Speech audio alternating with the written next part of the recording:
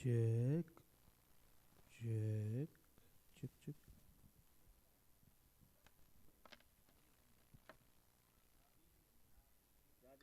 इसका चार्जर कहाँ गया है? दोनों लगाए थे तब। देख रहा नीचे बड़ा सा होगा। बड़ा सा चार्जर कौन सा है? नहीं नहीं, बड़ा है क्या? ये रहा ना।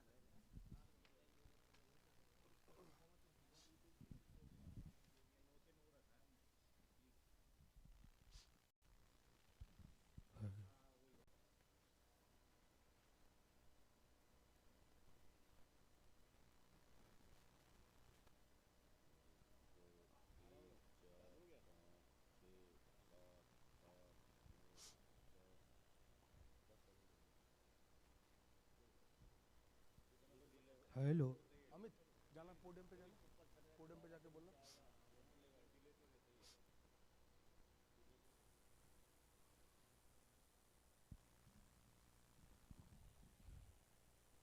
Check. हेलो। बोलो। Check 1 2. Hello. Hello. Check. मैं रेडी तो जाऊँ, Check. आपको रेडी तो करूँ। Hey.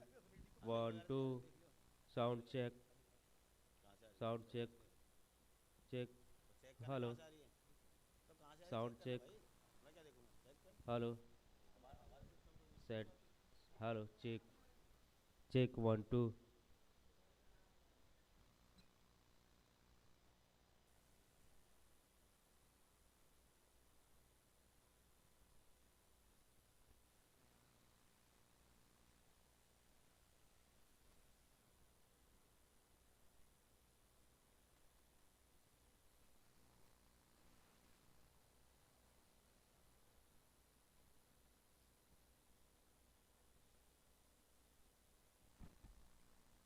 Check 1 2. Hello. Hello. Hello. Hello. Check. Sound check 1 2. Hello.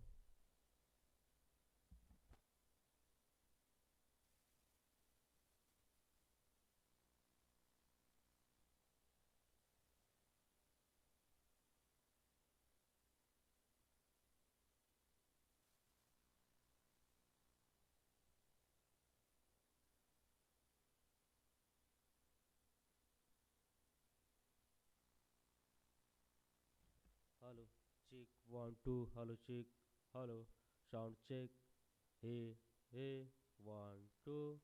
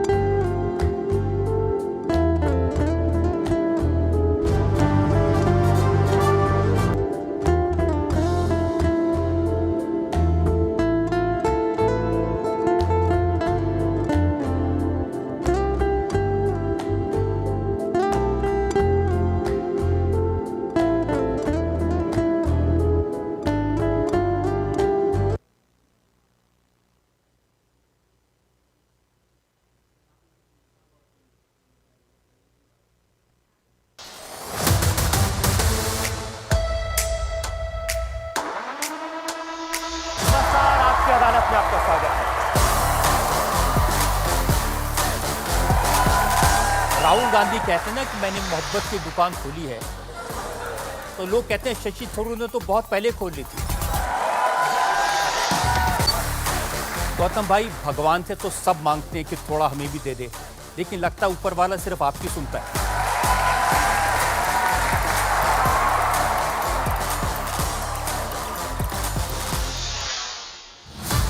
एक छत्र राज चलता है भारतीय जनता पार्टी में।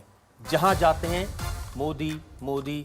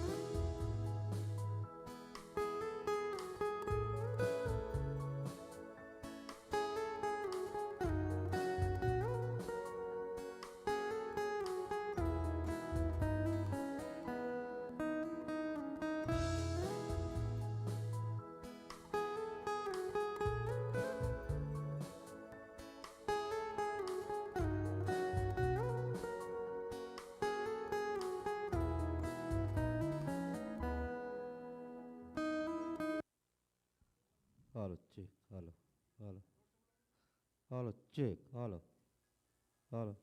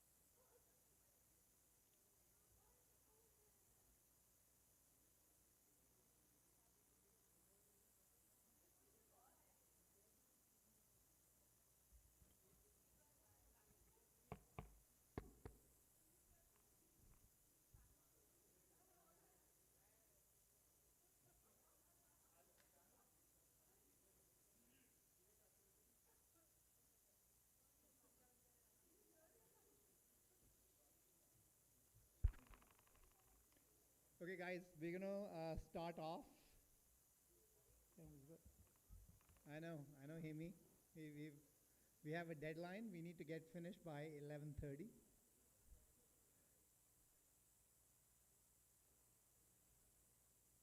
So I'm gonna try and start off with the first panel discussion, and I will ask our expert panel to come on stage. Dr. Archana Jain, Dr. Neeraj Mehta, Dr. Vikas Singhal, and Dr. Alok Banga.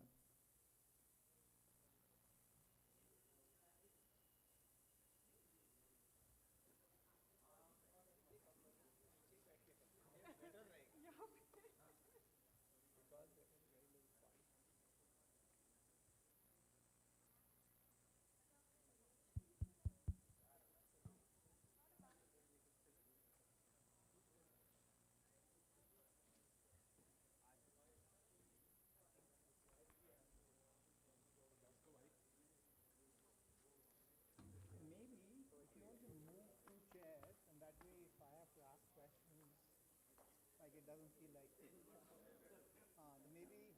center yourself.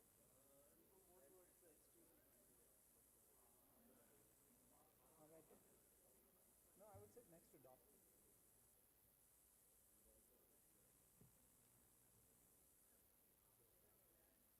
Okay, guys, considering the resounding success of our CME and the huge audience, right?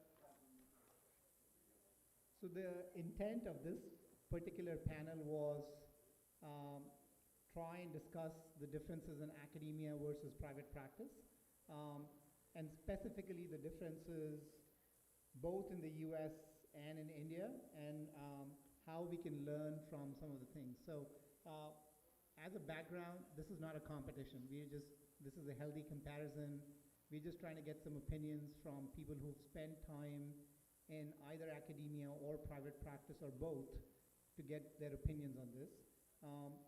I think hard work and MAMC, I think both together, it's a great mantra to success. The stories of these individuals, while unique, are just a glimpse into their real life.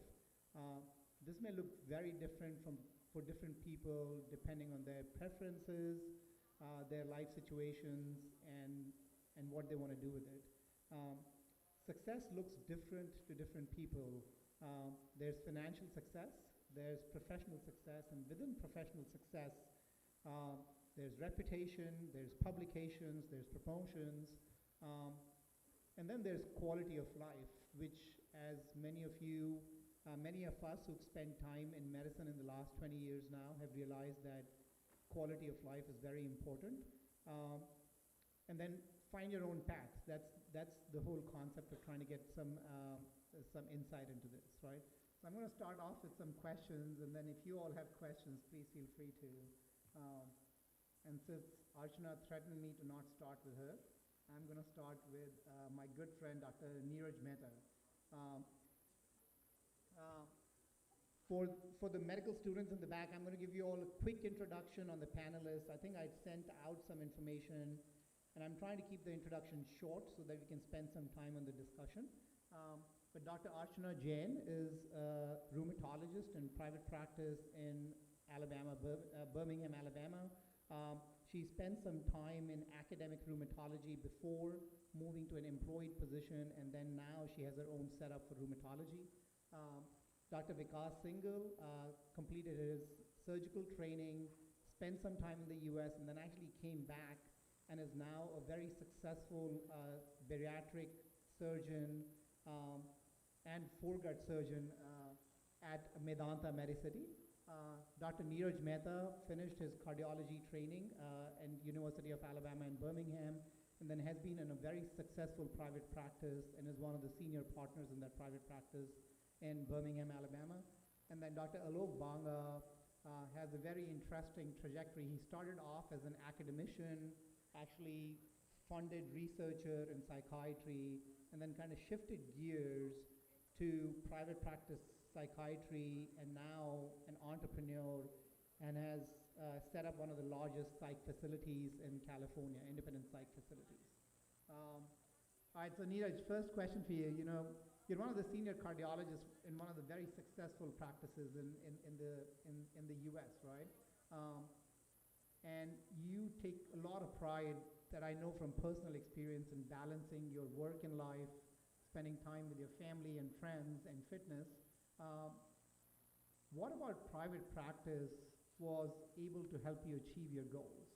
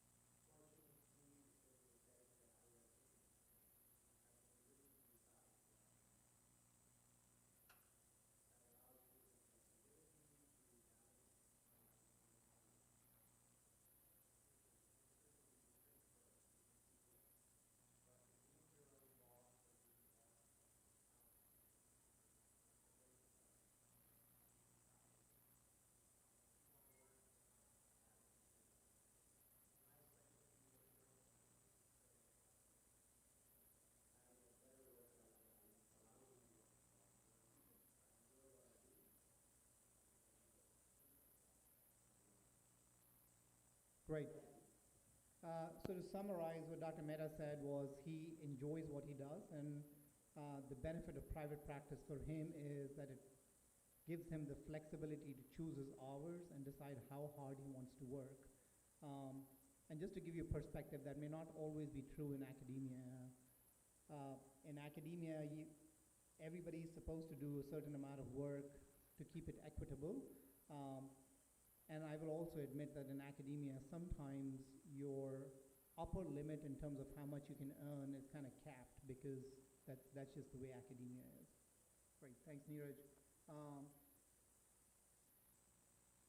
What are some of the things that you would ask people to look into more carefully if they would be considering joining a private practice? What are maybe 2 or 3 important things to consider?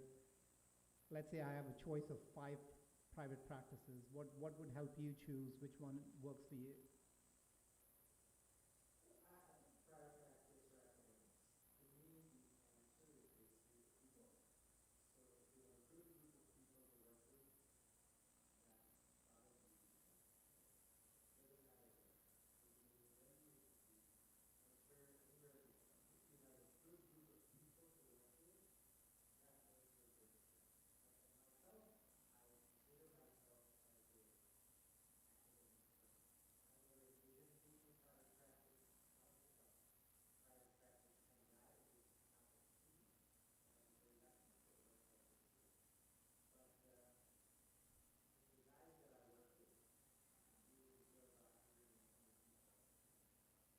They're like first-class people. If we don't like them, we get rid of them. So we have a team that's just sort of really good to work with. My colleagues are good. The people who work for us are good.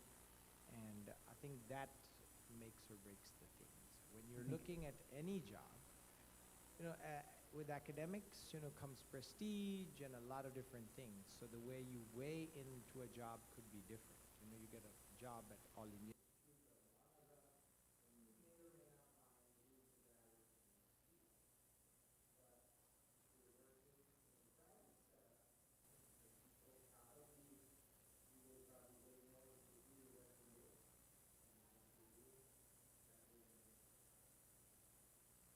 Perfect. So if I had to summarize it in one sentence, the answer is, if you're trying to consider looking into private practices, one of the most important things to look at is the team of people and the colleagues that you're going to be working with. Obviously, the way the real world works, you also weigh the money. It would be silly for me not to say that. Most of us who come out of Malaysia, you are set for potential success. But your life depends on the choices you make. And the money's real. We've got to be cognizant of that. And we have to make decisions with that in mind. I think that's a great point. What Dr. Mehta said was that in addition to the team, you obviously always have to think about your earning potentials in a private practice, right? Which is, again, I mean, I think from the perspective of academia, I can tell you that in academia, in general, whether it's in India or in the US, your starting salaries are going to vary by 10 or 20% across different institutes. They are across the board very uniform, and then your cap is also pretty uniform, versus in private practice, where there could be huge swings in how much you start with and how much you are making at 5 years. So the earning potential is also an important consideration in private practice when you're looking for a private practice job. Yes, please, Vikas, go for it.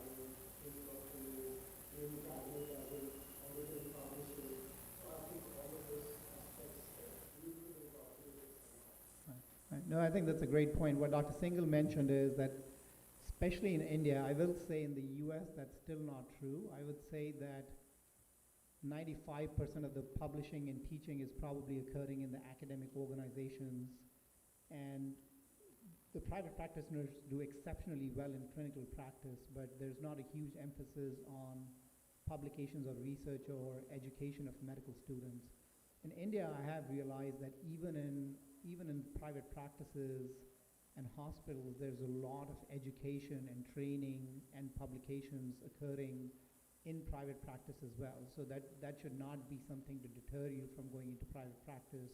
You could be in a Gangaram or Medicity, or Shamit actually practices in Jalandhar and is opportunities even within private practice to do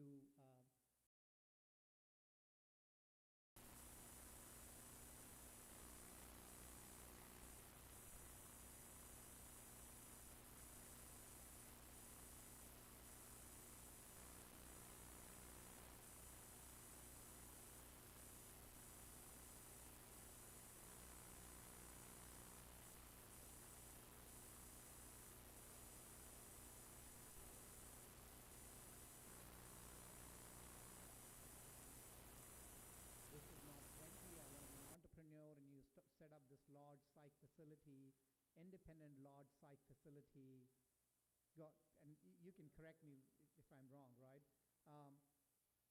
So walk us through the decision of moving from academia to private practice. What made you decide that? And then what were the important factors that made you take that decision? So, like you said, academics has a ceiling. And, you know, when I went to US, I was literally smitten by academics in US. I was literally like, it was like a wow element for me. I did a master's there, and then master's in public health. And then I did a residency in psychiatry, child psychiatry, and then university offered me a job. They offered me a J1 waiver to continue as a assistant professor. During that time, I did a master's in clinical and translational research. So I was working with some really great professors, and I started to see medicine and started to see science I had never seen before. And that was a big draw for me. And talking about, you know, nice people, meeting nice people, I was also able to collaborate with some other people. So my funded research was actually with Department of Computer Science. So, combining psychiatry with cutting-edge computer science research. At that time, I got married, and then we were going to have twins. So at that time, I realized that I should probably go out and make some more money. So just being candid. Okay. So that was the reason. The second reason was, you told me not to use cussing words, so I won't. You also need to make sure that in academics, you're not gonna, this is not the age of academics where you're gonna produce everything on your own. You need a good mentor, you need good faculty with you. You'll probably be one of the many authors on something. You need data, and you need to have pedigree for that. So this is also important. You're 35, 36. You can go to, so I was publishing, I had a master's in clinical research, but yet you gotta work with people who are givers, who need to be generous. And sometimes you see that, maybe there's I could do something different. And then a lot of it is taking a risk and a chance, and I'm a little bit of a risk taker. So then I saw an opportunity in California and something, and I thought, let me go out and make money. And that's what I did then. So Fair enough. So the two things that I heard was academic ceiling, which is such a phenomenal point. I wish people talked more about it. And then the second one was money, right? And I think that's the truth. I think a lot of people who move from academia to private practice move because there's an upper ceiling of how much money you can make in academia. So to give you an example, in nephrology in academia in the US, your your ceiling is probably about $350,000, maybe $400,000.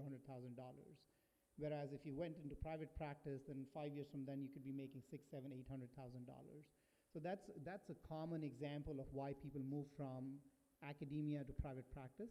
And then second, realizing your personal goals in academics. Academics is not easy. People talk about publishing and promotions and whatnot. But like Dr. Mehta said, you don't get to choose your colleagues in academia. You have to go and work within an environment, and sometimes the academic environment can be very rigid and very, patriarchal, so as to say, you have to be, you have to wait for people to be giving. And your own needs change. I grew up in a Nehruvian socialist India. Growing up, I actually used to dislike money. I used to have a disdain for people who made money. I was like that ideology. And then I was smitten by academics. I was like completely enamored by the quality of, what I could do. And same was, didactics and stuff and teaching. I was really fond of it. But then, your goalpost sort of shifts. And I don't think there is anything wrong in that. And one thing is you can go back and forth. So because, for example, he does both. He does private practice and he does some academic work. And same is, now I'm at a point where I'm again like, now next what? If my needs are met, I don't need to, keep doing what I've done for last 10 years. And I can again go back to, at least teach. I can do certain things which I want to do. So again, I think we don't have to sort of set ourselves that this is the only thing I'm going to do. I think, especially in psychiatry, there's like a million things you can do in psychiatry, So. Right. I think Dr. Banga brings up a great point, and I want you all to know that sometimes when you start practicing medicine, you feel that, oh, I chose this path and now I'm stuck to this path. But many of us have constantly evolved. I started off as a clinician educator, and for about the first 10 years of my career, I was teaching and winning teaching awards. Then I kind of got bored, to be frank. I think at some point in time, you're like, I've taught all I can teach, and I want to do something else. And that's when I kind of went into administration, and I've enjoyed administration for the last 10 years, and I'm ready to shift gears again. So be open to the concept of being able to shift gears in your career, as you go along in your professional career. Right? And the skills you're going to use are same. You're going to use the same skills, being nice to people, being collaborative, being available. You're going to use them in administration, you're going to use them in teaching, you're going to use them in private practice. So there's some cross skills. Right. And I'm going to make a pitch for academia here because generally, I've said things here. I actually, when I finished my training, I went into private practice for a couple of years because I had to. But I will admit, I always wanted to do academics, so I actually quit private practice after about 2.5, 3 years and went back into academia because I just wanted to be in that environment. I wanted to be able to teach and be amongst people and continue to learn. And just the concept of being in a learning organization brought a lot of joy to me. And I don't think I've changed gears from that perspective in several years. You will see fewer people go from private practice into academia. In the US, people towards the end of their career, once they're like about 55 or so, they made the money they wanted to make, they will sometimes then go into academia for better quality of life, and frankly, because at that point in life, money stops mattering and they want to be able to give back to the community and teach and whatnot. So there is an option to go from private practice to academics as well. So Dr. Nishkarsh Gupta came in just a touch late. Many of you may know him already. He's a professor of anesthesiology at All India Institute of Medical Sciences, and he's widely published in perioperative medicine. And what really impresses me is he focuses a lot of his time on palliative medicine. So Nishkarsh, I'm going to actually ask you a question that came up from one of the medical students, and they said, palliative care is such an important part of end-of-life care, yet remains consistently underpaid in India. How do you justify spending time in a field that is inherently not well paid? And what is the currency of satisfaction in such a field? It is a difficult question, and to be honest, the dynamics in our country are much different from the Western world. So it is not about, so if we go to private setup in India, so it is mostly driven by a person who is generating revenue. And unfortunately, palliative medicine is a branch which inherently doesn't have that capacity to generate revenue, because it is about counseling patient, managing their symptoms, discussing about quality of life for patients and what is the good death for them. So it is a difficult kind of ball game altogether. More importantly, the problem here is that, see, if we, being in AIMS Delhi with running exclusive palliative care or palliative medicine, MD course and clinic, so we don't have a dearth of patients and everybody is happy sending patients to us. But once you go to private, it becomes sometimes a challenge because it becomes sharing the patient with another physician and then sharing revenue of the physician, and then becomes a complex scenario. Having said that, it is just a nascent branch, so it's just about 6-7 years since the branch started. And I have a strong belief that another 5 to 7 years, we'll have that system mature enough to have a revenue generation from the branch itself. Moreover, we'll have to have such people who are trained enough. So our head was Dr. Shushmanov, who started this palliative medicine in our department. She's just out to Apollo. She had teething troubles in initial 6 months because there is no ward. System is not geared up to that ideology. So, but now the systems are getting matured, and probably once you people graduate, and if you eventually take up palliative medicine, I'm reasonably sure that that will be there. Regarding remuneration, so it is also a personal, it not only depends on the specialty, but on the person who is doing the specialty. So if you are good enough, you have a place in system, that is for sure. So if you are, but only thing is you have to be passionate about the subject. So I went a vice person some time back, and so he said top 5% of any branch, whether it is plumbing or, so a lot of our specialties are as good as plumbing, so people might make fun of us, like cardiology. No, you just basically are kind of connecting the joints where the problem is. So top 5% of any branch, irrespective whether it is medicine or say lawyering or whatever, or just a core job, so you will have the same kind of money.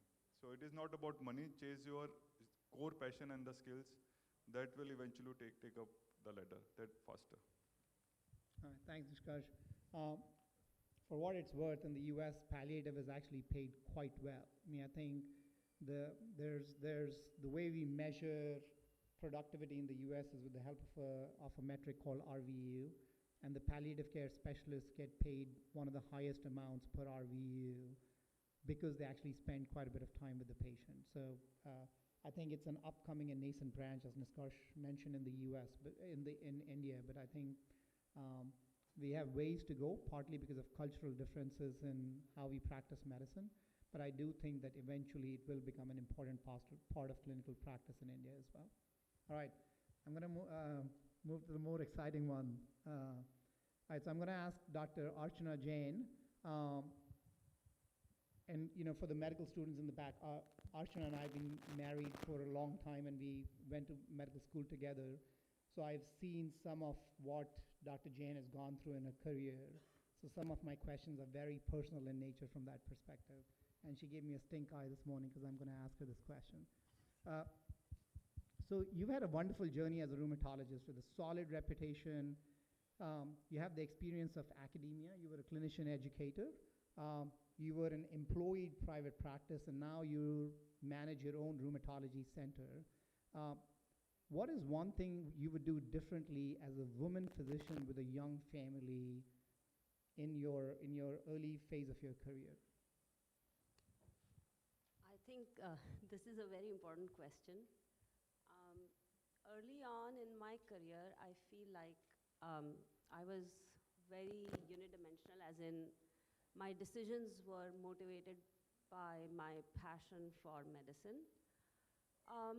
But that changed. Once my son arrived, it changed overnight.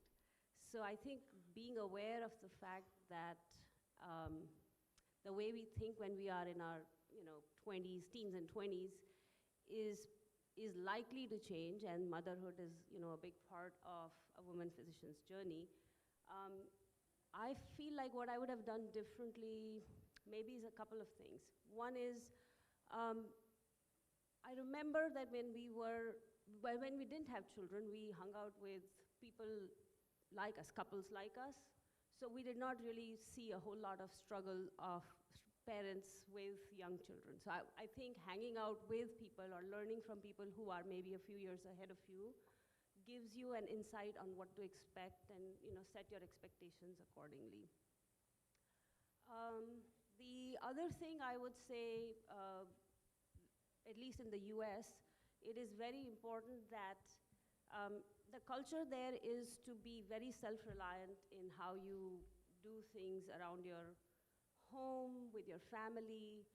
But I think that we should basically be unafraid to take help where you are not exactly needed, so that you can be available for things that matter, like being around your children. I think those would be the two things I would say to the young people here. Fantastic. So getting a sense of, and this is true, most of us when we start off our career, we are young, and you don't really think of the concept of you're going to be in your postgraduate training or residency when you're going to have kids. So think about how you would manage that, and maybe taking advice from people who've been through that. And then yes, absolutely, taking help for things like housekeeping or laundry or things that you don't necessarily need to be, things that don't need you to be there, you don't need to be there. Spend time in your professional career and spend time with your family. Fantastic. Next, again, tough question, but I remember that when you finished your residency, you really wanted to do pulmonary and critical care. You were almost set that you were going to do pulmonary and critical care, but then eventually you actually became a rheumatologist. So one, why the switch from pulmonary critical care to rheumatology? And then you started off in academia and rheumatology and then went on to private practice. Why the switch from academia to private practice? So when we are, again, trainees and residents and fellows, there are many things that are exciting. So when you are in a situation where you're taking care of a critically ill patient and you are able to do meaningful things for them, that is very satisfying. It gives you the thrill, it makes you feel fulfilled. But what ended up happening, or what ended up helping me make the decision, was that after my residency, and before I was going to join any fellowship, I went into a job as a hospitalist. That job was actually incredibly busy. I mean, I enjoyed every bit of it because I had great colleagues to work with, and I did not have kids, and it was busy when it was busy, and then it gives you time off. But when I did that for a while, I realized that I don't want to do this for the rest of my life. So I was not going to pursue anymore a specialty that was so heavily hospital-based. Secondly, I think part of the reason my decision to do pulmonary critical care initially and then rheumatology was that generally speaking, medicine is very close to my heart, and it was hard for me to give up sort of that generalized or holistic or wholesome approach to medicine. And rheumatology as a career allows me to do that. You have to always keep your mind open to the possibilities, think outside the box. So that was the reason for switch from pulmonary to rheumatology. And then the other piece is academia to private practice. Okay. So academia, again, just like Alok said, it was very, very exciting for me to think that I can give back, I can teach. In academics, my focus was going to be clinician educator. And I think being in the institution that I was in, what I quickly realized was that my career goals and the mission of the setup I was in were not aligned, meaning that it is important for people to realize that in academics there are different ways you can thrive, and my career path as a clinician educator was not going to thrive in the setup I was in. Of course, at that time, I also had young family, and I realized that being part of a big organization did not give me the flexibility that I wanted.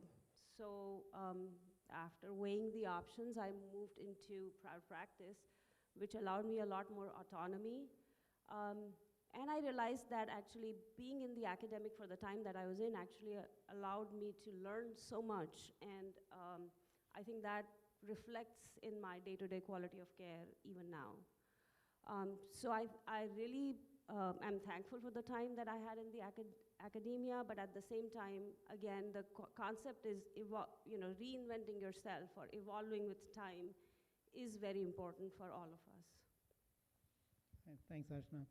So I will say one of the things to consider when you all are making career choices is at different phases of your life, one thing might sound very exciting, but as time goes on and you have a family and you get older, the same night calls on ICU or cardiology might not be quite as exciting. So I think it's always great to consider making a choice early on in your career on what might be a sustainable career for you, right? So you see Dr. Mehta here, he actually, I see him several times a week, and he absolutely enjoys being a cardiologist, and he'll go on night call and do an intervention and be very excited about it. I on the other hand, if somebody asked me to wake up in the middle of the night to go to the hospital, I would absolutely hate it. So you've got to make up your mind on what will work well for you, and don't just think about the next 3 to 5 years, but think about what will work for you in the next 10, 15, 20 years. Small comment I just want to make. Since students are sitting, nowadays, we are in a mood of clearing exams only, and that is the end point, and most of us don't go for the postings.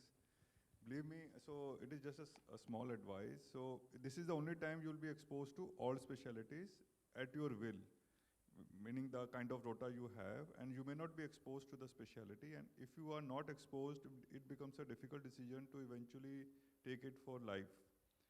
So it is just a suggestion that try to have that most time of your third year, fourth year, and final year utilized properly.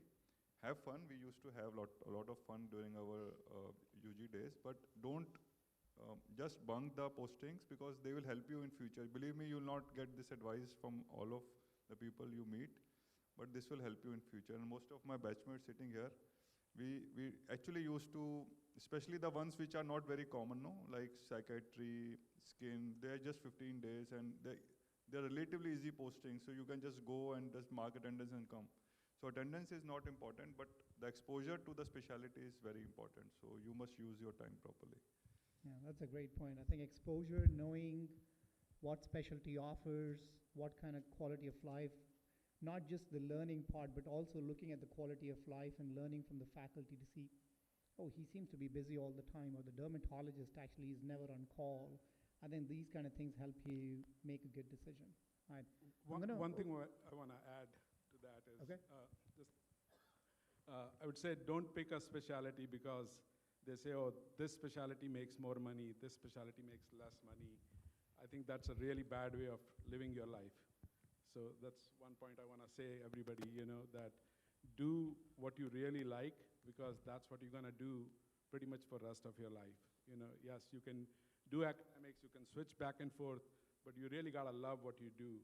So don't pick up a thing, it's like marriage of convenience. Don't pick up something that today, this is the highest paying branch, or tomorrow, this is going to be the highest paying branch. World is changing, AI is coming, new things come, but you really got to love something.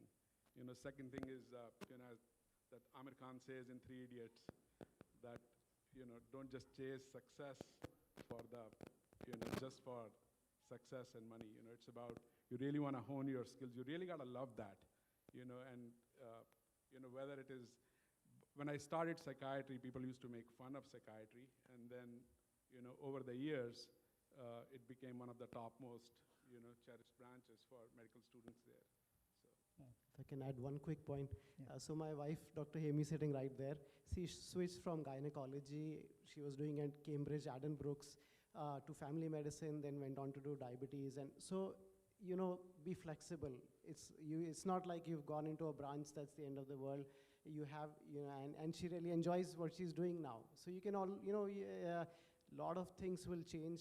Life is dynamic. Your family, your situation, everything is dynamic. But ultimately, what you start doing, you also have to start enjoying it and finding the best in that.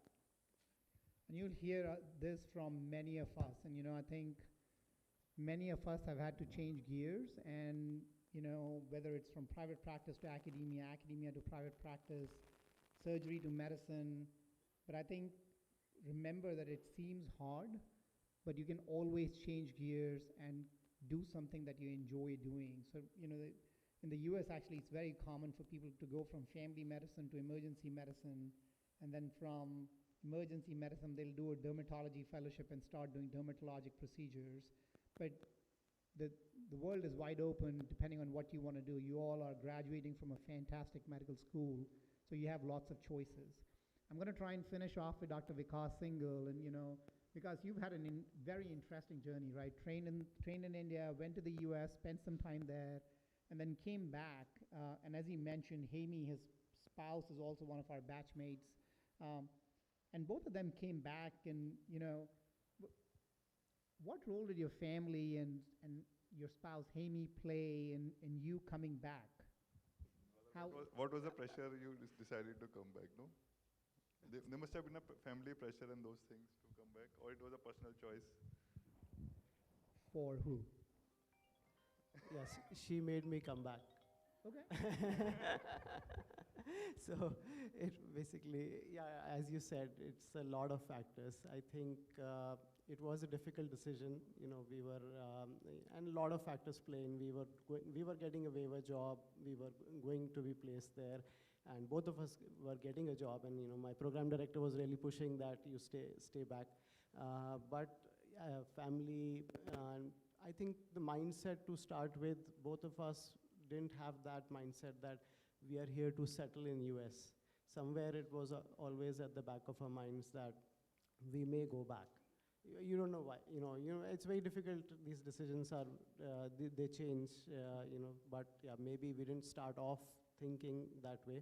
And if we wouldn't have moved back, we had first daughter already, second one, Hemi was pregnant. So we thought if we don't go back now, we would probably never go back. So, a lot of dynamics. But yeah, family, aging parents, a lot of things, factor in that. Yeah. So I think it's a very individual decision. You know, either some days we had a lot of days we came back afterwards. We were like, why did we do this? There were often regrets. But as time goes by, you I think adjust to it. You start seeing the positive side. But I think it's, you know, either way, you just have to see the bright side wherever you are. Right. So, you know, I want you to know that this is very close to my heart because, I mean, I think initially when Archana and I went to, our plan was we're going to train there for 3, 4, 5 years. We're going to get our residencies and fellowship and then come back and practice medicine in India and be with our aging parents. But the number of people who are actually able to do that is not incredibly high. And you will hear somebody else later in the second panel who's been very successful in doing this as well. But I think I want you to know that not only did Vikas and Hemi come back, they have established a very successful career. Vikas is doing exceptionally well at Medicity. Hemi is the diabetes and obesity manager for everybody that I know, including my mother-in-law. So, you know, she is, there is this possibility of returning back to India, be with your family, and be very successful. And I think you just have to keep your mind open, right? I'm going to just ask a general question to everybody as we finish off this session in the next minute or two. Can any of you think of a major career setback that influenced your decision in professional life? And what would you have done differently to avoid that setback if you could do it all over again?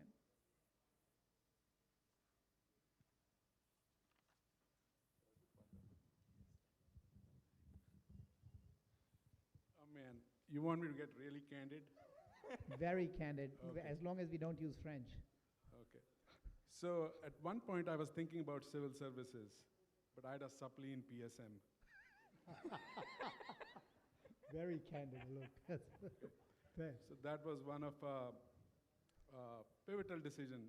When I got a supply, we actually decided to do a play here. So rather than studying for supply, we did a fundraising for Gujarat earthquake. That was in 2001. So that's how I studied for my supply. And, but that also led me to decide that maybe I should do something else. So somehow I got disenchanted. I'm telling you. So- Could not be a better answer than that, Alok, to finish off this session. All right, thank you all very much. I really appreciate you.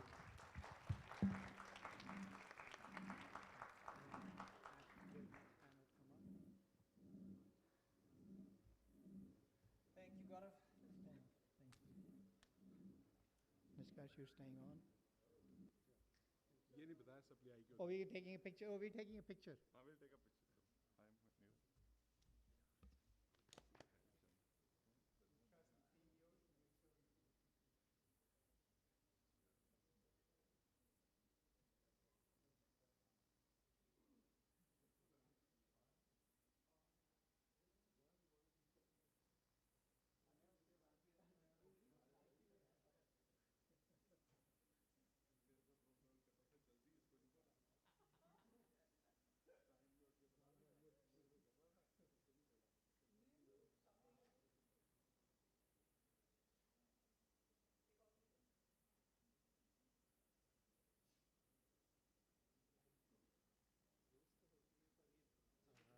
Right.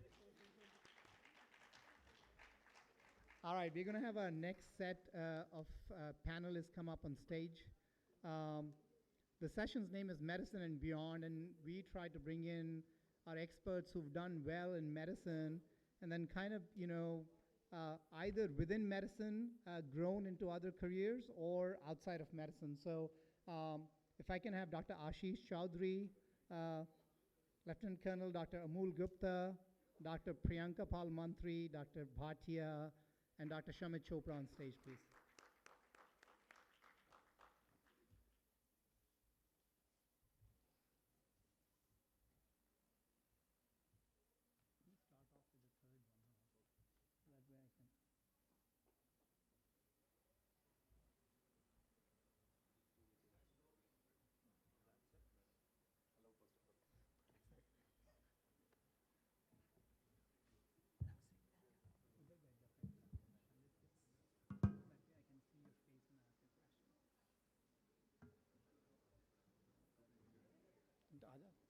city? Okay.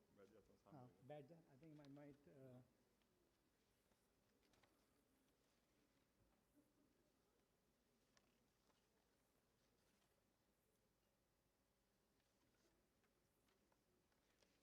All right, so this is a very exciting panel, all right? I'm gonna, again, in the interest of time, go through a very quick introduction for everybody on stage so that we can go on to the discussion quickly. Dr. Ashish Chaudhary is the Managing Director of Akash Healthcare. He also specializes in robotic-assisted, minimally invasive hip and knee replacement surgery. Lieutenant Colonel Dr. Amol Gupta is the head of the Department of Radiology at the Military Hospital in Jammu. He's a radiologist for the Indian Army. Dr. Priyanka Pal Mantri is a successful clinical and aesthetic dermatologist, nutritionist, and above all, she's an avid duathlete. Dr. Ashwini Bhatia leads Baycare, a physician-led hospital system. He's also a professor of medicine at the University of Wisconsin. And then Dr. Shamit Chopra is an oncologic, reconstructive, and robotic surgeon at Patel Hospital, Punjab, and plays a major leadership role within the hospital as well. Great honor to have everybody on here, and I had promised myself that I'm going to start with Amol, just because of Amol, I have to tell you, you make us all proud.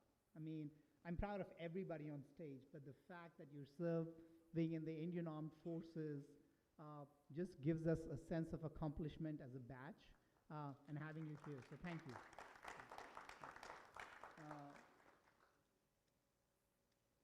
I do want to ask you, it's fun and it's reputable, and everybody says we salute you as a hero, right? But I can imagine that when you're a physician in the Indian Army, did you ever have this moment of fear of missing out, as in, my friends are in private practice making more money, or somebody else is in academia and going through promotions, whereas I've had to go through a relatively harder quality of life.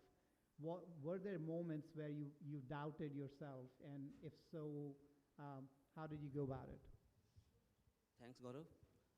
Definitely there are moments when you feel that you could have achieved much more, or financially at least in private practice, but I'm not. But the quality, the army job is not just a job, it's a way of life. The army provides you so much in the quality of life and in the entire life that you can't compare it with the financial gains. When you are posted as an regimental medical officer in fighting arms, you are a lifeline for them. They all are looking at them. When you go to any encounter site where some soldier is bleeding because of gunshot wound, and you provide him first aid, in field condition you can't do much. What you can do in hospitals, the look on the face of the soldier is awesome. You can't get that look with any amount of money or any other thing. You act as a bridge between a serving soldier who is fighting at border and his family who is standing waiting for him. That can't be compensated with anything else. Yes, initially, for a few years you feel that you are earning better since your batchmates or friends are still fighting and trying to establish themselves. But at around 10, 12 years you feel, yeah, I have missed out a lot. But when you compare what you get from the army, it's unimaginable. That's fantastic, Amol. Thank you. Thanks.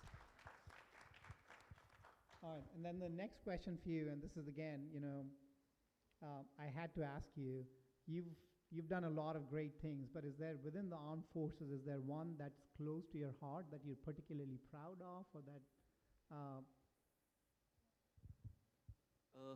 There are lots of moments, but one specific moment I will just tell. I was with my commanding officer in an encounter site where my commanding officer got hit. He was standing just next to me, and I could feel the bullets passing by. And I saw he got a hit in his head. He lost his eye, and we were under fire for almost 2 hours before we could even evacuate him. Terrorists was right around us. And after 2 hours, and at that point of time, my first aid bag was lying on the other side. So I had only one first field dressing, which I applied on his wound and kept sitting, and we kept fighting. After 2 hours, we moved into safer side. Then what I can do was able to give only fluids and painkiller with dressing. And it was around 1 o'clock when he got hit.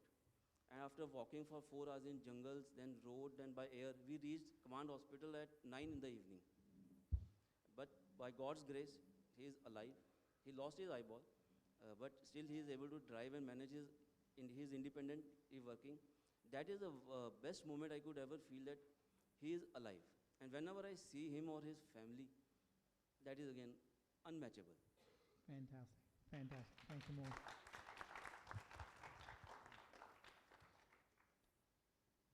All right, I'm going to go on to Ashwini next. Ashwini, you lead one of the largest multi-specialty groups in the nation, in the US, and you've clearly shifted gears in the last few years from being a clinician to a clinician leader to predominantly a leader at this time. I understand you still do a little bit of clinical practice, but it's predominantly leadership. One of the questions, this was a favorite question amongst medical students, was what role do degrees like MBA and other leadership courses have for folks who are interested in such a career as yourself? Thank you for having me here. That's a very kind of a interesting question from a lot of perspectives. When you talk about a formal training for physician leadership or a business degree or diploma, I do feel that you need to have a sense of maturity, especially for physicians, if they are going to pursue a career in administration. I do feel if you have a few years under your belt and then you pursue a degree like MBA, it gives you back a lot because you can customize where you want to be in terms of what you can bring to the organization or where you want to go. Once you are a doctor, I think you're always a doctor, and the patient is at the center of it. I do feel there have been a lot of discussions around, quality of life, work-life balance, financial success, academic success, research, and so forth. But I think the essence remains the same. Once you are a physician, you want to do well for the patients. And the patient is always at the core. So I do feel as a leader or as an administrator, you are still thinking about that patient, how that patient enters your system, what kind of quality of care that patient is getting, whether you are in US or India or any other country. But again, I think some of the decisions are from the board because, as a CEO, you're still answerable to a lot of people and shareholders. So I still practice, but I do feel that some of my responsibilities have taken me away from clinical patient care. Okay. So just to be sure if I understand it correctly, in my mind I heard you say that yes, there is a role for MBA and leadership courses because they help you understand the business of medicine a little better and be a better leader. And also the underlying fact is that once you're a physician and then a leader, it keeps you grounded and keeps the patient in the center of all this. Is that a good summary? Agreed. I do feel also once you become a physician, you have a better understanding of clinical operations. In United States especially, and I think that was already established in India, there is a dearth of physician leadership. People are looking for physicians to be leaders, to be CEOs in the United States, and I think that has taken on momentum. And the reason is that the physicians are in the best position to understand clinical operations. Once you add an MBA, having enough experience, I think you need about 5 to 10 years of experience before you can jump into leadership. Then you can sit in the board and talk the same talk, whether you're talking about balance sheets, you're talking about EBITDA and so forth, so many other things, which are probably not something suited for the audience here, but you have to understand that being a physician also kind of sets you up to become a leader, and also you can make those decisions on the board, you can make those decisions as a CEO, chief medical officer, chief operating officer as well. So being a physician does set you up for that as well. Perfect. Ashish, your thoughts? I mean, I think you've personally done a lot of good work in entrepreneurship and leadership within India. Thoughts on recipe for success and what our younger medical students could do as they go through their career? So I'll pick up from the last comment Ashwini made, that physicians are the best administrators. So I never knew until I did that work. And right at the time when I was in a hardcore clinical orthopedics, and suddenly I realized that I have to drive an institution where, apart from doing a operating procedure or handling patients in consultation chamber, I hardly had any information or knowledge. So while that was going on, I also added some healthcare management experience. But I think whatever is taught in MBA school, whether it is ISB, Harvard, or any global school, the on-ground reality is very different, especially in India. And when you have to tackle day-to-day operations, do a lot of firefighting, at the same time, also plan for the future, make sure that all the employees get their salaries transferred on the right day, all your number of years. And while so I got that experience, and when I started implementing, there were own set of experience on the way, and that was something which was transformational. And I realized that being a clinician, being a surgeon, always gave me a head start as compared to my leadership team, whether it is coming from finance or supply chain, or so that buy-in with the core team, which is the clinician, it was always an upside. So in these last 8 years, I've been able to retain more than 80% of my consultants with me, despite so much of competition coming left, right, and center. They paying 2 times, 2x, or 3x to our consultant, but that one-to-one connect with physicians, I think they always feel comfortable with a physician leadership. And India is seeing that change, loud and clear.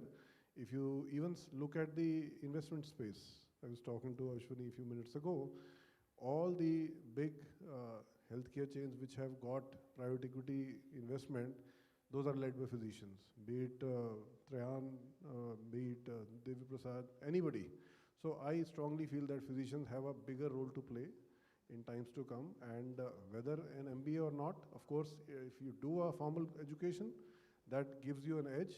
But if you work your, apply your common sense, because we have been the top 10% of all the students when we pass out as medical graduates. So I don't think if we are given that responsibility of running the show, I think we'll be much better than any other vertical which drives the hospital in today's world. Perfect. Great. Thank you. You said something about this, and this was one of the questions from the medical students.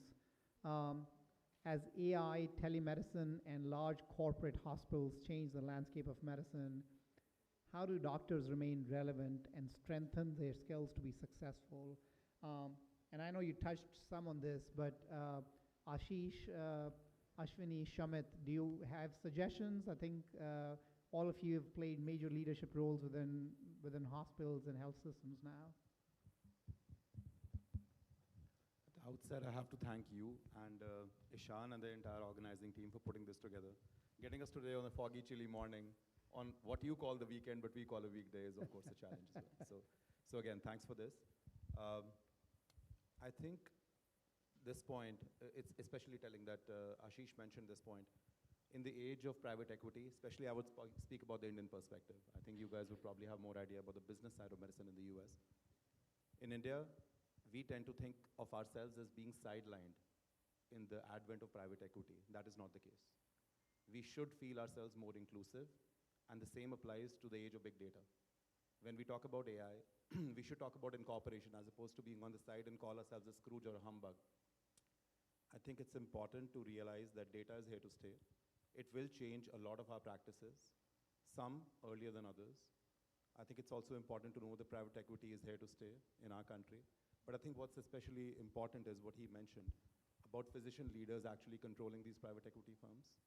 That being said, there is a interesting amalgamation of India, which probably you can flesh out in your moderation, about private equity in India being driven by private equity in the US. There's a lot of groups which are US-based, which may or may not be physician-led, I don't know that, which are currently making a foray into India. It vexes us, it concerns us. I don't head an organization. I'm as much an employee of that organization as 549 other people that I work with. But we, of course, get concerned. We get bids in terms of private equity or, let's say, a larger healthcare chain thinking of incorporating us. And we think that's essentially absorbance, but that is not the case.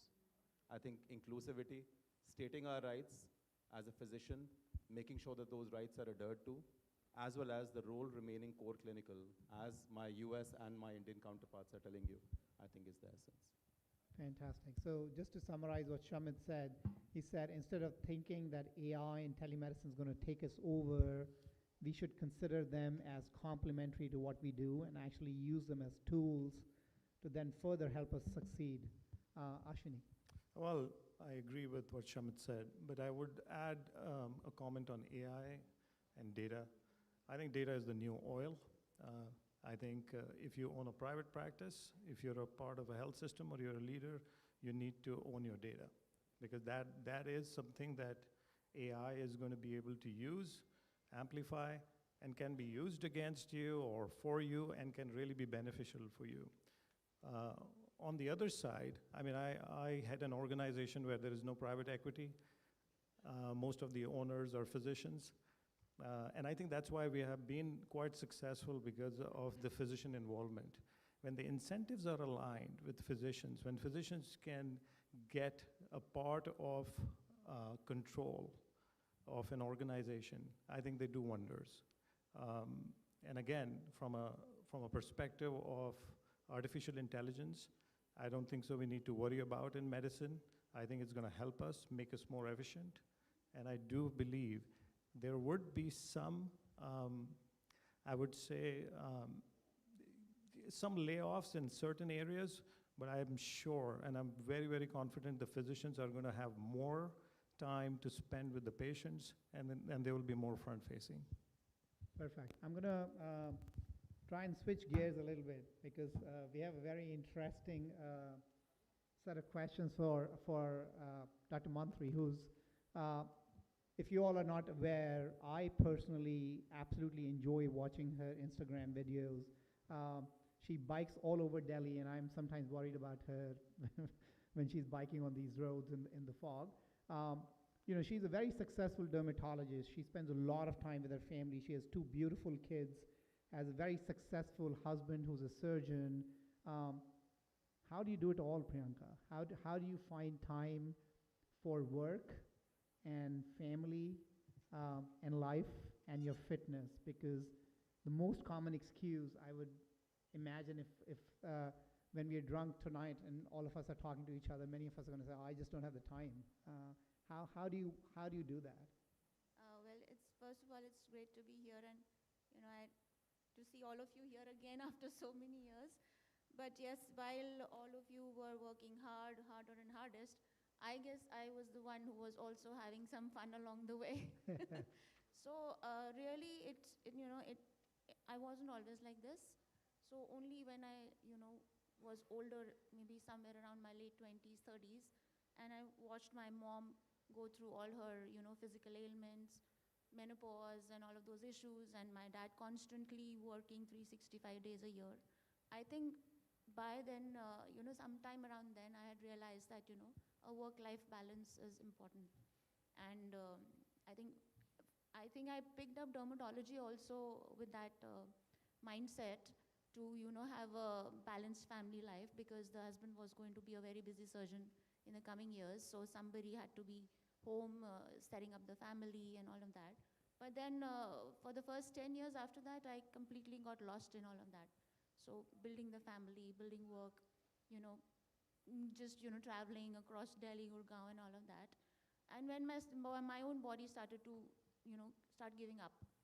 So that's when, in fact, my husband only, he came around and he said that, now is the time that you, after having my second kid, is you need to start focusing on your own physical health. Because, physical health would help you with your mental health, and mental health will, in turn help you with your physical health, and that, will do you a lot of good in the coming years. And we both were fortunate enough to come across a community of outdoor training where all these similar age group people who were also struggling with family life and all of that used to come along, spend an hour of, training together, beginning, some were beginners, some were, more into it. But then we were lucky to find such a community in the early mornings. So by the time it was time for the kids' school and all, we were already, done with our share of workout. So starting that started about 10 years back. And then from there on, one thing led to the other. I went into running, then I started lifting a lot, did a lot of powerlifting, then explored calisthenics. So one thing led to the other. And, there's just one thing I would want to say in all of this is, you will never get the time, you have to make the time. So everybody has the same set of 24 hours. It's how you utilize that for yourself every day, one day at a time, is what would make the difference. So yeah, there's no looking back over these 10 years, and now I've kind of, you can say I've started going into competitive sport and all of that. And I think that just defines me as a whole, as a doctor, as a parent, as a wife, as an athlete. I mean, I'm the one same person just handling all of this together, yeah. Perfect. All right, so what I heard from you was, so what I heard was support from family to be able to do it, finding the time, finding the community, and then making it a priority, right? And I think this is incredibly important for all of us, including the young medical students. I think you're going to have to find time to find joy in whatever you enjoy, whether it's fitness or music or art. But please take out time for yourself and do what brings you joy. I had a cheesy question here, and I'm going to ask everybody on the panel to give me a one-word answer in terms of what brings you joy. It could be music or family or fitness or work or, and I'm so glad Banga is not on here.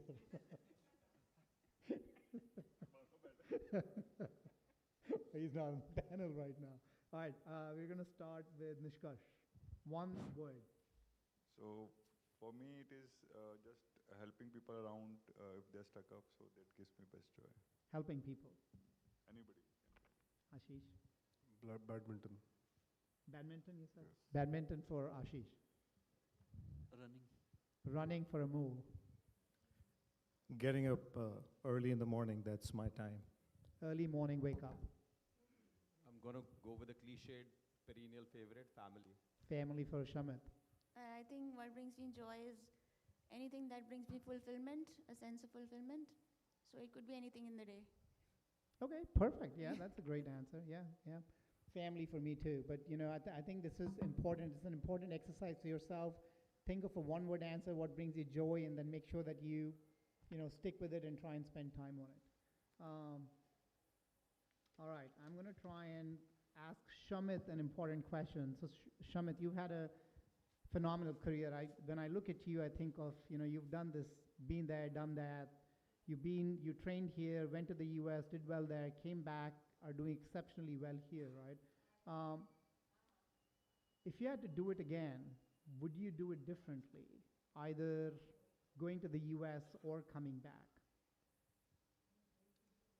I think if I look beyond the one dimension of the question of US versus India, there are a lot of trainees who are in the process of that decision making. Incidentally, there's a dichotomy anterior and posterior of this auditorium. It should not happen that way. These guys should mingle with us and sit with us and probably share perspectives as well. But that being said, moving on to Gaurav's question. We are all products of our circumstances. For me, those circumstances got created when I took my PG, and of course all of us know 9/11 happened during our internship, and that changed priorities for a lot of people, especially the ones who were considering a career in the US. Some of us chose to stay back. I was always someone who wanted to stay back. I did not get the first choice of my branch, and I'm being candid. Like, again, I'm taking a leaf out of Alok's book. I got general surgery outside. I wanted to do general surgery here. But then you kind of reinvent and you change the goalpost, like he mentioned. And I looked at head neck surgery as a subspecialty option and a specialty of otolaryngology as an option. And again, I think I'll be speaking for all of us when I say how much this institution has mattered to us and how much of a role it has played in our foundational knowledge. So stayed here 9 years. Delhi is my second home. Following that, went to Tata and then applied to the US, because you have to apply to the US in advance, as all of you know. Going to the US was a transformational experience. From a PGY4 level, I was in UC Davis, where they had a 6-year residency program. Now trying to teach a PGY6 person what to do was a big challenge. And you, of course, all of us overcome that. And I like what Priyanka said. There's a term I go by: only the busy can take on more. The more you compartmentalize, the more you're able to channel. Going there, spending 5 years, and again, being in the throes of another decision. Coming back vis-a-vis picking a job offer over there, which again, there were a couple of very lucrative ones. That decision is always very personal, as Vikas pointed out, and I think everyone's already done the speaking for me. I'm just trying to encapsulate. If I were to do it again, the only thing I would change is, she talked about work-life balance. Head neck oncology is a specialty where work is life, and the balance kind of gets lost somewhere in the middle. That being said, I think if I would do it, I would probably spend more on it. But that perspective is also like comparing apples and oranges, because we are now thinking 20 years down the line, how we would have thought 20 years prior, with the strength of our experiences that we now have. So I think it's a challenge. I would not change too much. That's what I would say. I think you bring up a great point, because one of the questions that came from medical students was specifically for the surgeons. So Ashish and Shamit here, how do you dispel the myth of surgeons do not have a personal life outside the OR? What has helped you balance work and life in terms of whether it's spending time with family or friends? How do you strike that balance? I do accept that the first few years of your surgical practice, you want to operate more and more, especially in orthopedics. You get a lot of emergency trauma. So middle of night, you would get up just to grab that case, and you have no time except for building your practice. Once you build your practice, then you get stuck with that, and now you want to reduce that practice because you hardly get any time. You're not eating on time. Your meals are skipping. And people who would meet you after a few months, they would be shocked to see, what have you done to yourself? And my previous one-liner for badminton was only because of that 5 years down the line, somebody jolted me, and then I had to take up something, and that became my passion. So somewhere, as a surgeon, you really have to, work-life balance, of course, it's a fancy term.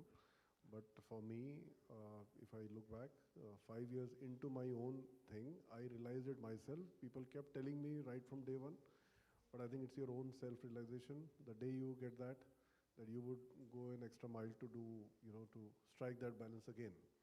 So today, you gradually, once you get to that maturity level, you start employing more surgeons with you, start delegating the work, become super specialist. And of course, you would lose some cases, but at least you'll get some extra time to follow your passion or maybe do something else. So again, trying to speak on behalf of all the surgeons, all of us have our own story. I see at least 5 or 6 colleagues in the audience from our team who are surgeons, bunch of people at the back who I hope we will be able to make surgeons. After all, Ashish and I are biased towards surgical specialties, and only 3 of us in the top 100 these days pick surgical specialties these days. Everyone goes to Poland for training these days. That being said, I would say that all of us have a very different story to tell. For me, it was going back to my hometown, where people used to equate my specialty with neurosurgery. So again, we've not been bilingual so far, so I should be a little bit. When you go over there and you say कि मैं head and neck surgeon हूँ, तो said अच्छा brain की surgery करते हैं. So from that mindset, turning it around, and I think 15 years we've been able to do that in our region. That again propelled me to increase the knowledge of head neck oncology in our region. That was my unwind the first 3 or 4 years. Setting up a not-for-profit consortium within a year of moving back to Jalandhar. We traveled a lot. We used to set about 15 weekends, and we've been fortunate enough, Madam is in the front row, we were fortunate enough to lecture in this auditorium as part of that not-for-profit initiative. The few of us who had subspecialized head neck oncology training at that time, We set up Northwest India's first Head Neck Fellowship in 2014. So educational initiatives suddenly became an important part. That was our unwind at that time. For the younger ones, I would probably say that if you're thinking of a surgical specialty, do make sure you spend time in at least a few departments. You're lucky enough to work in MAMC where all surgical specialties are very, very busy. You will get some kind of direction. You will get some focus. And more importantly, you get a stimulus to follow a surgical specialty. I think that's such a great point. Thanks, Shamit. I mean, I will say, and I think you heard Dr. Nishkarsh say this earlier, it is incredibly important for you all to get exposure to what you want to do for the rest of your life. And there might be subspecialties that you've never been to and you don't know what quality of life they offer. So whether it's medicine or surgery or neurosurgery or cardiology or GI, please try and spend some time. What I also hear from Shamit, and this is something that we as physicians don't do as often, is giving back to the community, right? I mean, I think there is no reason for Shamit to have to set up a not-for-profit, but the fact that he did do it and he does these educational talks across the country is because I think the earlier you realize that giving back to the community brings you joy, the sooner you will do it. And I think that could be your incentive to make yourself happy, right? So I think it's important to think about giving back to the community, what brings you joy, quality of life. As we were planning this session, many of the colleagues actually talked about this. They said, you know, we can sit on stage and talk about our stories, but it's incredibly important for the young medical students to understand some of the things that we haven't realized. So, you know, Priyanka was luckier than many of us. What usually happens in a physician's journey is we get to be about 40 or 45 and you realize you haven't taken care of your health. And most people right at about 40 or 45 start working out or start lifting. And I've got several people in the audience smiling back at me because I'm in the same boat and we've all started doing it together. Maybe doing that earlier like Priyanka did is the magic mantra. Anybody in the audience have any specific questions for our experts? And please, you know, this is an open discussion, so you're welcome to ask any kind of question. If not, I have other questions on my small little list here. No? Medical students? Yes. Go for it, bud. You might have to come up just a little bit and then I'll repeat your question if you don't mind.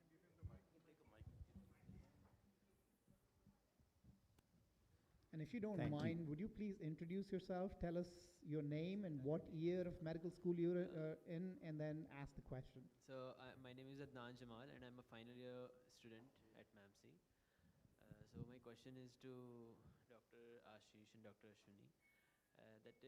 With the advent of AI and with the advent of AI becoming so capable of performing in certain areas of medicine, would they consider, since they are also a doctor and as well as they're also the head of hospital, so would you consider laying off those people who are working in that particular sector when the AI becomes capable and it is in your hand?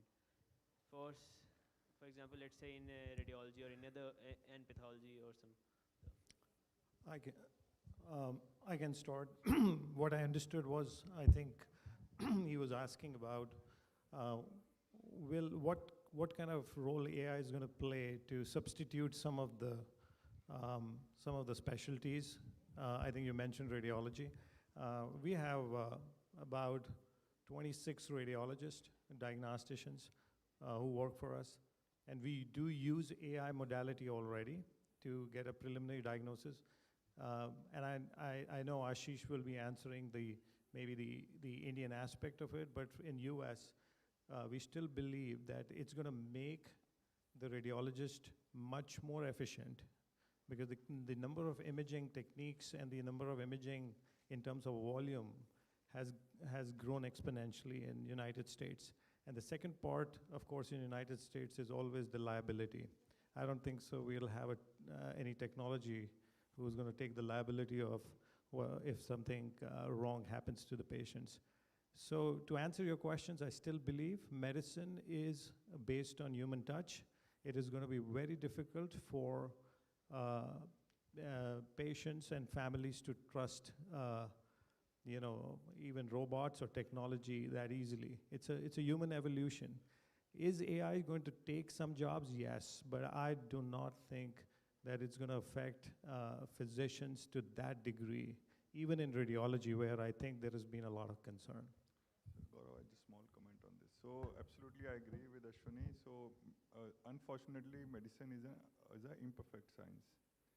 So 2 plus 2 is never 4. It can be 5, it can be 7, it can be 9, and that will come with experience, and that AI will not be able to decision making in difficult situations, and having that what skill to be done, what procedure to be done.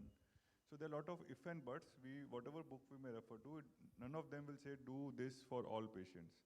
So every patient is so different in a particular geography and across geographies, so they're very, very different. So the AI will be an add-on to us. Whether it will replace physicians, probably no.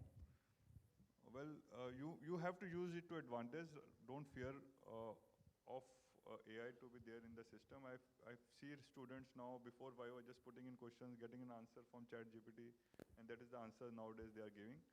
So well, use it, take it with a pinch of salt, use it to advantage, and do a branch that suits you, your personality, not because you will XYZ is taking, or it is the top branch nowadays, because things will change in time, and they're always changing, so do whatever you like. So AI is here to stay, for sure, and I'm sure each one of us, they are using ChatGPT or other modules for quick resolution, making PPTs and all, and unlike, so in today's world, we are doing tele-robotic surgeries 1,000 kilometers away. If you take us back to our graduation, we could have never imagined that can ever happen. So we don't know what lies 20 years ahead. Of course, the main concern what you pointed out about laying off, of course, if they are physician leaders, they are not that ruthless. I'm sure that they would have many other empathetic ways to manage the revolution of AI or the penetration of AI in the mainstream clinical delivery. But I'm sure the human touch, the power of human touch will always stay intact. Robotics, AI, and all these tools will be an add-on, not replacing us, meeting the patient, unless the patient also become robot, and the robot treating a robot would be fine, but till the time human race is there, it's going to stay intact. All right, perfect. So I'm going to finish off the panel with a question from the medical students. So it's generally to all the panelists, and all of you can give a one-sentence advice, opinion on this. But the question was, with hindsight from your journeys in your fields, whether it's oncology or surgery or psychiatry, if you could restart your MBBS now, what are some strategies you would change or prioritize to build a more resilient and adaptable career in medicine? So, this is a complicated question, and it's very hard to come up with one single advice. But if you had to do things differently, and all of you are only allowed to give us a one-sentence advice. So I think Ashish already has his answer ready. So I think we must include finance management in the MBBS course. That's extremely important for doctors, because you get out of school, till the time your parents are taking care of yourself, by the time you enter into the real world, your commerce and humanities guys have already taken a leap beyond you. So you're always lagging behind, and you keep depending on other people and getting a backseat because of that. So finance in medical curriculum is extremely important. Okay. So understand the business of medicine is one. All right. Anybody else? Well, I think, I think till date, dermatology and radiology are the top sort branches as far as post-graduation is concerned. But there is hardly any days of clinical practice experience we get during internship or even in, the final year MBBS. I think that the students need to, the authorities as well as the students both need to pay attention to that for a better exposure for the MBBS students to these streams, because I picked up dermatology knowing nothing, but then I fell in love with it while pursuing it. So I think, it's important that each and every clinical field that we possibly can take up, we should have enough exposure to it. Yeah. Okay, so second one is please make sure that you get enough exposure in the subspecialties that you might consider later in life. I'm going to try and take a question from the audience because we haven't had many. Go on, buddy. Come forward. And in the meantime, I think Ashwini, did you have a one word, one sentence I suggestion? think, can you hear me? Go on. Yeah. So What is your name and what class? I think My name is Tanmay, and I'm a final year MBA student here at MAMC. So this is a non-specific question. I wanted to ask like everybody of you who went to the US, like how much does the socio-political landscape of a different country, a country that's different from mine, affect your life as physicians? Like we recently saw fundings being withheld from academic institutions. So for somebody who's academically oriented and who wants to pursue research along with some clinical exposure, how does the socio-political landscape and the turmoil in the socio-political landscape of a different country affect your life as physicians? Well, macro environment plays a very important role. I think you need to be also socially involved in your community, as you know, Gaurav and what Shamit is doing. I think you need to have some kind of influence over your community. You have to also understand that a government lasts only for 4 years. So things change. Hopefully. And as far as one thing that I would like to change, don't be a worrier. Let your life be a beautiful mystery. You guys are set up for success.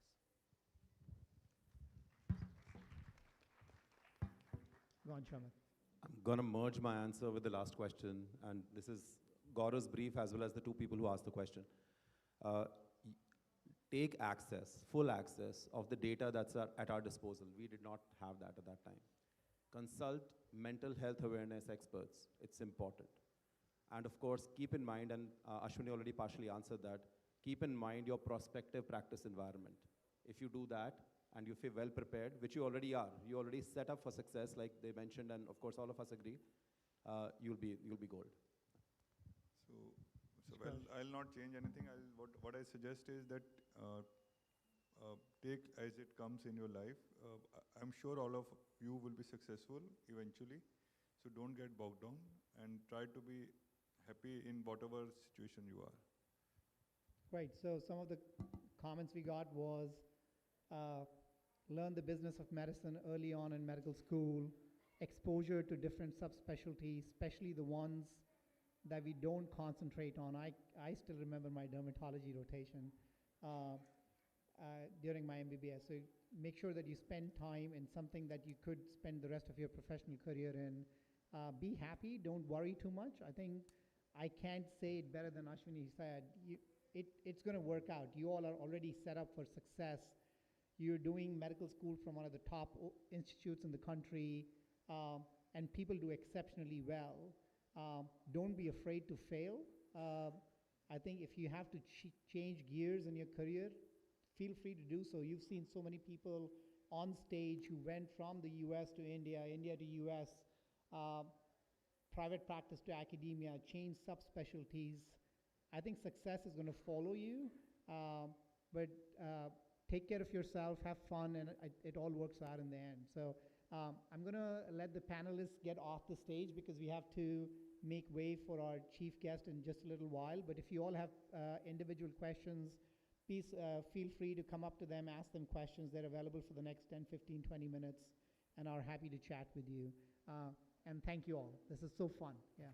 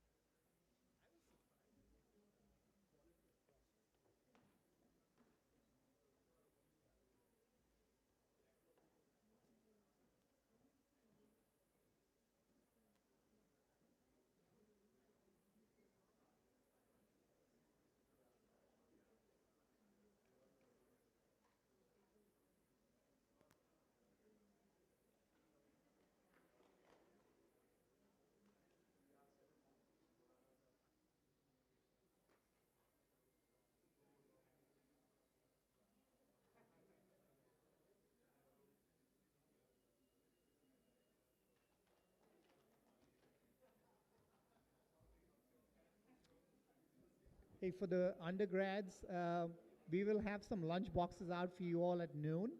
And you're welcome to stay. I think there's going to be a fantastic ceremony in the next 30, 45 minutes here as well. And we'll have some great speakers. So you're welcome to stay, get your lunch boxes around noon, and thank you all for coming.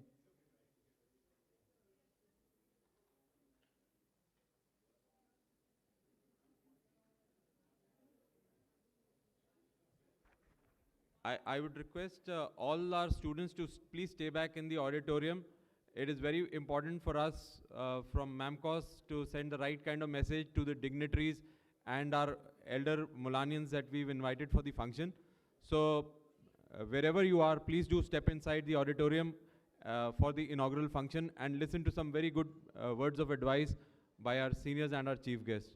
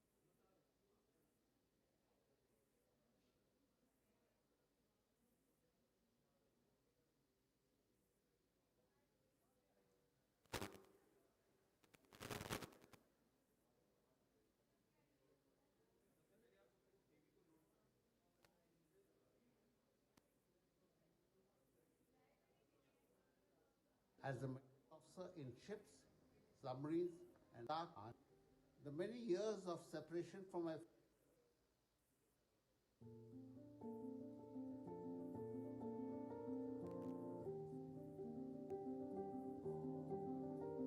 I accept with complete humility. The receptions yesterday, although exhausting during my long career. And I wrote about come out in the form of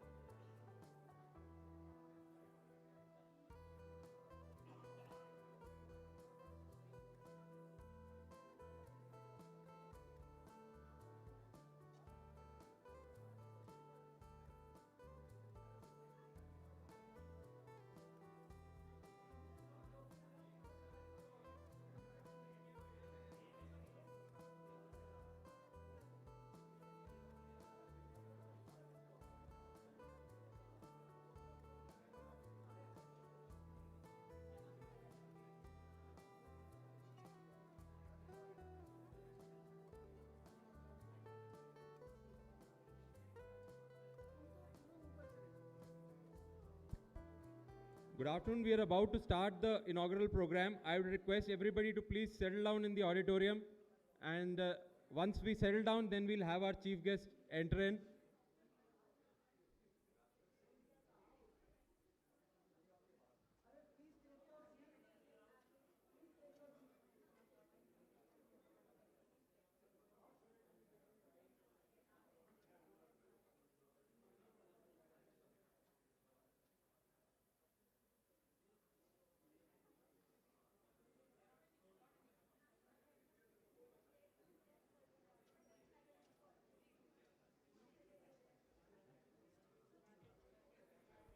Please sit down in the auditorium.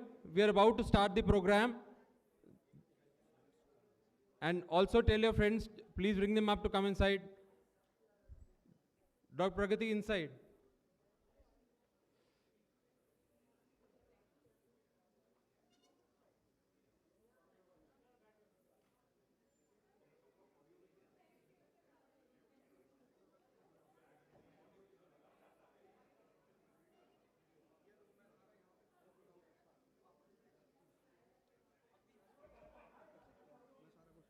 सारा कुछ यहीं से चलाऊंगा, आप भी monitor कर सकते हो यहाँ से।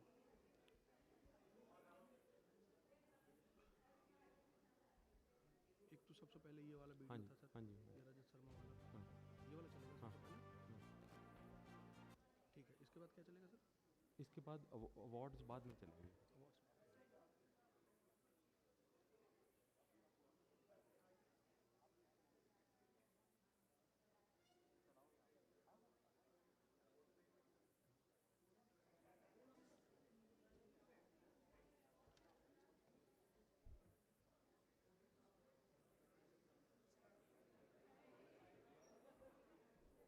Silver Jubilee badge, please call your friends and batchmates inside the hall.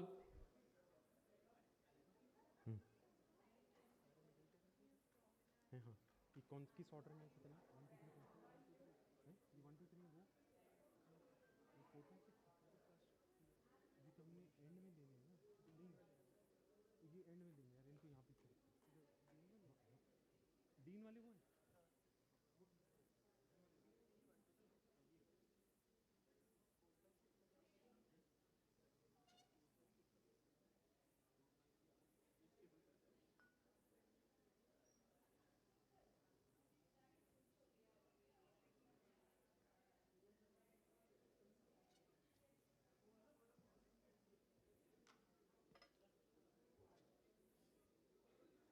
एक सेकंड दे दो।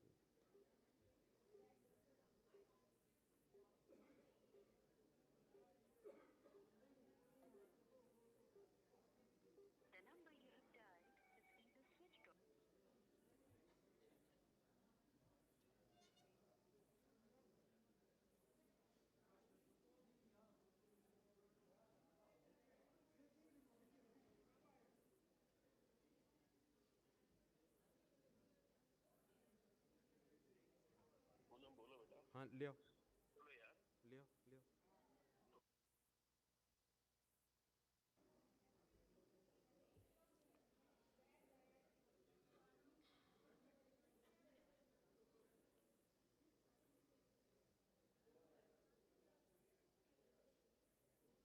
I'd request everybody to please settle down. We are just having the chief guest enter the auditorium.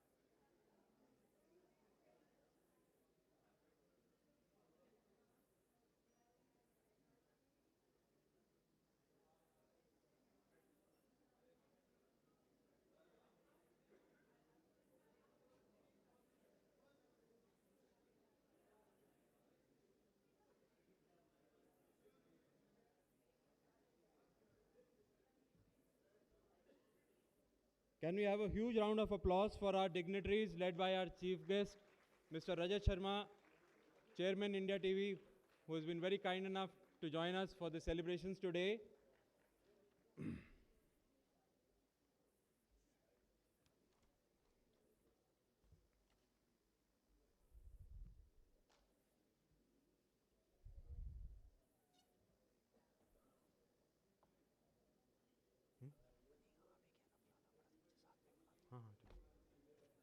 नहीं उन्होंने phone करके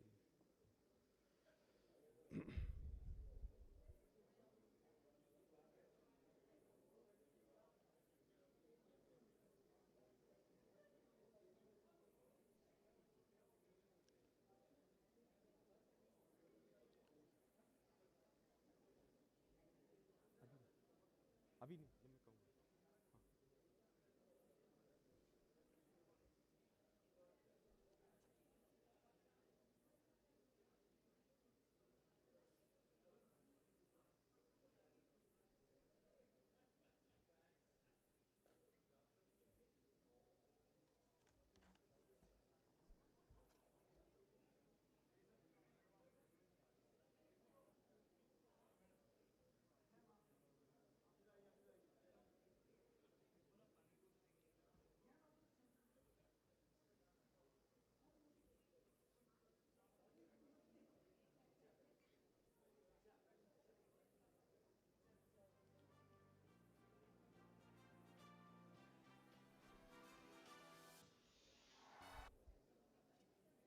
Respected seniors and colleagues, good afternoon. I am Dr. Poonam Gulati, the secretary of your alumni body MAMCOS, and I welcome you all.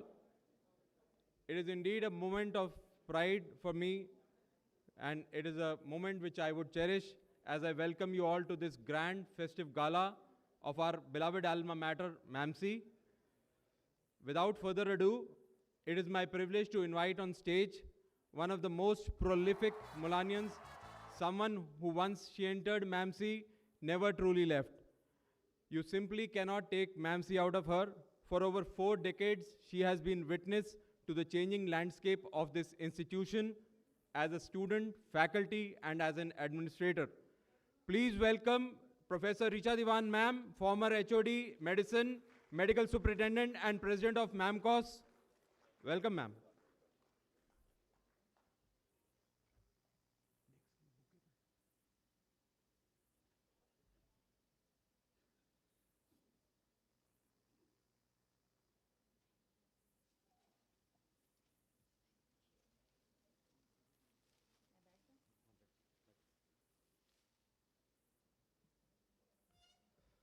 It is also my proud privilege to invite on stage Professor Munisha Agarwal ma'am, Dean MAMC and patron of our alumni body.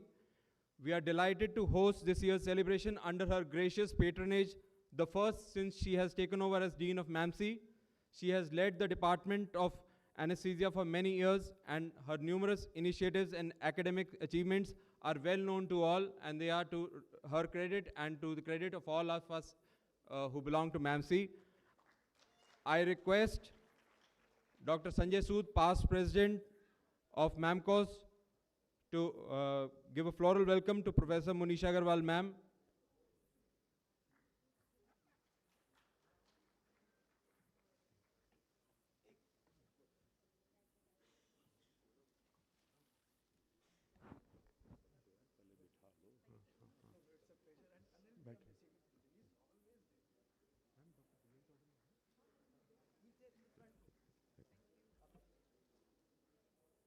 I now invite on stage our honored guest, Dr. B.L. Chaudhary, Medical Director, Lok Nayak Hospital. All Mananians know that Lok Nayak Hospital is the backbone of MAMC, and its corridors have shaped many generations of doctors. I request our Golden Badge Jubilee representative, Dr. B.K. Mehta, Senior Physician, to welcome Dr. B.L. Chaudhary, sir.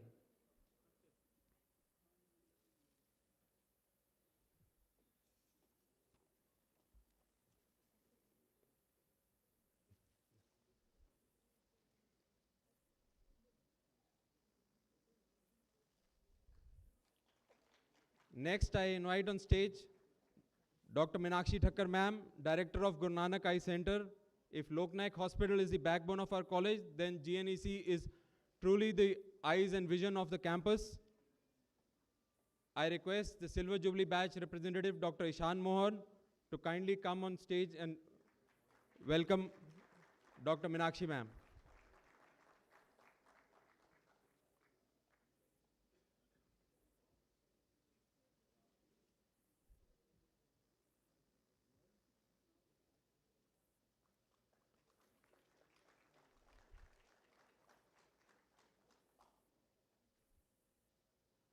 Ladies and gentlemen, MAMCOS has always been privileged to host distinguished dignitaries. But this year, we take an even bigger leap. Our chief guest is an iconic figure, a legend whose journey has inspired generations in the world of journalism. Before we welcome him, let us watch an audio-visual glimpse of the man and his remarkable story. Audio-visual.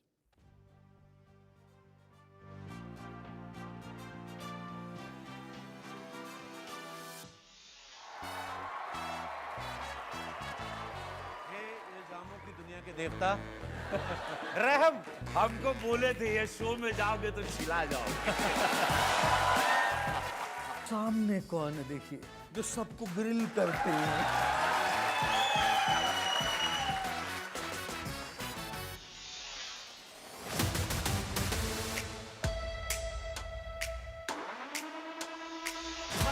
आपकी अदालत में आपका स्वागत है।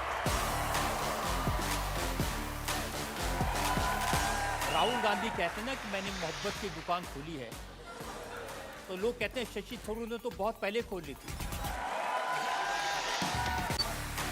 गौतम भाई, भगवान से तो सब मांगते हैं कि थोड़ा हमें भी दे दे, लेकिन लगता है ऊपर वाला सिर्फ आपकी सुनता है।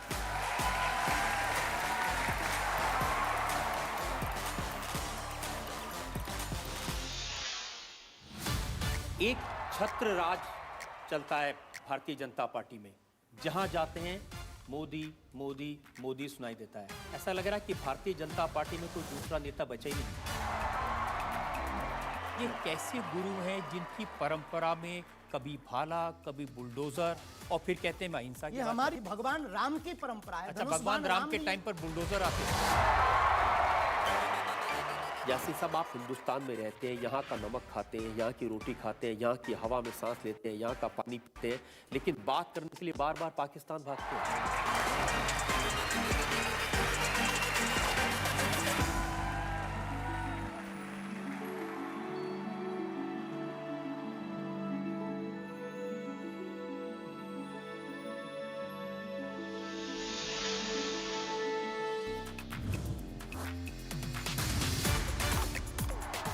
ये है, this is the power of education, this is the power of dedication, this is the लगन मेहनत, ये होता है। So very proud of you.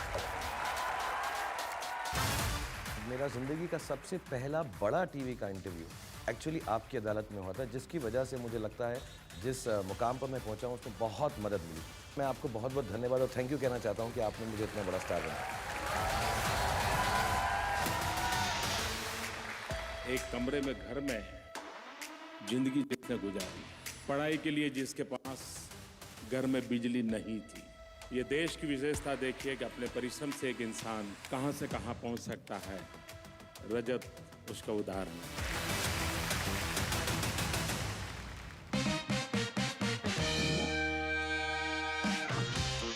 This program has manifested the strength of our democracy.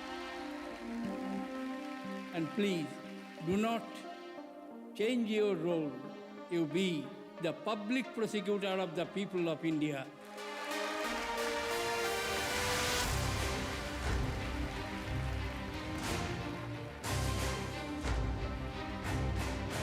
Ladies and gentlemen, with a huge thunderous round of applause, please welcome the man whom Honorable President Pranab Mukherjee ji has affectionately called the Public Prosecutor of India. Please welcome on stage Mr. Rajat Sharma. I request our Ruby Batch representative, Dr. Harish Gupta and Dr. G.K. Mani sir, himself a Padma Shri awardee, to kindly accord the chief guest a floral welcome.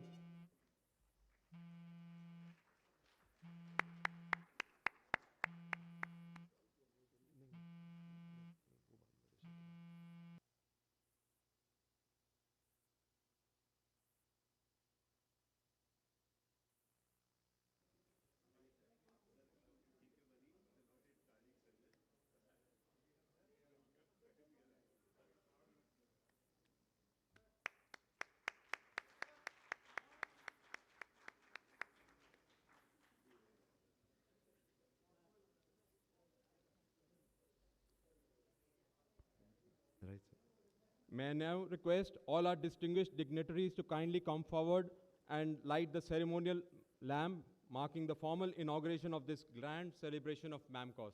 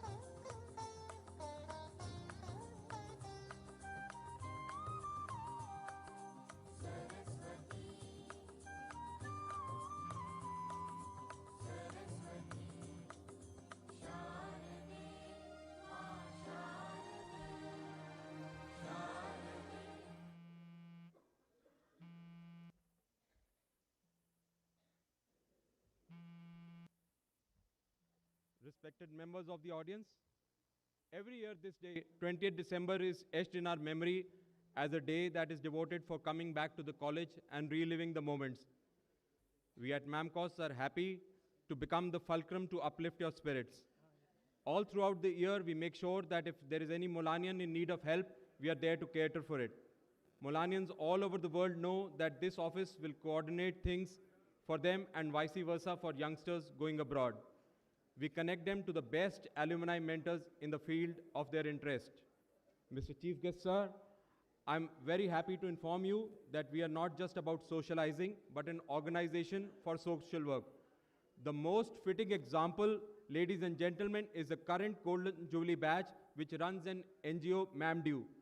This NGO looks after the financial needs of parents of paramilitary forces who lose their life in the line of duty. The law provides for the spouse to be compensated adequately, but these doctors selflessly work and to find such dependent parents who are not receiving such help and help them. This is truly an applaud-worthy effort, and to this date, they have contributed 80 lakhs to parents of such martyrs in the line of duty from paramilitary forces. The dignitaries on the dais have set an example by being the best in the field, and in our audience are seated some of the best thought leaders in their specialities, Padma awardees, deans of medical colleges, pioneers of path-breaking medical procedures. And now it is my duty also to invite on stage our President ma'am, Dr. Richa Diwan ma'am, to say a few words of welcome to the audience.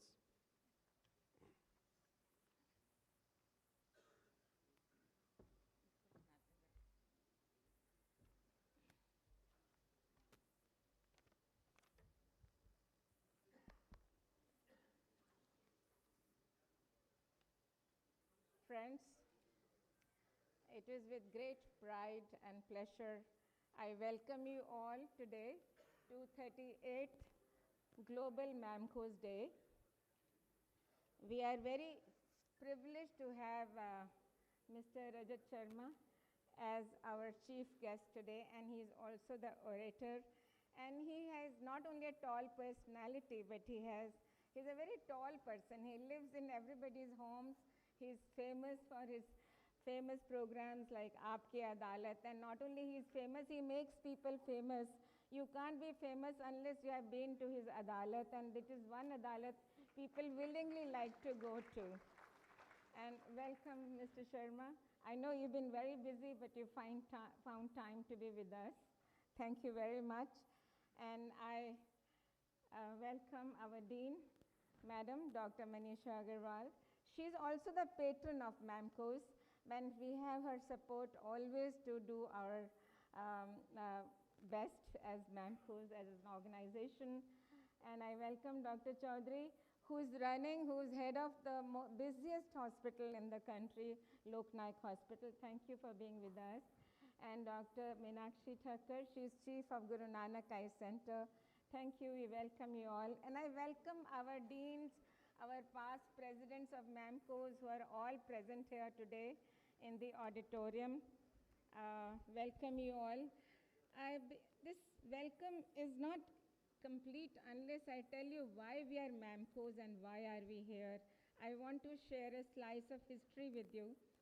MAMCOS was first conceived, the concept, by the ENT department in our hospital when there was Dr. Saharia, Dr.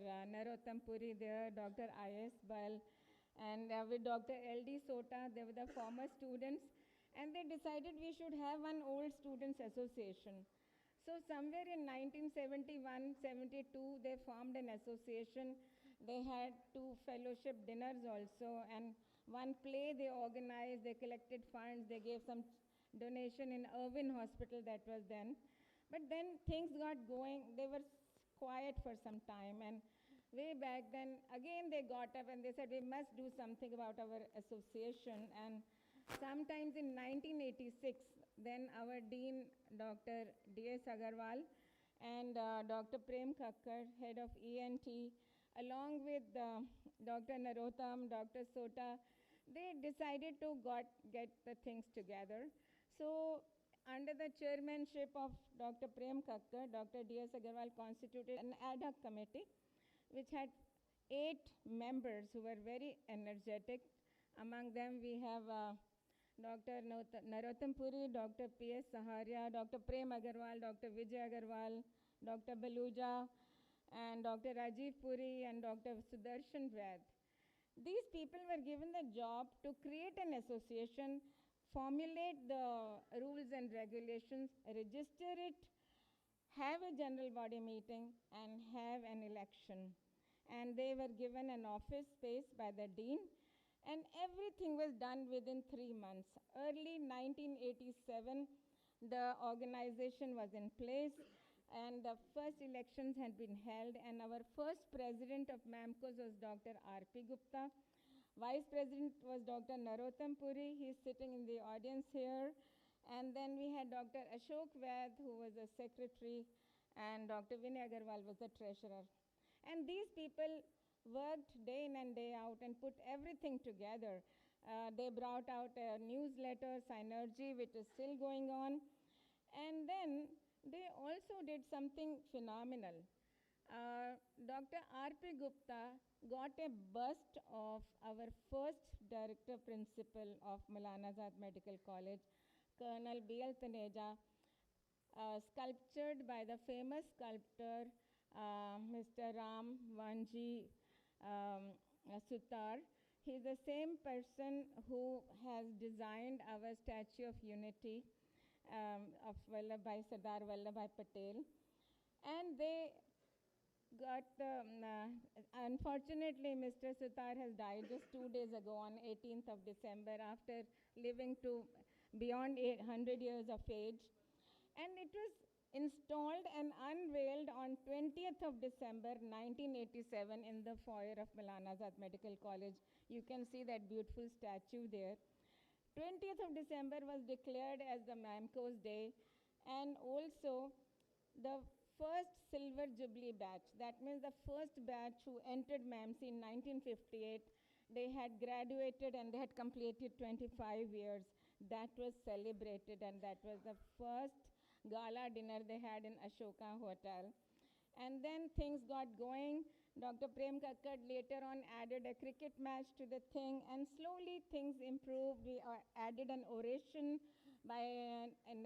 within a year or so, and then things got going.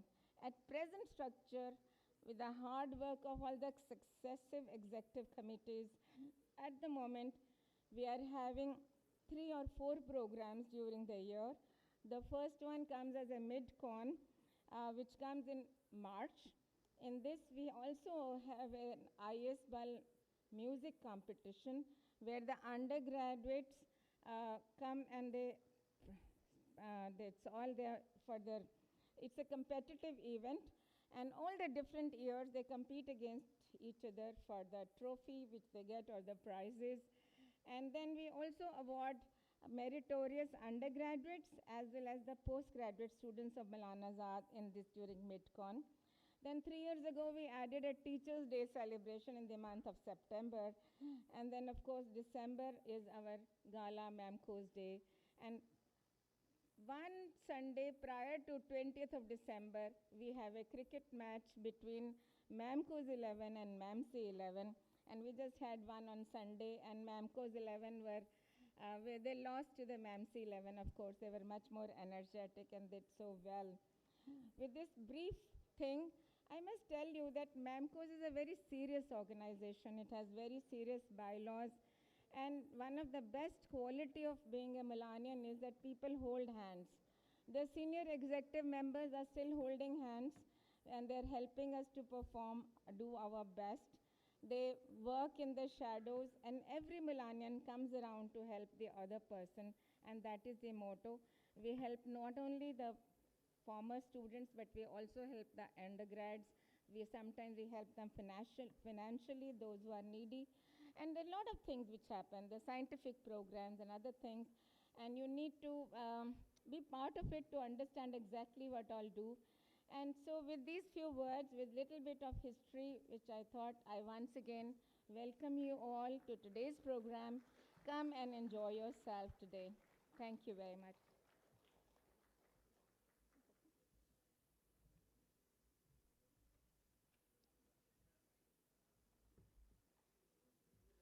Thank you, ma'am. And I request our Dean, ma'am, Professor Munisha Agarwal, ma'am, to kindly say a few words to bless the occasion. Madam Dean.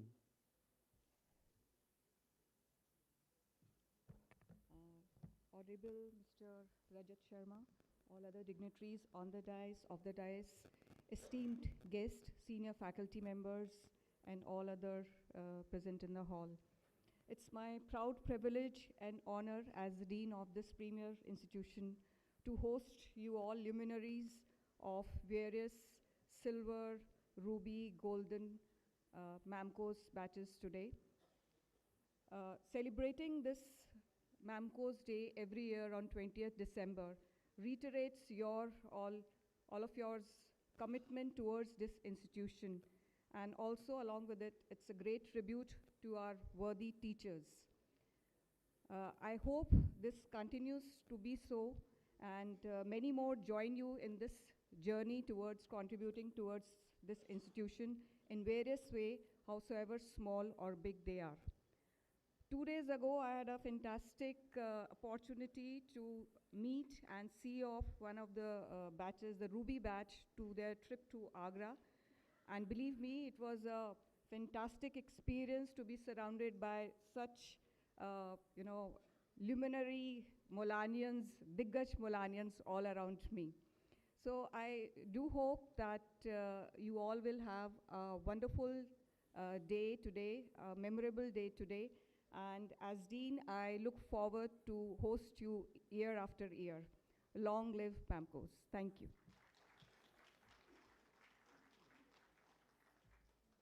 Thank you, ma'am. And rest assured, we will be troubling you year after year for all the help that you give us to conduct this program.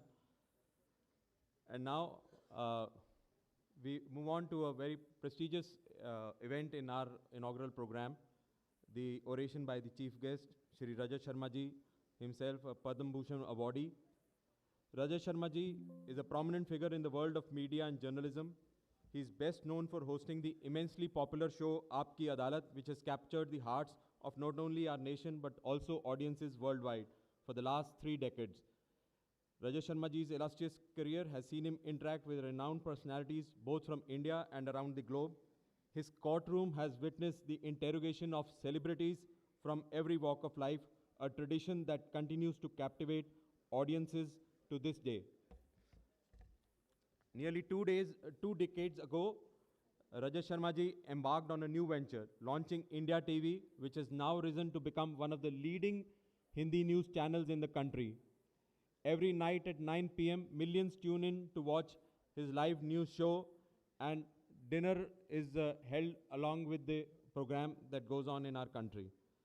But Rajat Sharma ji is more than just a television star. He's also a respected motivational speaker, often invited to share his insights in esteemed institutions worldwide, like we have done today. His influence extends far beyond the screen, as he is recognized as one of the most influential media icons around the globe. In the realm of social media, Shri Rajat Sharma reigns supreme, holding the top TV position amongst TV personalities on Twitter with an astounding 11.6 million followers. Born into humble beginnings, as we have all seen, that even our Prime Minister Narendra Modi ji commented that for him to rise to this great height is a great achievement. Rajesh Sharma ji's merit got him into Sri Ram College of Commerce, and here he bonded with individuals who went on to become world-class leaders in their respective fields.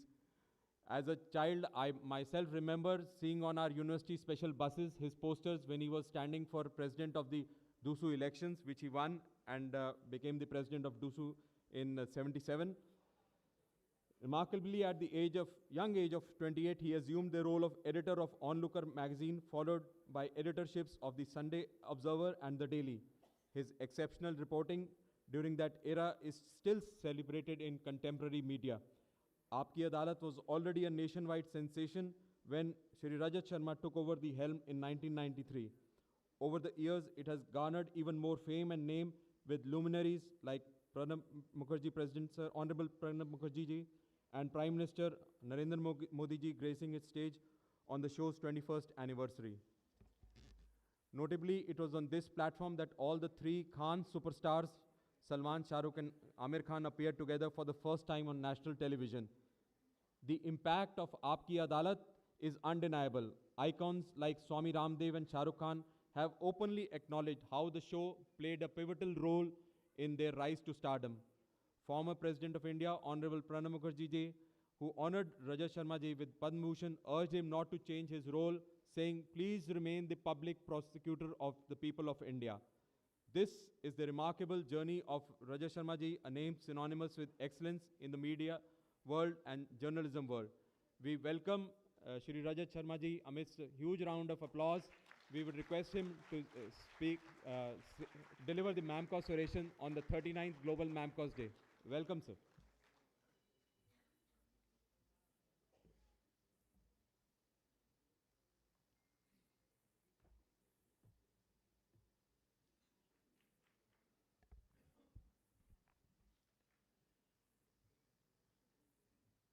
Dear doctors, सबसे पहले तो मैं doctor हर्ष महाजन का बहुत बहुत शुक्रिया अदा करना चाहता हूं कि उन्होंने मुझे यहाँ बुलाया,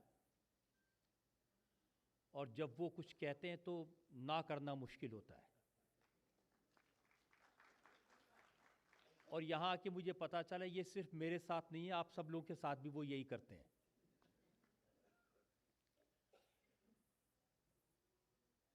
मित्रों, मैं उनसे पूछ रहा था कि डॉक्टर्स के सामने मैं क्या कहूं, क्योंकि हम जब मुसीबत में होते हैं तब हम डॉक्टर को बुलाते हैं। ये उल्टा है, डॉक्टर्स ने मुझे कॉल किया है। अगर मैं यहाँ नहीं होता तो इस समय एक शादी में हल्दी मेहंदी में बैठा हुआ होता।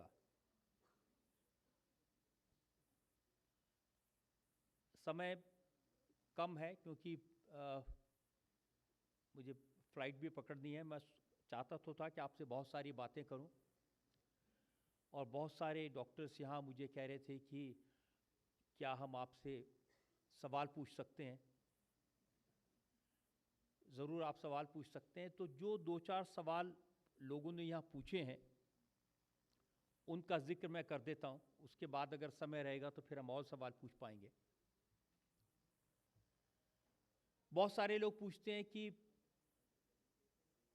33 साल हो गए आपकी अदालत करते करते, अब तो आपके लिए बड़ा आसान होगा। सच ये है कि अब भी जब कोई नया शो मुझे करना होता है तो मुझे ऐसा लगता है कि मैं पहली बार कोई शो करने जा रहा हूं। आज भी पैर कांप रहे होते हैं, माथे पे पसीना होता है, और शो शुरू होने के 5 मिनट पहले तक मैं सोच रहा होता हूं कि आज ये छत गिर जाए, आज ये लाइटें फेल हो जाएं, आज बस रिकॉर्डिंग ना करनी पड़े, कल कर लूंगा। I am never never prepared. और ये पहले दिन से है। जो चीजें लोगों की पसंद बन जाती हैं, जिन्हें आप प्यार करते हैं, वो ऊपर से जितने सेक्सी दिखती हैं असल में उतनी होती नहीं है। 1993 में पहली बार जब आपकी अदालत का शो रिकॉर्ड करना था, उससे पहले मुझे टीवी पर आने का कोई अनुभव नहीं था, मैं प्रिंट में था। पहला शो हमने डिसाइड किया सरदार खुशवंत सिंह जी के साथ, क्योंकि खुशवंत जी के बारे में ये था कि वो बहुत विटी थे, बहुत इंटरेस्टिंग बातें कह सकते थे, उनकी लाइफ के बहुत सारे ऐसे किस्से थे जो मैं पब्लिक को बताना चाहता था। और शाम को दूसरे शो की रिकॉर्डिंग होनी थी, वो लालू यादव की। उस समय वो बिहार के मुख्यमंत्री थे और वो भी बोलने में, विट में उनका कोई जवाब नहीं था। और उस ज़माने में हम एक सेट लगा लेते थे और खर्चा बचाने के लिए 4 शोज एक बार में रिकॉर्ड करते थे। ये शुरुआती पहला शो था। अब देखिए क्या होता है, सुबह 11 बजे मुझे लालू जी का फ़ोन आया। मुझे 11 साढ़े 11 बजे स्टूडियो पहुंचना था। ये सोचा था कि 11:30 से 12:30 रिहर्सल कर लेंगे, 12:30 बजे खुशवंत जी का शो रिकॉर्ड करेंगे। खुशवंत जी के शो के लिए जो ऑडियंस बुलाई थी वो मैंने अपने जो मित्र थे, Shri Ram college of commerce के, मिरांडा हाउस की लड़कियां, LSR के फ्रेंड्स, ये सब लोगों को बुलाया था जो अच्छे से सूट बूट पहनकर आए थे। और एक लिटरेरी राइटर डॉक्टर गोखले, उनको खुशवंत जी का जज बनाया था। हमारी इस तरह से पूरी सब तैयारी थी, लेकिन ईश्वर को कुछ और मंजूर था। लालू जी ने फ़ोन किया और कहा कि भाई साहब शाम को हमें पटना जाना है। तो मैंने कहा लालू जी शाम को तो हमारी शो की रिकॉर्डिंग है और इतनी मुश्किल से ये स्टूडियो ये सब तैयार हुआ है। तो कहने लगे कि हम अभी आ सकते हैं। मैंने कहा अभी कैसे करेंगे, अभी तो हमारे पास जो कैमरामैन है वो भी नहीं पहुंचे हैं, वो भी अभी आए हैं। अरे 2 फोटोग्राफर हमारे साथ है, बहुत अच्छा फोटो खींचता है। किसी को अंदाजा नहीं था कि टीवी शो कैसे होते हैं, मल्टी कैमरा कैसे लगते हैं, बिल्कुल शुरुआती दौर था। और उसके बाद उन्होंने फ़ोन रख दिया। वो बिहार भवन में थे, मोबाइल फ़ोन थे नहीं उस समय। जब तक मैंने दोबारा कॉल किया ये कहने के लिए आप अभी मत आइए, तब तक कहा कि वो निकल चुके हैं। नोएडा के ईगल स्टूडियो में लालू जी पहुंच गए। उस समय कटघरे के ऊपर वो कोई आदमी कील ठोक रहा था, एक जगह थोड़ा सा पेंट बचा हुआ था वो हो रहा था। ऑडियंस खुशवंत जी के लिए आ गई थी, वो इंतज़ार कर रहे थे और खुशवंत सिंह आने वाले थे।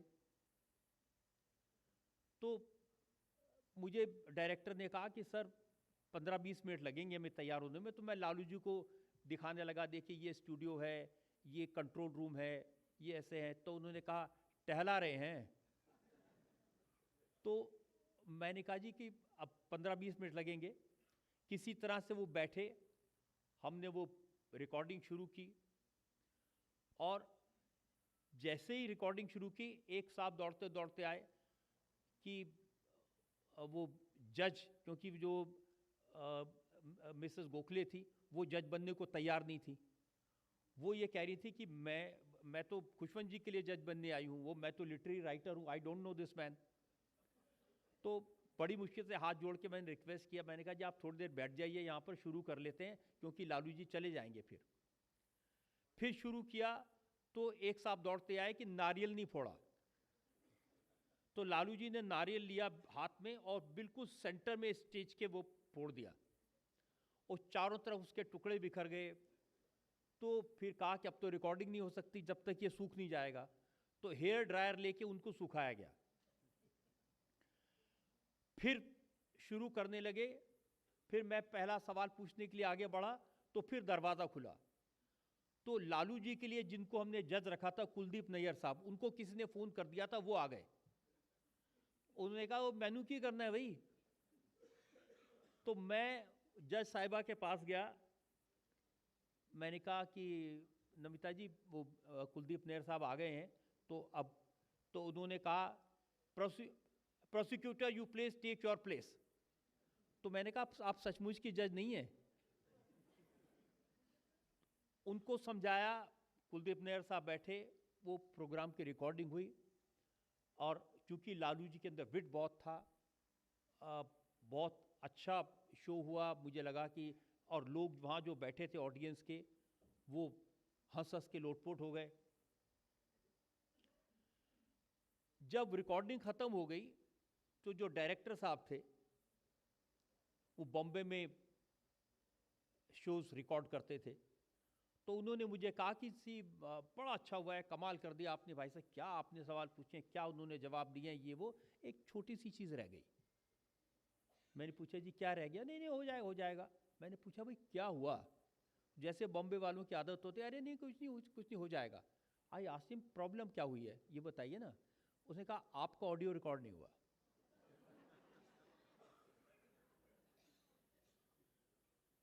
और फिर जो कुछ मैंने बोला था उसको उन्होंने धीरे से सुन के, जो उसकी फीबल वॉइस थी वो मुझे बताया, वो दोबारा रिकॉर्ड किया, फिर बाद में एडिटिंग टाइम पर वो पैच पर किया। लेकिन मैंने एक बात सीख लिया, हम कुछ भी प्लान कर लें, होता वही है जो ईश्वर को मंजूर होता है। हमारी सारी प्लानिंग, हमारी सारी थिंकिंग बदल जाती है, लेकिन अगर आप हिम्मत नहीं हारें, अगर आप कोशिश करते रहें, तो फिर सफलता जरूर मिलती है। जब आपकी अदालत का कोई शो किया, क्योंकि जो लोग आए थे वो सफल लोग थे, सक्सेसफुल लोग थे, सबसे कुछ ना कुछ सीखने को मिला। अटल बिहारी वाजपेयी बीजेपी के प्रधानमंत्री पद के उम्मीदवार थे। उनको आपकी अदालत में लाना अपने आप में बहुत मुश्किल काम था, और वो लंबी कहानी है कि कैसे मैंने उनको परसुएट किया, उनको लेकर आया। लेकिन जब वो आए तो चूंकि वो सदी के सबसे बेहतरीन वक्ताओं में से एक थे, उनके जवाब कमाल के थे। ऐसा लगता था कि किसी की जबान पर सरस्वती विराजमान है। उनके मुंह से जो निकलता था, जो वाक्य कहते थे, मैं आपको ये बहुत पुरानी बात है, मैंने उनसे पहला सवाल ये पूछा, और मैंने बड़ी चतुराई की थी अपनी तरफ से। तो मैंने कहा था अटल जी, आप कवि हैं लेकिन राजनीति में हैं, आप कुंवारे हैं लेकिन परिवार के साथ रहते हैं, तो आपके जीवन में इतना विरोधाभास क्यों है? तो उन्होंने कहा कि साहब आपने देखा नहीं हमारे माता पिता ने हमारा क्या नाम रखा, हम अटल भी हैं और बिहारी भी हैं। जब नाम में ही कॉन्ट्रडिक्शन है तो लाइफ में तो होगा ही।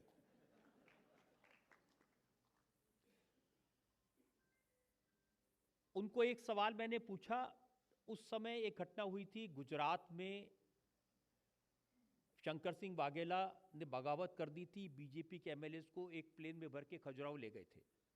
तो अटल जी अपने जवाब में कह रहे थे कि हमारी पार्टी आदर्शों की पार्टी है, हमारी पार्टी मूल्यों की पार्टी है। तो मैंने कहा जी आपकी पार्टी के मूल्य भी देखे, आदर्श भी देखे।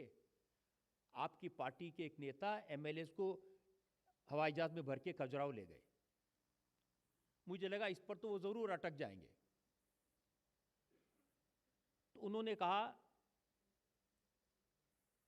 कभी कभी घर में जवान मौत हो जाती है, इसका मतलब ये नहीं कि कोई मां अपने बेटे को जवान देखना नहीं चाहती। गुजरात में जो हुआ वो एक दुर्घटना थी, हमारी कोशिश होगी ऐसी दुर्घटना दोबारा ना हो। ये जवाब सुनने के बाद में अगला सवाल पूछने की हिम्मत नहीं होती। इतने आइकॉनिक, इतने और ऐसे ऐसे ओरेटर से जब सामना करना पड़ता है तो उसकी तैयारी फिर उसी तरह से करनी पड़ती है। लेकिन ये लोग जो बड़े बनते हैं वो वाकई में कितने बड़े होते हैं, इसका एक उदाहरण मैं आपको देना चाहता हूं। जब अटल जी के साथ ये शो रिकॉर्ड हुआ, टेलीकास्ट हुआ, उसके बाद वो प्रधानमंत्री बने, 13 दिन वो प्रधानमंत्री रहे और फिर उसके बाद उनकी सरकार गिर गई। उस समय देवे गौड़ा प्रधानमंत्री थे, उन्होंने मॉरिशस के प्राइम मिनिस्टर के लिए एक डिनर दिया था, उसमें मैं था। तो अटल जी ने मुझे देखा और कहा कि आपको हमारे सामने हाजिर होना है। तो मैंने कहा जी मैं समझ नहीं आया। नहीं, आपको हाजिर होना है हमारे सामने। तो मैं समय लेके गया और मैं सोचता था कि मैंने बहुत उल्टे सीधे सवाल पूछे थे तो जाहिर है नाराज़ होंगे, थोड़ी डांट लगाएंगे, क्योंकि मैंने उनसे ये भी पूछा था आपके चेहरे की लाली का राज क्या है। जब मैं उनके सामने गया, उन्होंने कहा बैठिए, और क्योंकि उनका एक आदत थी, बहुत पॉज देते थे, खामोश रहे थोड़ी देर और फिर कहा कि हमें आपसे 3 बातें कहनी है और आज आप बोलेंगे नहीं, हमारी बात सुनेंगे। मैंने कहा जी आप बड़े हैं, आप कुछ भी कह सकते हैं। उन्होंने कहा नहीं, हमारे दिल पे बोझ है, हल्का करना चाहते हैं। पहली बात ये कि हमारे प्रधानमंत्री बनने की प्रक्रिया आपकी अदालत के कार्यक्रम से शुरू हुई। ये इतनी बड़ी बात थी। मैंने कहा अटल जी आपकी 50 साल की तपस्या है, आप सार्वजनिक जीवन में। उन्होंने कहा नहीं, इस कार्यक्रम के बाद हमने लोगों की आंखों में परिवर्तन देखा। दूसरी बात, हम क्षमा प्रार्थी हैं, हम 13 दिन प्रधानमंत्री रहे, आपसे मिले नहीं। मैं कहा 13 दिन में आप कितने लोगों को मिल सकते थे? कम नहीं, आपसे मिलना चाहिए था। और तीसरी बात, उन्होंने फिर हाथ बढ़ाया और कहा हम आपसे मित्रता करना चाहते हैं। ये महानता की, उदारता की पराकाष्ठा थी। उनको ये बातें कहने की कोई आवश्यकता नहीं थी। मेरे लिए ये बात इतनी बड़ी थी कि मैं आपसे कह सकता हूं 3-4 दिन तक मैं सो नहीं पाया। उनके शब्द मेरे कान में गूंजते थे। कोई आदमी दूसरे को इतना आदर कैसे दे सकता है, और जिसकी उन्हें कोई आवश्यकता नहीं थी। हमारे मन में उनका आदर, उनके प्रति आदर भाव वही रहता। इस एक इंसिडेंट ने बहुत कुछ सिखाया। आप अगर किसी को मानते हैं तो वो अपनी भावनाएं एक्सप्रेस करें, मन में छुपा के नहीं रखें। आपकी उदारता, आपकी ग्रेटनेस इसमें है कि आप दूसरे के टैलेंट को, दूसरे के हुनर को स्वीकार करें। जो लोग इस शो में आए वो कुछ सिखा के गए। मोदी जी जब आपकी अदालत में आए थे, 2014 की बात है। अभी जब मैं यहाँ वो शो चल रहा था, किसने मेरे से पूछा था कि ये कब का है। 2014 में नरेंद्र मोदी को प्रधानमंत्री पद का उम्मीदवार डिक्लेयर किया गया। मैं जानता था कि पूरे देश भर में लोगों के मन में क्यूरियोसिटी है, वो क्या करेंगे, क्या पर्सनैलिटी है, क्या सोच है, क्या विचार हैं, क्या करते हैं। तो जाहिर है उनके लिए शो करने के लिए बहुत तैयारी करनी पड़ी थी। उन्होंने कहा कि मैं दिन भर पब्लिक मीटिंग्स करता हूं, शाम को आ जाऊंगा, क्या आप रात को कर सकते हैं? मैंने अपने ऑडियंस कोऑर्डिनेटर से चेक किया कि भाई रात को 9:30-10 बजे ऑडियंस। उन्होंने कहा साहब मोदी जी के लिए आप रात को 12 बजे भी करोगे तो भी लोग आ जाएंगे। और मैंने उनसे कहा कि देखो ऐसा करना कि इस ऑडियंस में बीजेपी के सपोर्टर्स मत रखना, क्योंकि चुनाव का मौका है, कोई टेढ़े सवाल पूछेंगे तो उनको बुरा लगेगा, फिर वो लोग डिस्टर्ब करेंगे। मोदी जी रात को 9:30 बजे पहुंचे और फिर वो मेरे ऑफिस में आए। हमने सोचा कि 5 मिनट चाय पी लेंगे, उसके बाद शुरू करेंगे। तो जब वो बोलने लगे तो पता चला कि उनका गला बिल्कुल बंद है, आवाज़ बिल्कुल नहीं निकल रही थी। और उन्होंने कहा कि ये चीज़ मैं फैक्टर करना ही भूल गया, क्योंकि दिन भर धुएं धूल में पब्लिक मीटिंग्स करते हैं, रात को गला रोज बंद हो जाता है। तो there is no way that we can record the show. हम लोग थोड़ी देर बैठे रहे, फिर ऋतु जी मेरी वाइफ जो प्रोग्राम डायरेक्ट करती हैं, उन्होंने उनसे कहा कि आपको मैं काली मिर्च का पानी देती हूँ। तो उन्होंने कहा कि ये रोज़ ये सब इलाज करके देखता हूँ, लेकिन गले की अपनी सीमाएं हैं, संभव नहीं है। फिर मैंने उनसे कहा आप रात को रुक जाइए, हम सुबह अर्ली मॉर्निंग कर लेंगे 7-8 बजे रिकॉर्डिंग, तब तक। तो उन्होंने कहा मेरे पास पार्किंग नहीं है, मेरे पास पार्किंग सिर्फ अहमदाबाद में अवेलेबल है और कल मेरी सभा पटना में है। तो बड़े निराश मन से मैंने फिर यही सोचा कि हम कुछ प्लान करते हैं, ईश्वर कुछ और तय करता है।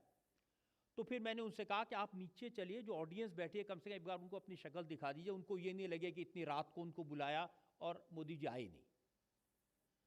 तो उन्होंने कहा ये ठीक है। और मैंने कहा आप वहाँ कटघरे में बैठ के माइक लगा देंगे, थोड़ी सी जो भी आपकी आवाज़ जैसी निकल रही है इसमें 1-2 बात कह दीजिए, तो फिर हम ये प्रोमो चलाएंगे कि मोदी आए थे लेकिन गला खराब था इसलिए रिकॉर्ड नहीं हो सका, हम फिर कभी रिकॉर्ड करेंगे। तो उन्होंने कहा चलिए इतना तो कर लेते हैं। अब जैसे हम नीचे स्टूडियो में घुसे, सारा studio it erupted, Modi Modi Modi, चारों तरफ से आवाज़ें आने लगी। तो मैंने अपने ऑडियंस कोऑर्डिनेटर से कहा, मैंने कहा भाई मैंने तुम्हें कहा था कि तुम्हें बीजेपी वालों को नहीं बुलाना है। तो उसने कहा सर ये बीजेपी वाले नहीं है, ये हमारे पहचान के लोग हैं, वो देखिए मेरा चाचा कनाडा से आए, ऊपर चढ़ के नाच रहा है, मोदी मोदी कर रहा है। फिर एक लड़की ने कोने में से खड़े होकर कहा मोदी आई लव यू। तो मोदी जी जोर से हंसे। फिर एक बुढ़िया, बहुत बूढ़ी औरत आगे बैठी थी, उन्होंने कहा कि बेटा मेरी उम्र तुझे लग जाए। तो all this became very emotional, एक तरफ इतना शोर, वाइब्रेंसी।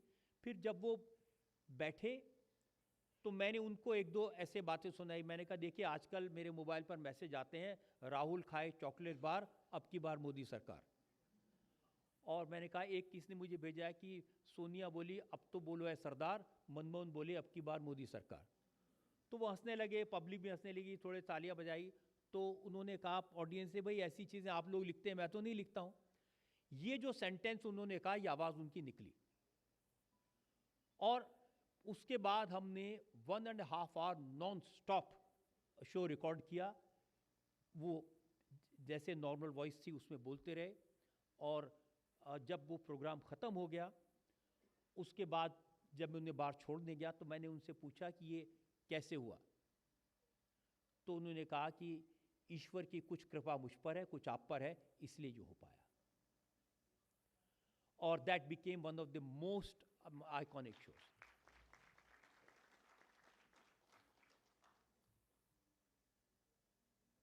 मुझे लगता है समय इतना नहीं है। मैं ऐसे तो आपकी अदालत के जितने आप सवाल पूछेंगे, जितने लोगों ने यहाँ मुझे कहा किससे मैं सुना सकता हूँ। वरुण है यहाँ? कितने बजे? हाँ अच्छा ठीक।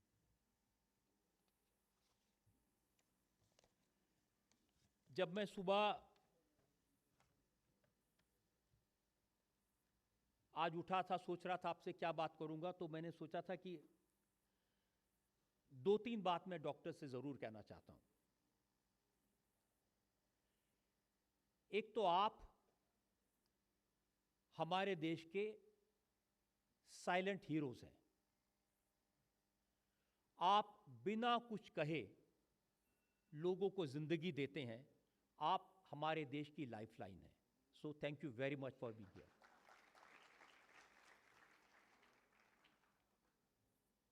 एक बड़ा पुराना गाना है, उसको मैंने थोड़ा अमेंड किया आपके लिए। एक गाना है, उसको नहीं देखा पर उसकी जरूरत क्या होगी। उसको नहीं देखा पर उसकी जरूरत क्या होगी। डॉक्टर से अलग भगवान की सूरत क्या होगी।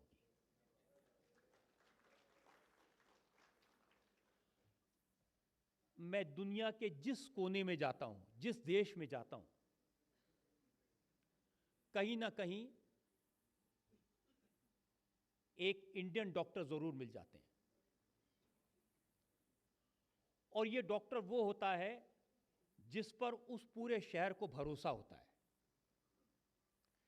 इंडियन डॉक्टर्स ने पूरी दुनिया में देश का नाम रोशन किया है, देश का मान और सम्मान दिया है। इसके लिए ये देश आपका बहुत कृतज्ञ है। Thank you very much for being there.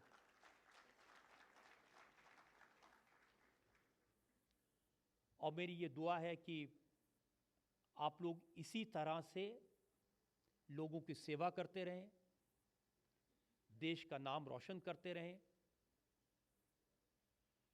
जब कोई किसी डॉक्टर को देखता है तो उसके भीतर उसको भगवान दिखाई देता है। डॉक्टर के भीतर उसको वो दिखाई देता है जो उसका दर्द ले लेगा। लेकिन इसके बदले में आपके जीवन में कितने दर्द होते हैं, आपको कितने परिवार के सुख छोड़ने पड़ते हैं, आपको रात को 2 बजे 3 बजे कॉल आए तो उठना पड़ता है। मुझे लगता है देश के लोगों को इस दर्द को भी समझना चाहिए।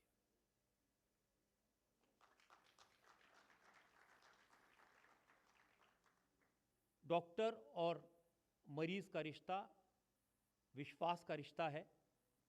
मेरी ईश्वर से प्रार्थना है ये विश्वास बना रहे, ये विश्वास और मजबूत होता रहे और देश के लोग डॉक्टर्स को वैसे ही सम्मान देते रहें जैसे भगवान को देते हैं। बहुत बहुत धन्यवाद।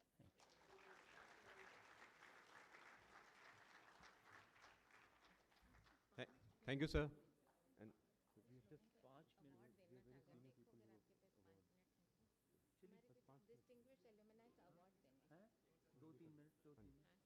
thank you, sir. Without wasting any further time, MAMCOS is a constellation of stars, and some stars simply shine brighter. Today we have amongst us, can we have the slides, please? Some of the distinguished alumni who have brought glory to this great college. Amidst your big round of applause, I would like to call upon stage the awardees of the MAMCOS Distinguished Alumni Award. Professor Usha Babeja ma'am. She has been the senior professor of microbiology in this college, and she has been an slide. Sorry.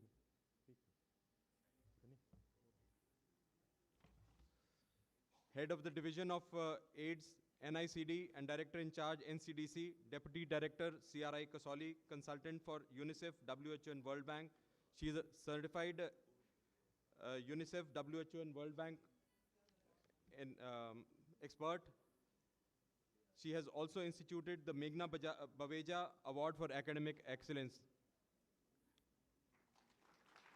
Dr. Rajesh Bahadur Jain, 1963 batch, senior ophthalmologist, one of the youngest doctors to be offered British citizenship based on his credentials, pioneer of retinal surgery, microsurgery, and laser eye surgery, past president, DOS, and All India Ophthalmology Society, awardee of the Lifetime Achievement Awards of the All India Ophthalmological Society. Given his stature, he has been the Bhishma Pitama of the Ophtho Society. He has been the Chief Election Commissioner for DOS and AIS for the last 20 years. And he was motivated by his grandfather's loss of vision, and since then he has not only given just a sight but vision to many. Dr. Major General Subrat Kundu, we have his family with us. I invite them on stage, 1965 batch. He has the unique distinction of serving both Navy and Army. He commanded the Super Speciality Hospital at Lucknow, Operational Command at Kashmir, Ladakh, and Siachen. He has been the author of 8 books. Dr. Anil Kakkad, sir. Colonel Anil Kakkad, 1972 batch.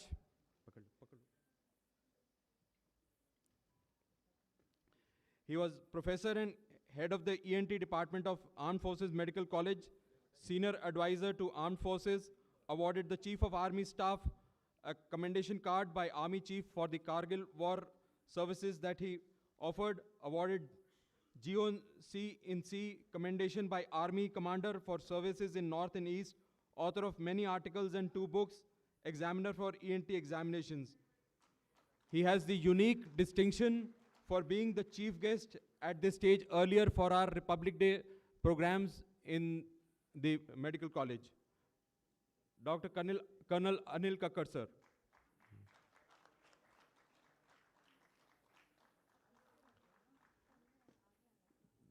Dr. Dr. Brigadier Ashok Rajput, 1973 batch. He is currently the Senior Director at BLK Max Hospital. He has been the Professor and Head of Respiratory Medicine, Army Hospital, RNR, and headed the Pulmonary Medicine Departments at Fortis, Venkateshwar, Artemis, and C.K. Birla Hospitals, awarded Major General Amir Chand Award, and he has been expert faculty at conferences and author of more than 100 articles.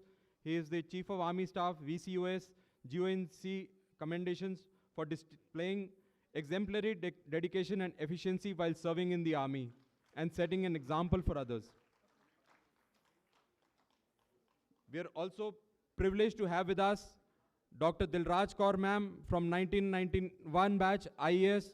She has held several IAS positions in the Union Territory cadre since 2000. She has been the Secretary of PWD, Delhi Government, Commissioner MCD of East Delhi, Commissioner Food, Civil and Supplies, Development Commissioner, and is presently posted as Principal Secretary, Social Welfare.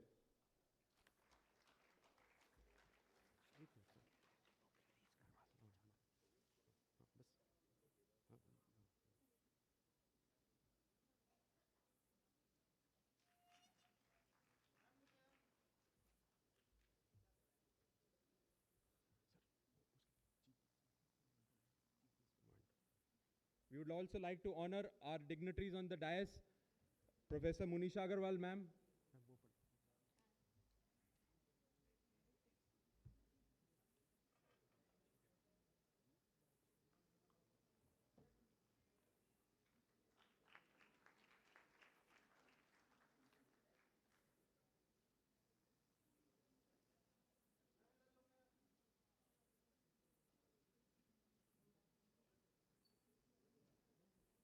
Professor Dr. B.L. Chaudhary, sir.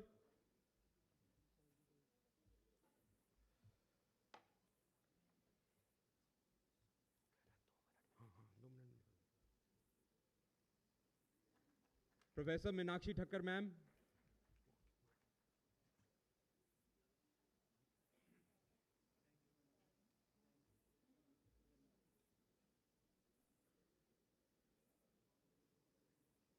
It is our privilege indeed to honor the chief guest of the day. We are very thankful for him for sparing his time. And if his flight had been in the night, I'm sure many Mulanians would have told him, don't worry, gaadi tera bhai chalayega, flight tera bhai udayega.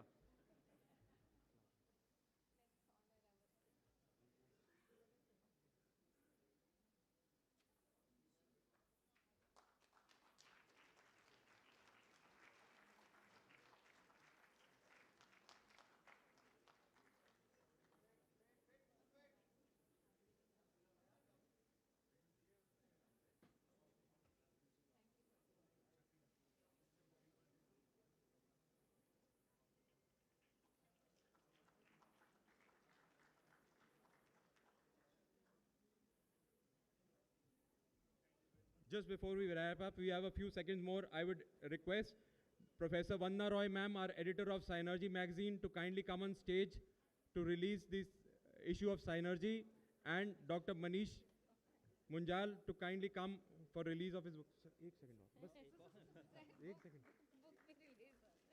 And batch of 1993 to kindly accompany him. Quickly on stage, please.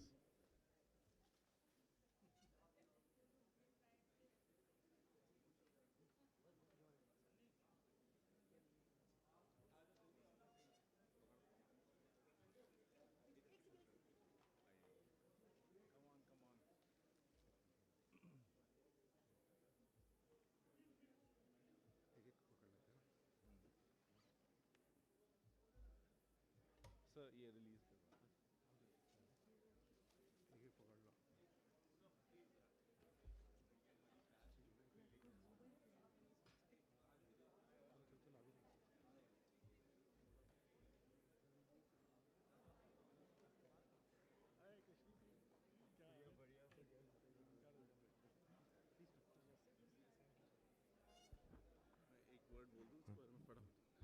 Thank you, everybody. This is a wonderful occasion for us.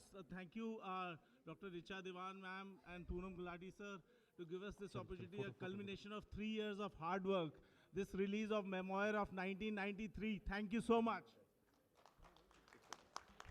We are very thankful to our chief guest, and I would only like to say, if there were words to thank him, we would have made an attempt, and we hope that we will all live by the kind of ideals that he has lived with, which we are already following, and we shall pursue to gain excellence. Thank you so much, sir. Thank you, Dean ma'am, and Dr. Chaudhary sir, and Dr. Minakshi ma'am. Thank you, audience. Thank you for being so supportive.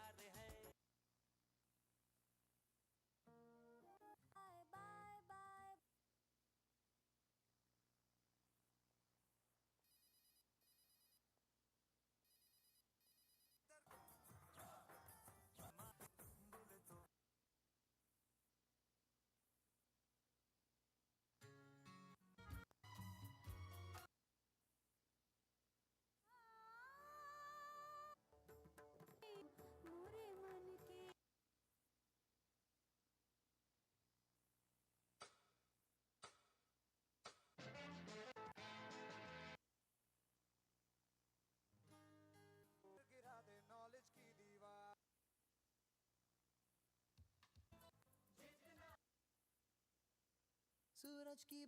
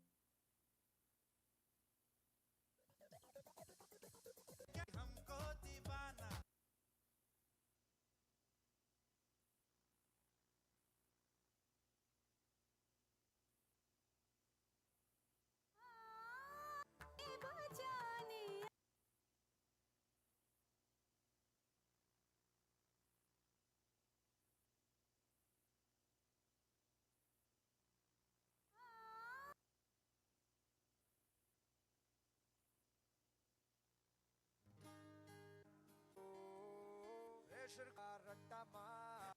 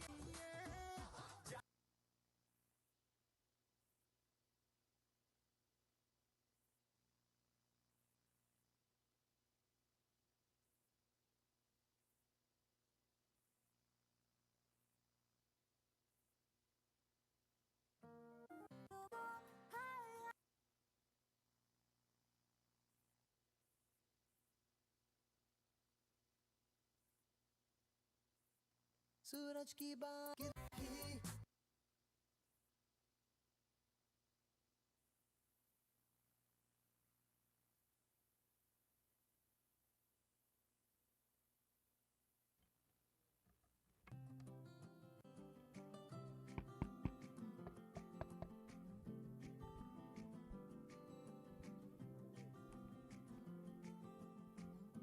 Check check hello hello on कर दे रहा हूँ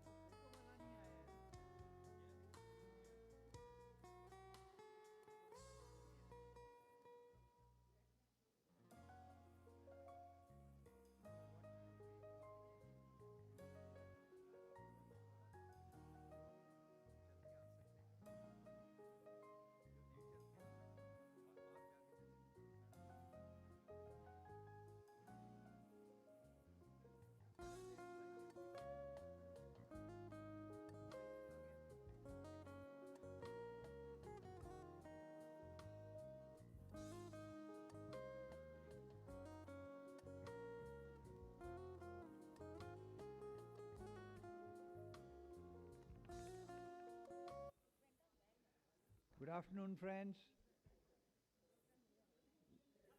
Let's get started with the felicitation of the diamonds.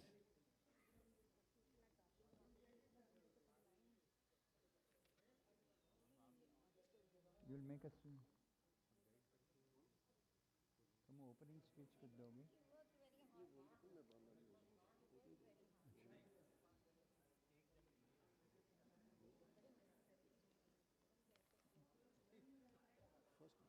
Once we all settle down, I'll just ask Dr. Hasti to introduce this batch to the President, and then I'll show each slide in alphabetical order, and those who can come up will receive the award on the dais, and those who want to stay down will send the award down.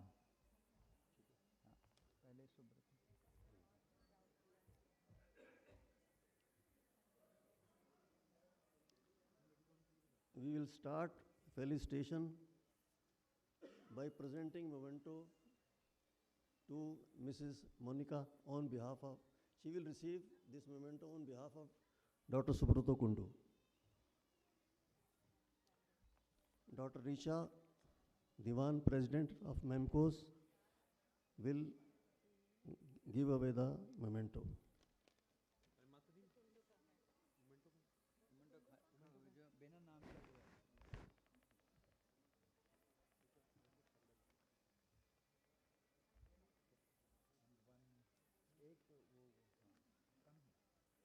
Come to the middle. You should get the picture.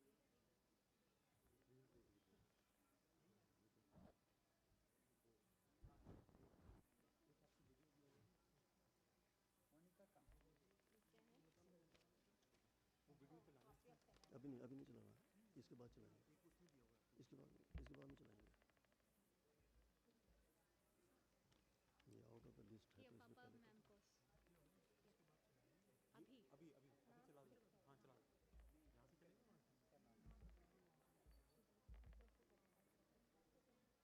अभी चला दो। हाँ ठीक है।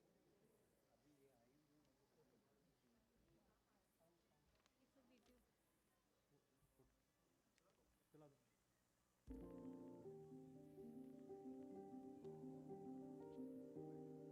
This honor bestowed on me and my family by the President and all the members of MAMCOS, I accept with complete humility. The recognition of almost 40 years service to our nation as a medical officer in ships, submarines, and army units in exceptional situations on the surface of the sea, beneath the waves, and in the mountains of the north, in Ladakh, and the icy slopes of Siachen Glacier is a story of fantastic experience given to me by our government, our nation, and by our armed forces.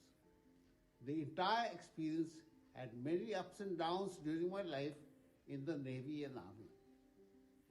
The many years of separation from my family, although exhausting, but this was compensated adequately by the camaraderie of our sailors and troops of my various units during my long career. And I wrote about all this first beginning with my student days in MAMC, which has come out in the form of a book titled Doctor in Campus, available on Amazon, and my entire life career in the services, which has come out in the form of a book titled Doctor in Uniform, also available on Amazon. Once again, I thank you for a great honor. Thank you very much, dear friends.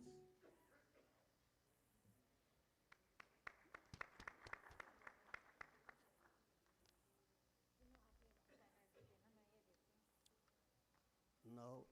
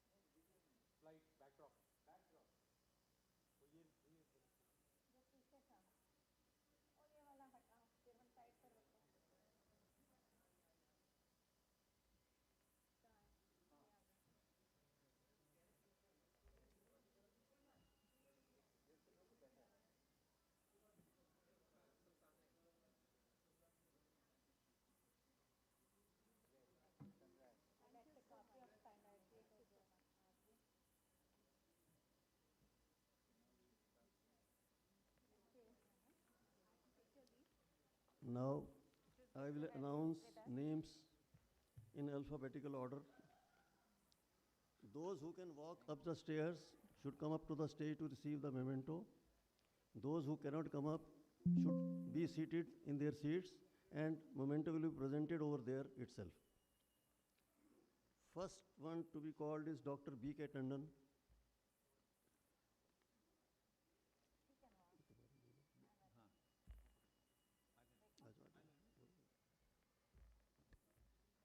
I mean, I am only projecting the material that was forwarded to me. Dr. Tandon has done his MD in 1976, joined Hindu Rao Hospital in 77, went to Libya on deputation, 1979 for 4 years, retired from Municipal Corporation of Delhi, thereafter practicing at Tandon Nursing Home. Dr. B.K. Tandon.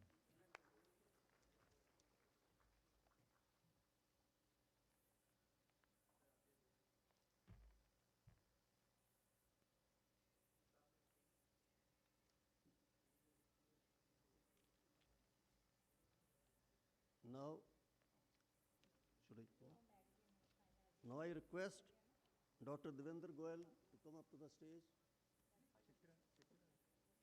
नहीं चित्रा नहीं, चित्रा बाद में वो उल्टा हो गया, देवेंद्र लिखा हुआ है, चित्रा का नेक्स्ट चावला के बाद लिखा गया नाम इसका उल्टा हो, कोई नहीं करते हैं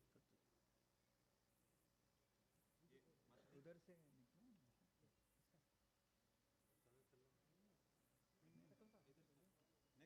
इधर ये चित्रा ही का ये मेरे को ये चित्रा का है ना ये चित्रा को चित्रा मैडम चित्रा बोलो हाँ इससे पहले कर दो Dr. Goyal, please wait. Next to be called is Mrs. Chitra, Dr. Chitra Dhawan. Please come up to the stage.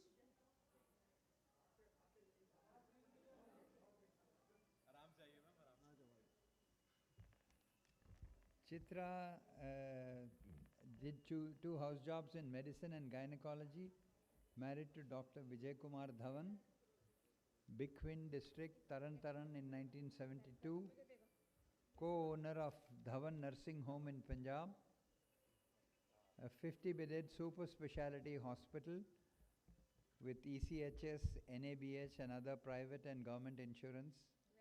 They have 70 workers in their hospital, postgraduate team of doctors. इनका slide नहीं आ रहा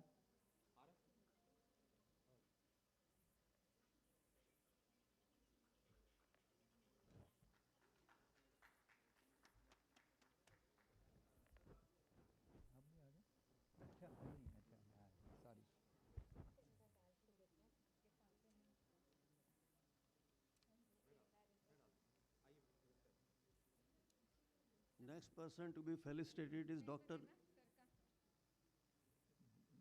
Devendra Goyal. Dr. D.K. Goyal is a very popular family physician practicing in East Delhi. He has received the Chikitsa Ratan Award of IMA East Delhi twice.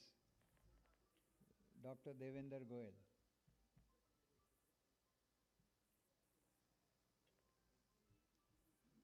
Next person to be called is Dr. Dinesh Chawla. Please come up the stage.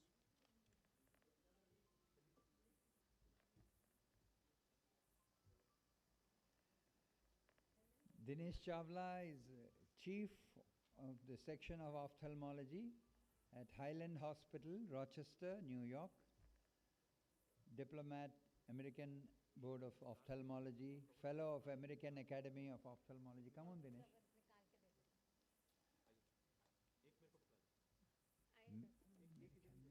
Mic से ना थोड़ा दूर होके आप भी आ जाओ photo में हाँ माइक ले लो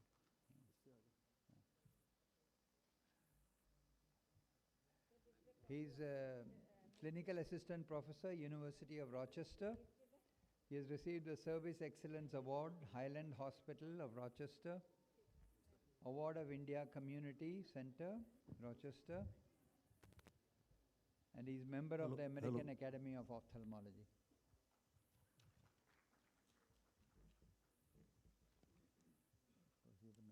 Next person is Dr. G.K. Mani. मैं क्या introduce करूँ इतना सा? Yes. He is MS from Maulana Azad MCH from Christian Medical College. He has got many awards. And he was awarded Padma Shri in 2013. और भी बोल रहे हैं साथी अरे मेरे बारे में सब जानते हैं. हाँ, everybody knows about the money. Please receive the memento. हो गया. हो गया, चलो. Next, Dr. Harihar Subramani. Please come up. Currently the professor of neurology and pediatrics at University of Florida, director of Ataxia Center of Excellence, long-term research in genetic neuromuscular diseases with over 200 publications. Right? That's great. Including in high-impact journals such as Nature, Genetics, Cell, Neuron and Brain. Steering Committee of the Biogen trial. Guyton Endowed Professor of University of Mississippi. Neuroscience Alumnus Award. Ron Bartek Prize for Research in Friedreich Ataxia by FARA, which he shared with faculty from UPenn, Melbourne, Strasbourg and Montreal. Served on many boards, including that of biotech companies. Next person to be called is Dr. Jagdish Handa. Please come up. अच्छा यही मैं सोच रहा हूँ मैं ऊपर क्यों जा रहा हूँ. A pleasure to introduce Dr. Handa. Served in various departments of the Delhi government. Tenure includes stints at Central Jail Hospital and Mental Hospital Shadra. Was notified as certifying surgeon of Government of Delhi for 3 years. Conducted 20,000 medico-legal cases at Police Hospital, Rajpur Road. Jagdish Handa retired as Medical Superintendent of New Police Lines. Recently retired after serving at the Aam Aadmi Mohalla Clinic, making the end of a distinguished career in public service. Dr. Jagmohan Singh Kalra, please come up. Dr. Jagmohan Kalra, the Director of Internal Medicine, Fortis Hospital, Shalimar Bagh. Worked as a senior consultant in HOD Medicine in Jaipur Golden Hospital for 20 years. Worked as in charge of DNB in Jaipur Golden Hospital and then Fortis Hospital. 13 theses have been completed under his supervision. Currently working as Senior Director Internal Medicine for Fortis Hospital, Shalimar Bagh. Most popular physician for his classmates in B65.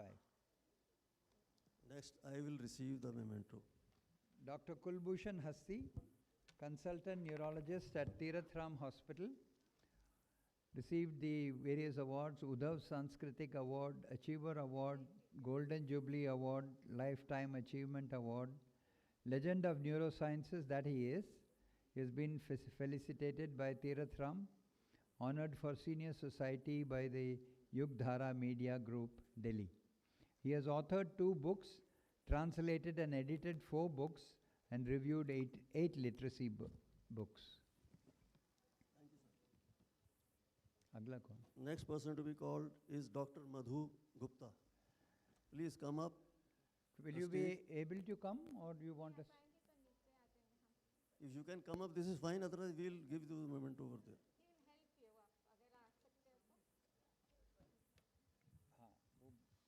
I'll help.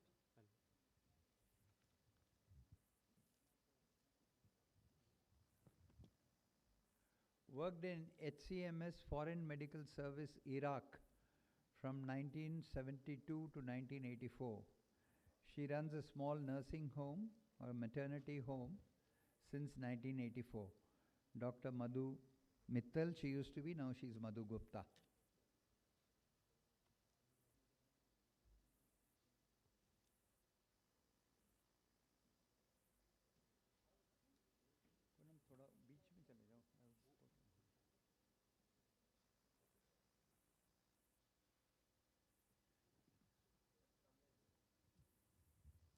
Next person to be called Dr. Neelima Kapoor. Can you come up, please?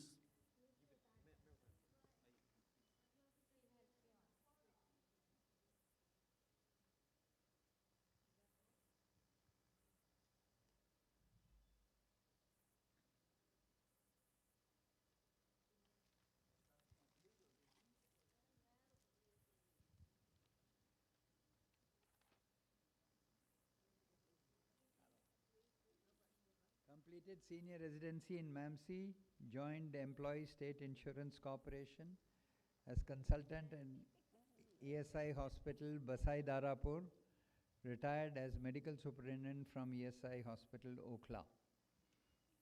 Dr. Neelima Kapoor. Dr. Pramod Prasad.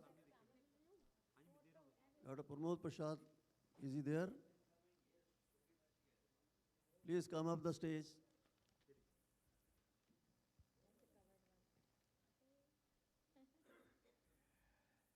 Pramod Prasad, practicing laparoscopic surgeon for more than 30 years. One of the pioneers of laparoscopic surgery in North India. Training the young surgeons and gynecologists in the field of laparoscopic surgery in Delhi and nearby cities.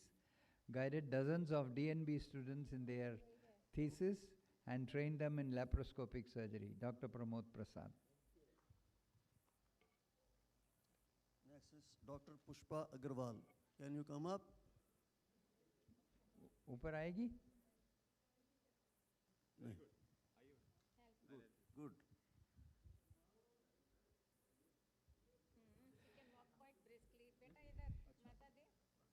Dr. Pushpa did her MD in microbiology in 1975. Worked as demonstrator in microbiology at Lady Hardinge Medical College. Later worked at the National Institute of Communicable Diseases as assistant director in Delhi for 9 years. Worked at the Central Research Institute for Vaccines in Kasauli. Worked as HOD microbiology in Safdarjung Hospital for 19 years. Retired as HOD microbiology and additional director general of Vardhaman Medical College and Safdarjung Hospital, retired in 2009. Dr. Pushpa Agarwal. Well done. Next. Thank you. Next, Dr. Rakesh Jain. Please come up to receive the memento. Dr. Rakesh Jain, practicing physician and dermatologist, received the Lifetime Achievement Award 2021 from Indian Association of Dermatologists, Venereologists and Leprologists, Delhi State Branch. I must comment, he is a devoted husband looking after our batchmate, Dr. Sushima Jain, who is not able to come today. So he is receiving on his behalf and also on behalf of Dr. Sushima Jain. Next one is Dr. Samit Ghosh. Can you please come up?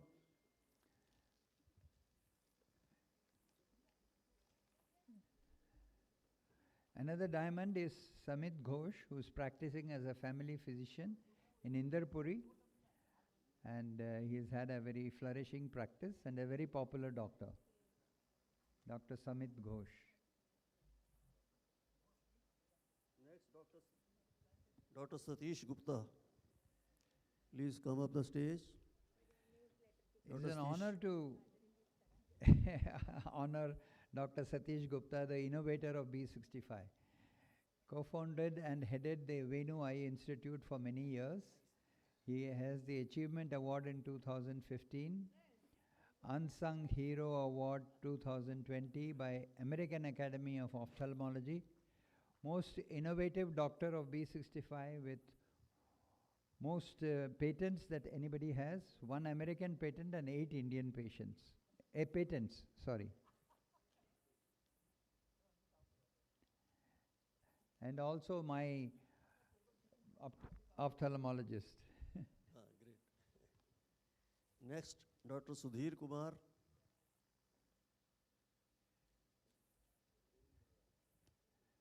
Dr. Sudhir Kumar was a physician and pathologist in Ghaziabad. He is presently an authority on spiritual subjects, having read several books extensively. We regard him as a friend, philosopher and guide for B65, Dr. Sudhir Kumar. Next, Dr. Supriya Datta. Dr. Supriya Datta, please come up.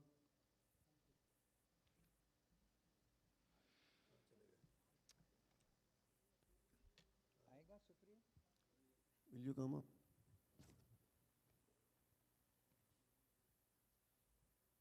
After finishing his education in MAMC, joined the government job in the Central Health Service. Also did the job on training at the Psychiatry Department of AIMS. As a CMO, served couple of health centers in Delhi. As a CMO, was posted at the Hospital of Central Jail Tihar and retired from there. After retirement, he has been rendering his medical services to various NGOs. Most of the NGOs were in slum areas. This is a picture of him with Mrs. Sheila Dikshit, who was the previous Chief Minister of Delhi. Next, Dr. Suresh Rustagi. Dr. Rustagi, please come up, if you can.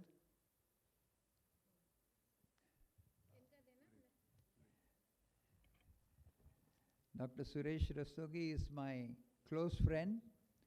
We used to study together and got our post-graduation under Dr. Satyanand.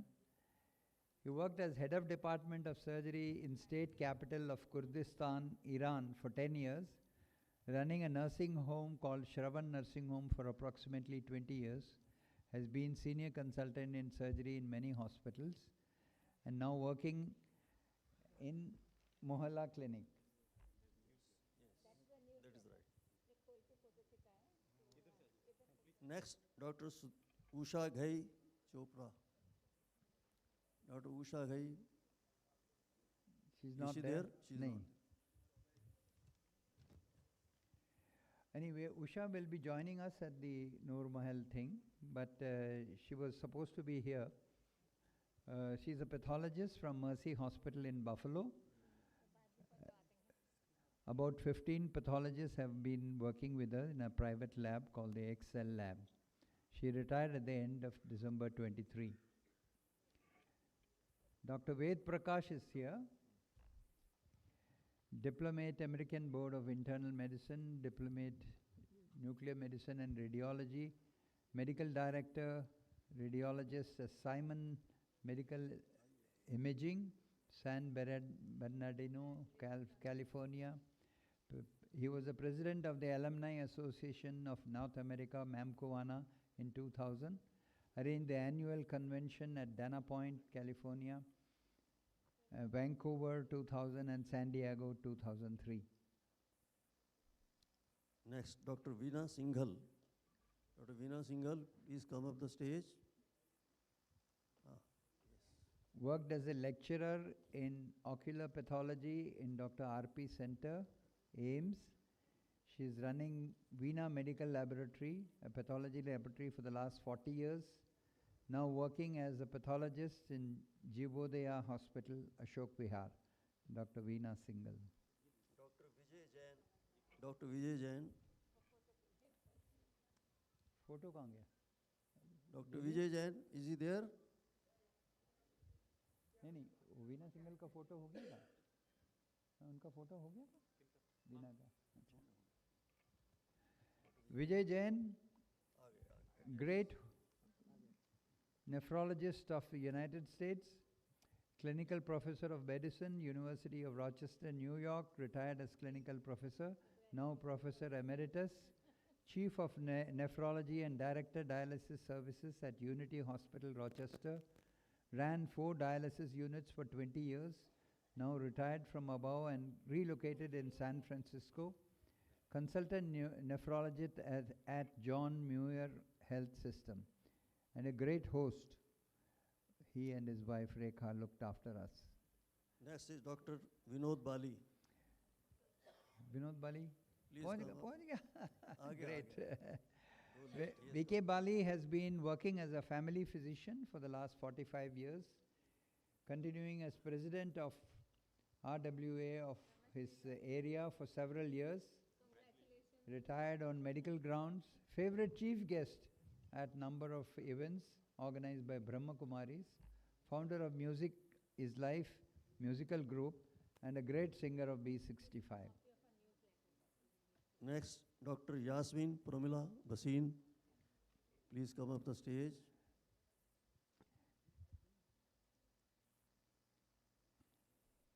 Dr. Yasmin is a distinguished physician, a diplomat American Board of Allergy and Clinical Immunology, fellow American College of Allergy, Asthma and Clinical Immunology, American Academy of Allergy, Asthma and Clinical Immunology, senior allergy and immunology consultant with Valley Health System for over 40 years, multiple awards over the career span, proud mother of 2 physician sons who are excellent human beings.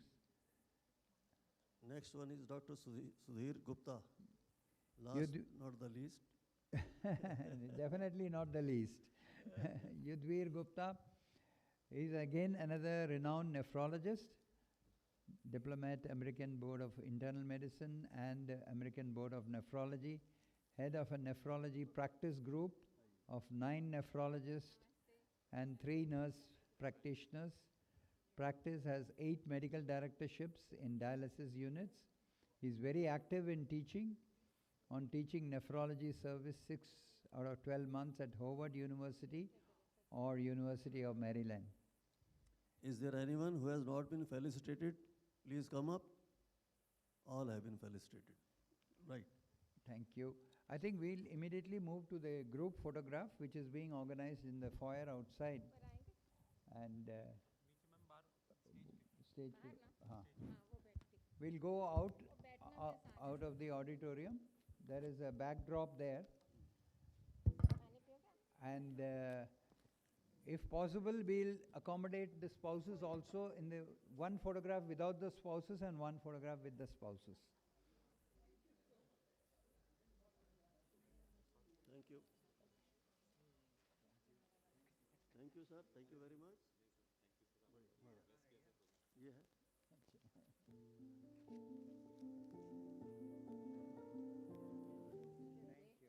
Great session, great session. It went off so well. And you get brilliant classmates.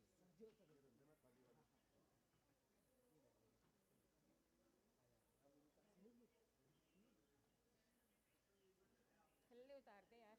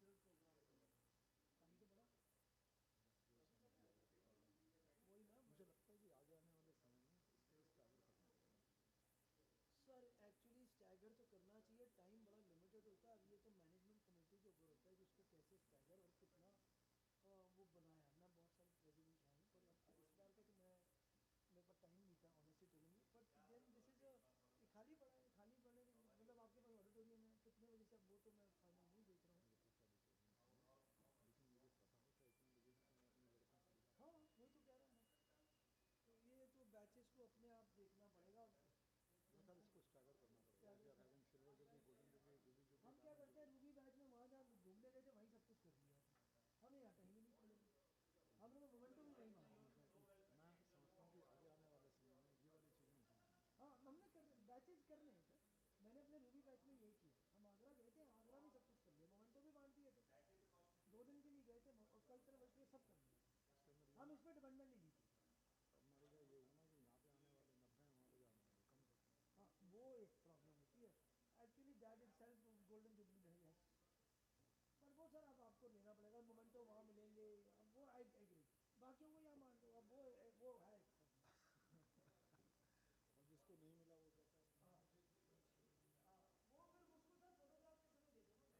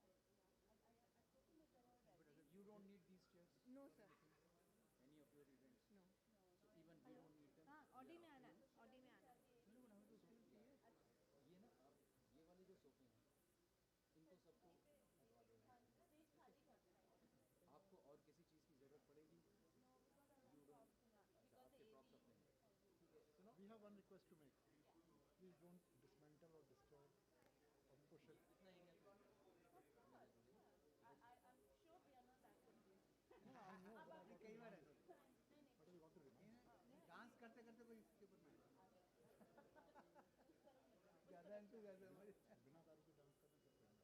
अभी मुझे लगता है कि बिना दारू के the theme very disappointed कुछ नहीं रखते आप नहीं हम रखना तो सिल्वर जुबली वाले हमें मिला ही नहीं पर कोई बात नहीं मेक अप कर 8 बजे निकाल दो तो आपका बैच सिल्वर जुबली में कौन सा हुआ मतलब 1996 started pass out in 2000 joining है आपकी ना हां पास 2000 फेवरेट इज सिंगर है हां जी हां इज हियर हां हमारा बच्चा है हां अच्छा मैं इनको बता दूं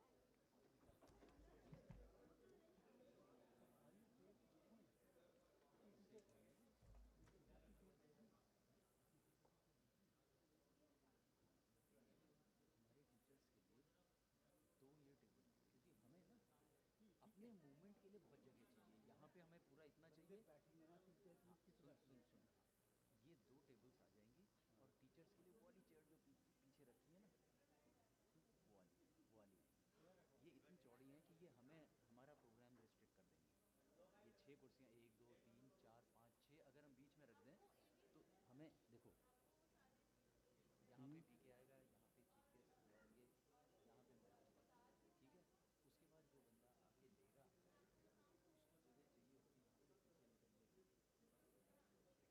तो हमें अपने उसके लिए चाहिए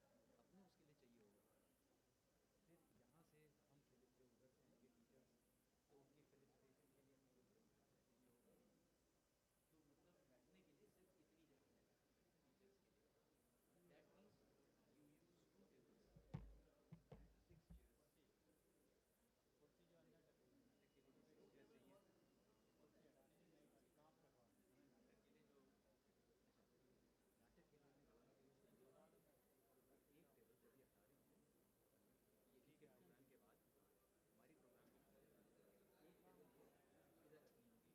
तो उनकी फेलिसिटेशन के लिए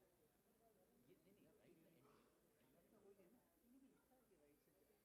चाहिए होगा तो मतलब बैठने के लिए सिर्फ इतनी जगह है टीचर्स के लिए that means you use 2 tables and 6 chairs कुर्सी जो अंदर नाटक के लिए 6 चेयर चाहिए कुर्सी हटाने की नहीं भाई काम करवाना नाटक के लिए जो अच्छा नाटक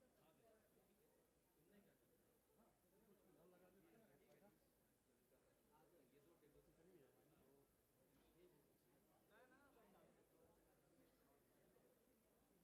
एक टेबल जब ये हटा रही हूँ ये ठीक है प्रोग्राम के बाद हमारी प्रोग्राम के बाद एक टेबल ये इधर रखनी होगी और ये जो 6 चेयर्स हैं इनको पीछे खींचना ये हटवा देंगे ये नहीं राइट से एंट्री का वही है ना इन्हीं में लिखा है कि राइट से एग्जिट आप यहाँ से एग्जिट करके बोल दिया मैंने एंट्री नहीं है एग्जिट वैसे इधर से है एंट्री फोन नहीं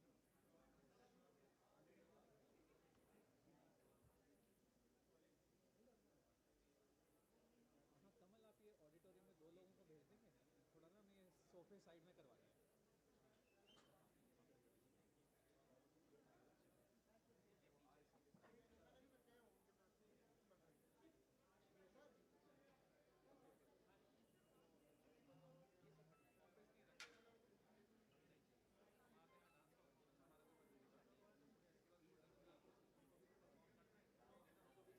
उनको भी नहीं चाहिए हाँ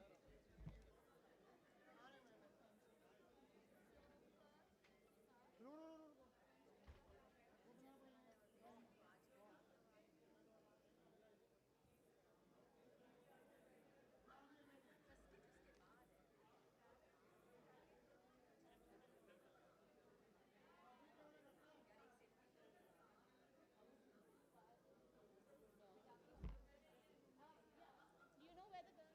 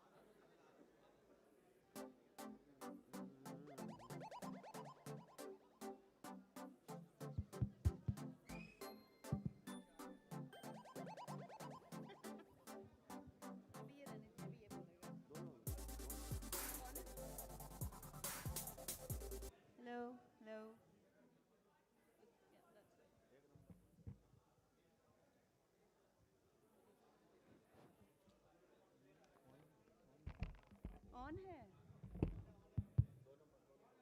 ये ऑफ कर दें ये ऑफ कर दें Okay, settle down please. We're ready to start the cultural program presented by Silver Badge of Mamsi. Call all your friends inside now. Time for that, yeah? Come on, let's start. Yeah. Good evening. Good evening, respected teachers, dear friends, and my batchmates. As we begin this cultural evening of our Silver Jubilee reunion, before music, celebration, and memories take over, I would like to start with a moment of reflection, something that connects us beyond time, profession, and identity. I will be reciting the Nirvana Shatkam, also known as Atma Shatkam, which was composed by Adi Shankaracharya nearly 1200 years ago. It is said that when Shankaracharya was asked a simple question, who are you? These 6 profound verses flowed as his answer. The recurring line you will hear in this verse, Shatkam, is Shivoham, Shivoham, which means I am Shiva. Not Shiva as a form or deity, but Shiva as pure consciousness, infinite awareness, and inner stillness. As doctors, as दोस्त जिन्होंने पिछले 25 साल के सफ़र साथ तय किया है, ये चैंट हमें याद दिलाता है कि डिग्रीज, रोल्स और रिस्पॉन्सिबिलिटीज़ के परे हम सब का एक मूल स्वरूप एक ही है. To make this experience collective, I would invite you all, after each shloka, when I say Shivoham, Shivoham, please join me and chant Shivoham, Shivoham together. Let us begin.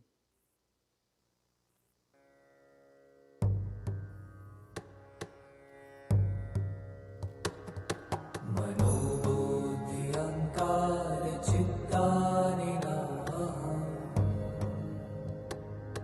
न च शोध जिह्वे न च घ्राण नेत्रे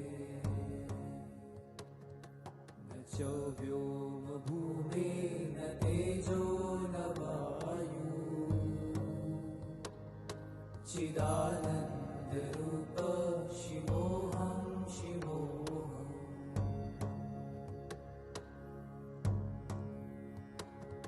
न च प्राण संज्ञो न वै पंचवायु न वा सप्तधातु न वा पंचकोश न वा पाणिपादं न चोपस्थपायु चिदानन्दरूप शिवोऽहं शिवोऽहम्. Everybody please say Shivoham, Shivoham as this verse comes.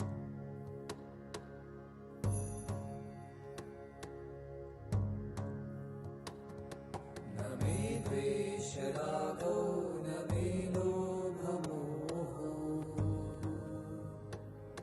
मदो नैव मे नैव मात्सर्यभाव न धर्मो न चार्थो न कामो न मोक्ष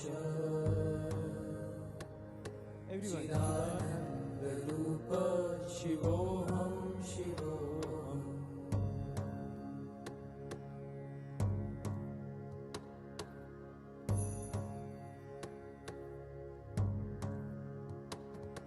न पुण्यं न पापं न सौख्यं न दुःखं न मन्त्रो न तीर्थं न वेदा न यज्ञा अहं भोजनं नैव भोजं न भोक्ता चिदानन्दरूप शिवोऽहं शिवोऽहम्.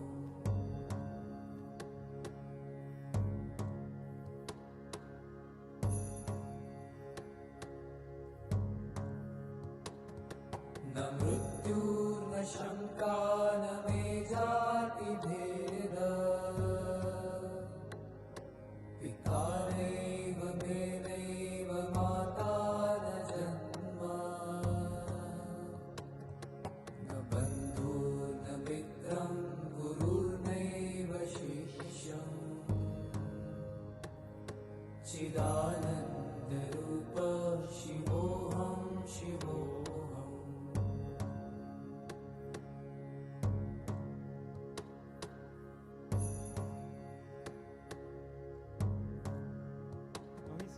अहं निर्विकल्पो निराकाररूपो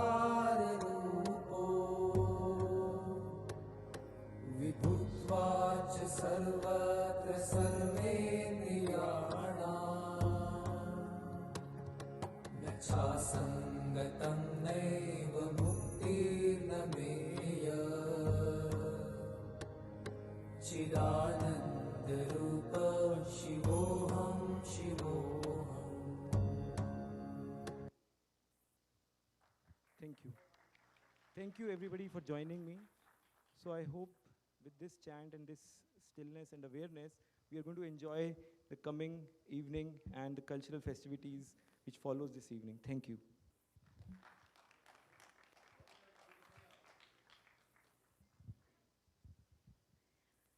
So it was a wonderful performance, Vikas, and thank you for getting things started on an auspicious note.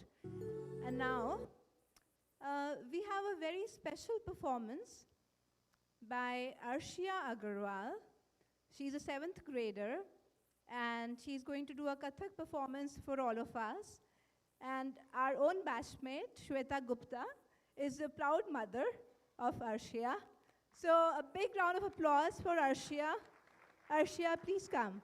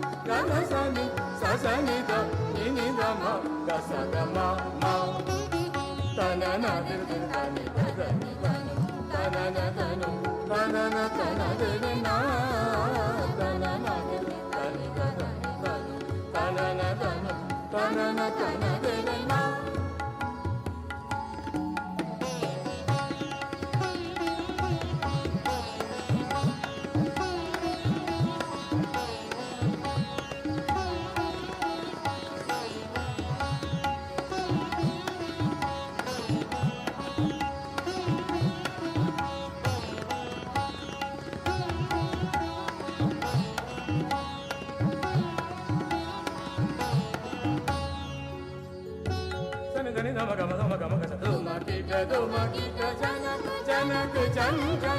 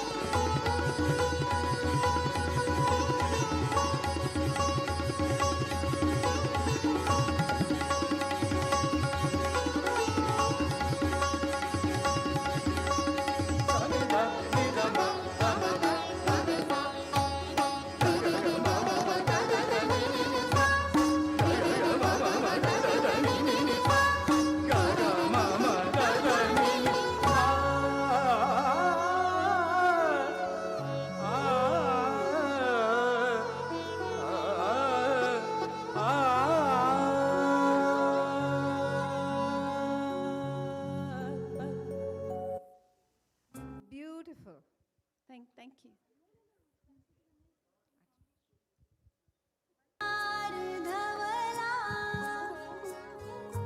या शुभ्रवस्त्रावृता या वीणावरदण्डमण्डितकरा या श्वेतपद्मासना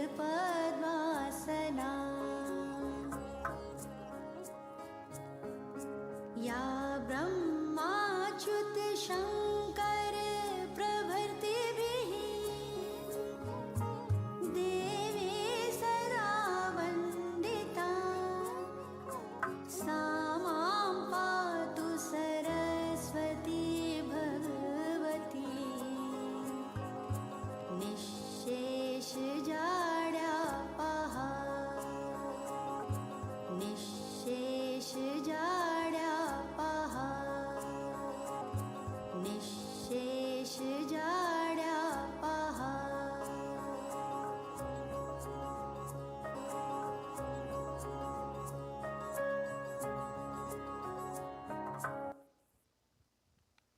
Thank you so much. It was a beautiful performance, Arshia. Thank you. Thank you very much. Very tough act to follow, but फिर भी we'll see. Yeah, Sudeshna, you're up next. Sudeshna is going to sing in her melodious voice and get the evening started.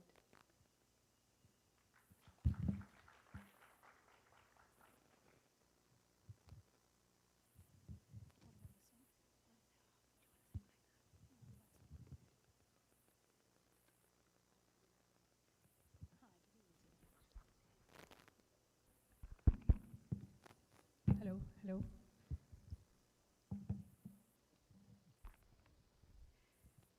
Good evening, ladies and gentlemen.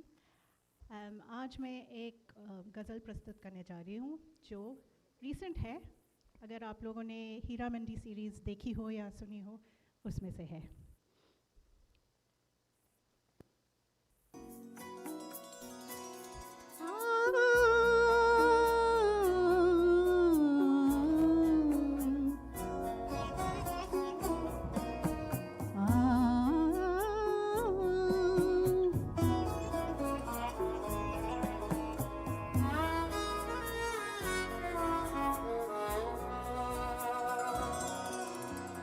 एक बार देख लीजिए, एक बार देख लीजिए, दीवाना बना दीजिए, एक बार देख लीजिए, जलने को है तैयार हम, परवाना बना दीजिए, एक बार देख लीजिए.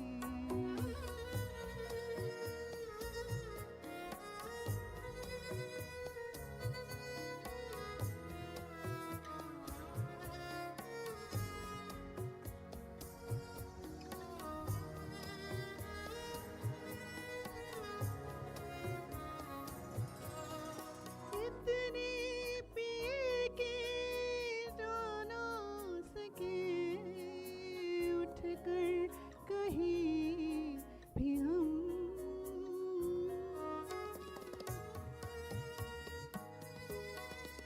इतनी पिए के जो ना सके, उठकर कहीं भी हम, आँखों को अपनी आप एक मैं खाना बना दीजिए, एक बार देख लीजिए.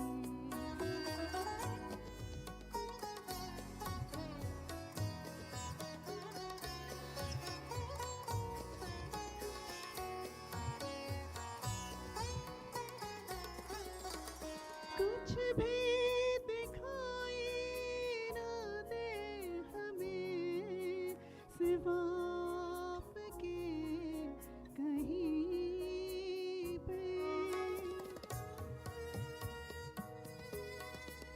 कुछ भी दिखाई ना दे हमें सिवा आपके कहीं पे सारे जहां से आप हमको बेगाना बना दीजिए एक बार दे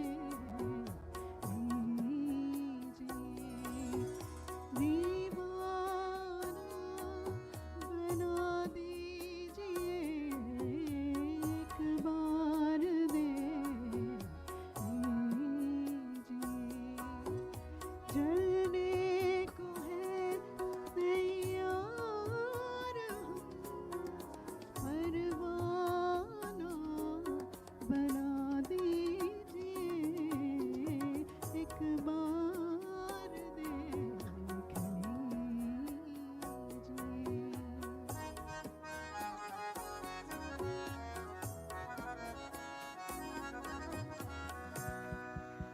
Thank you.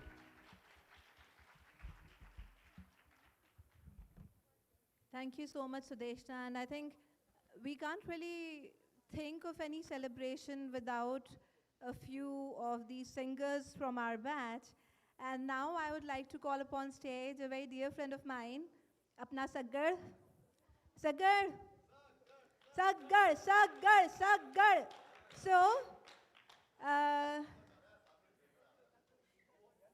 So he's a neuro and spine head at Mohali. And वो चाहे जो कुछ भी हो, लेकिन सबसे पहले तो अपना सग्गड़ है. Saggar, over to you, man.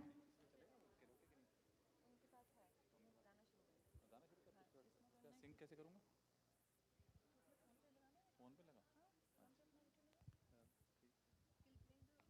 हाँ नहीं आया I'll take this one.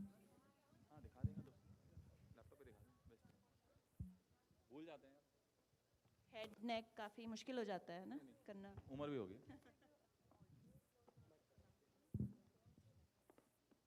It's always a challenge to sing after Sudeshna. You know, I mean, she has such a beautiful voice, such a melodious voice. So she has set the bar very high. Kindly tolerate with me. है ना? Kindly bear with me. हाँ वो बात ठीक ठीक सही बात You have been doing that. हाँ Thank you, thank you.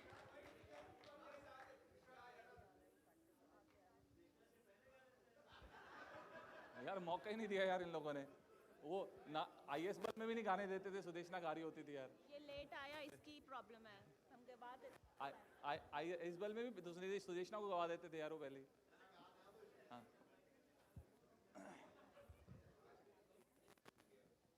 हाँ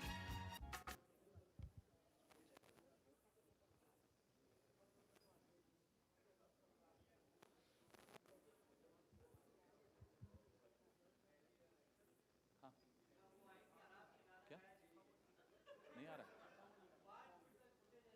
सिर्फ वो आ रही है ओके कोई बात नहीं मैं इसमें ले लेता हूँ हाँ हाँ ठीक है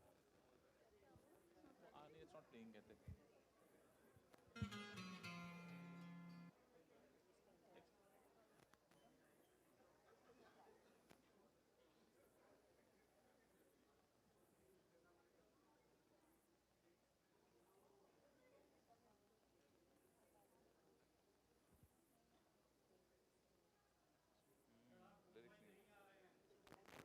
बस एक मिनट यार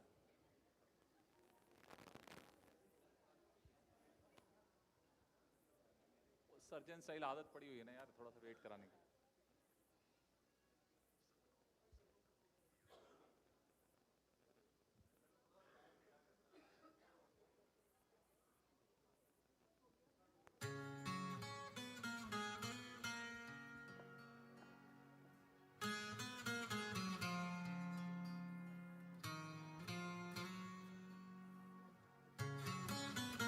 Tribute to Dharamji, he recently passed away.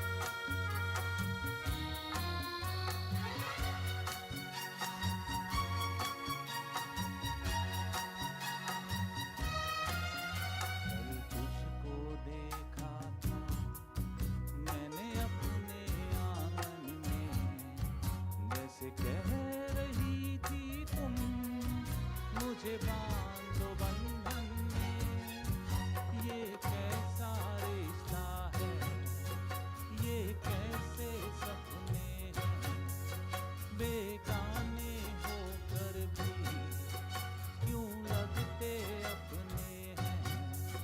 मैं सोच में रहता हूँ, डर डर के कहता हूँ, पल पल दिल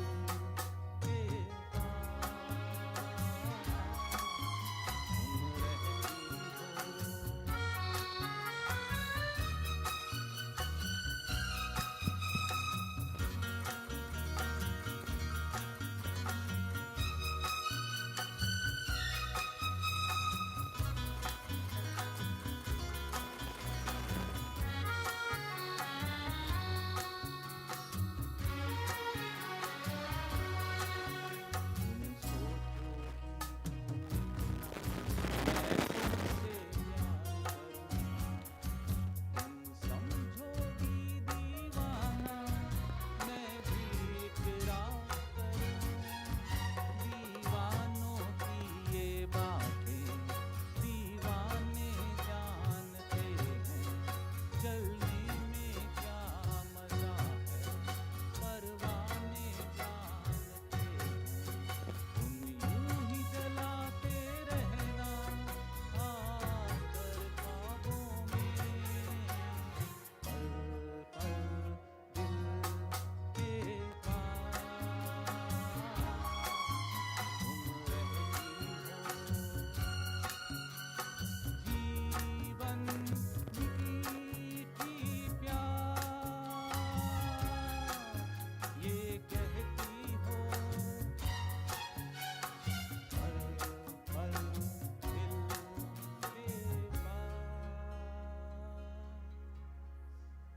तुम रहती हो।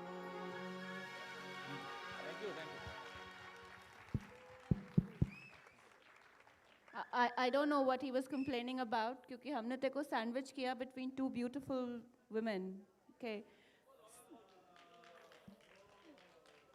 So, last but certainly not the least, solo performance of the evening is by our very lovely Reema. Make some noise for Reema, Reema, Reema, Reema. Hi everyone. This is so nostalgic and it's my honor to sing for you all today. I hope you enjoy my performance. If some of you would like to tap your feet, please feel free to do that.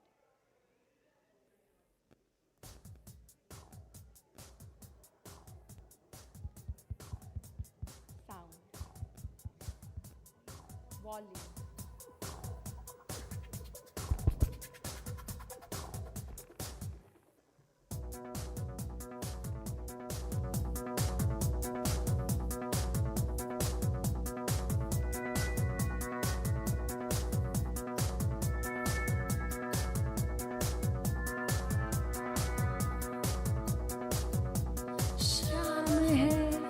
जाम है नशा, तन भी है मन भी है पिघला हुआ। Sorry.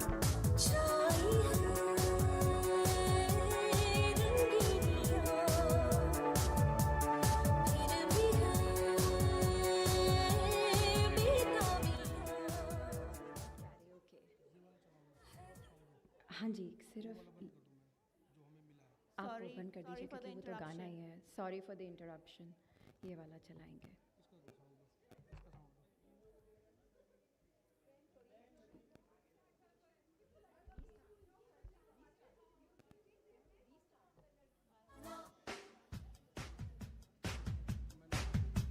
Once more, Reema.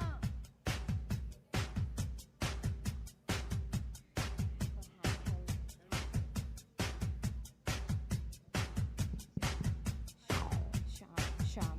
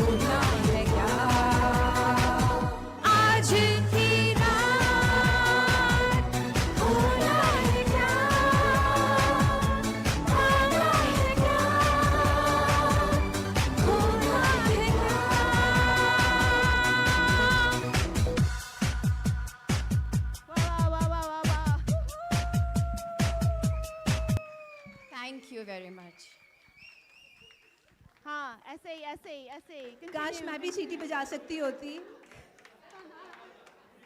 काश मैं बहुत कुछ कर सकती होती। रीमा, सगर सुदेशना बस समा बांध दिया आज तो. Or now, this is the finale of our batch's performance. It's going to be great. मैं पहले बता देती हूँ, it's going to be great, तो तुम ताली बजा लो और तैयार हो जाओ. और बहुत सारी तालियां बजाने के लिए हर 2 मिनट पे. It's okay, start. Or start, yeah, okay? नमस्ते मित्रों. सत श्री अकाल. वड़क्कम. खुशामदीद. कहिए कैसे हैं आप सब लोग? अरे पहले ये कहिए कौन है आप? हम तो भूत हैं. भूल गए क्या? इंग्लिश वाला गोस्ट वोस्ट नहीं, हिंदी वाला भूत, भूतकाल वाला भूत, समय अंकल वाला भूत. अच्छा हुआ याद दिला दिया तूने. मैं हूँ पास्ट, अंग्रेजी वाला पास्ट, और ये जो मैम सी 96 के सारे हमारे बैचमेट्स हैं उनका पास्ट, भूतकाल. So, दोस्तों और दोस्तनियों, नौजवानों और नौजवानियों, ladies and gentlemen, Ma'am C batch of 96 welcomes you all for this grand event, हमारी यादों का सफर. और ये है हमारी मैम सी की यादों का सफर. तालियां.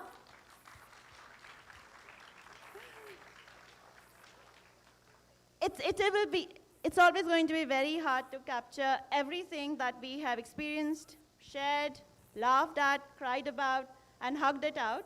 But this is our attempt to give you all a small glimpse and a reminder of what our journey has been in the last 25 years. हम सबकी मंजिल तो यही रही, मैम सी. लेकिन सबका यहाँ तक पहुँचने का सफ़र रहा बहुत अलग. किसी की मम्मी ने कहा बेटा डॉक्टर बनो, किसी के पापा ने कहा, और कोई खुद ही चाहता था, और किसी को और कुछ समझ में नहीं आया तो कहा चलो यही कर ले. I mean, we all had dreams, Yeah. but so did our parents. And you're right, maybe sometimes parents more than us. And that's why they kept on telling us, पापा कहते हैं.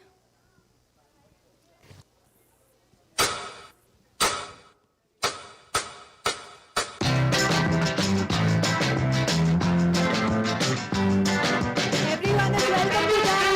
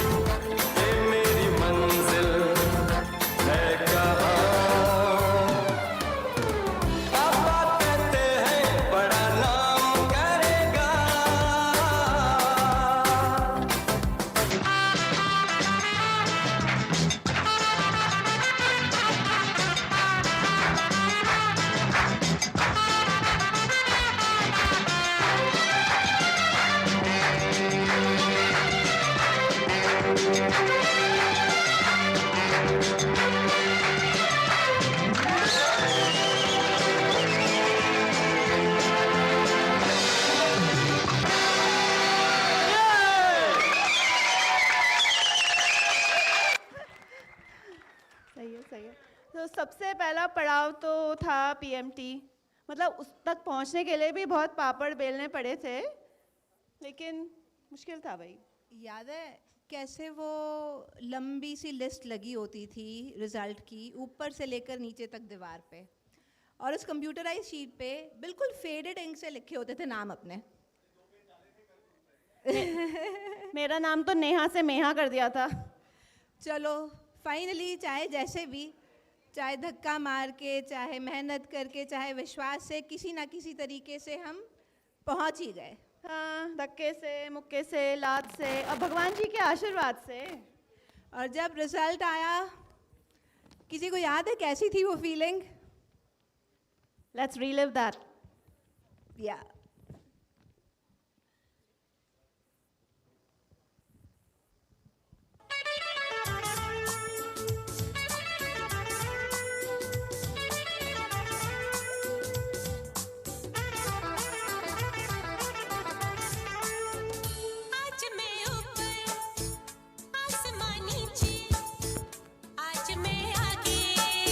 ज़माना है पीछे, आज मैं ऊपर, आसमां नीचे, आज मैं आगे, ज़माना है पीछे।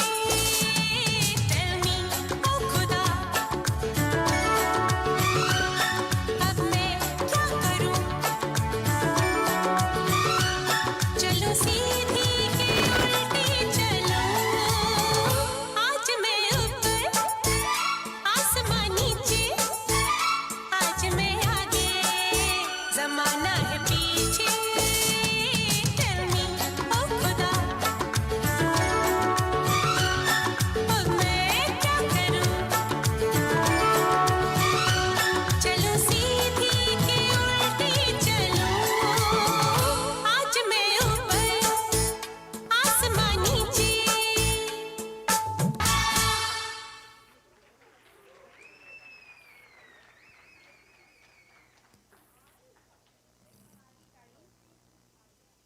और फिर चलते चलते हमारी गाड़ी पहुंची फाइनली मैमसी। और वहाँ पहुँच के क्या मार्केट वैल्यू बढ़ी, कितनी औकात बढ़ गई थी ना। लोग कहते थे वो देखो जा रही है रावत जी की बेटी। Street crate.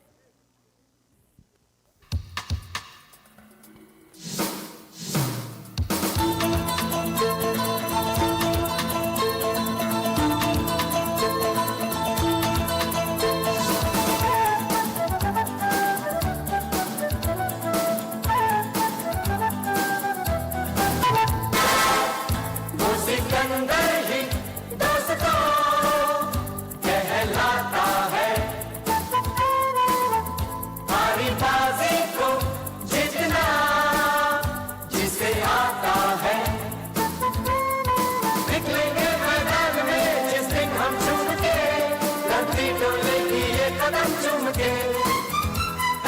निकलेंगे मैदान में जिस दिन हम चूम के, धरती डोलेगी ये कदम चूम के। वो सिकंदर ही दोस्तों कहलाता है। ये गलियां अपनी, ये रास्ते अपने, कौन आएगा अपने आगे? राहों में हमसे टकराएगा जो, हट जाएगा वो घबरा के। यहाँ के हम सिकंदर, चाहे तो रख ले सबको अपनी जेब के अंदर, पर हमसे पंगा मत लेना मेरी जान।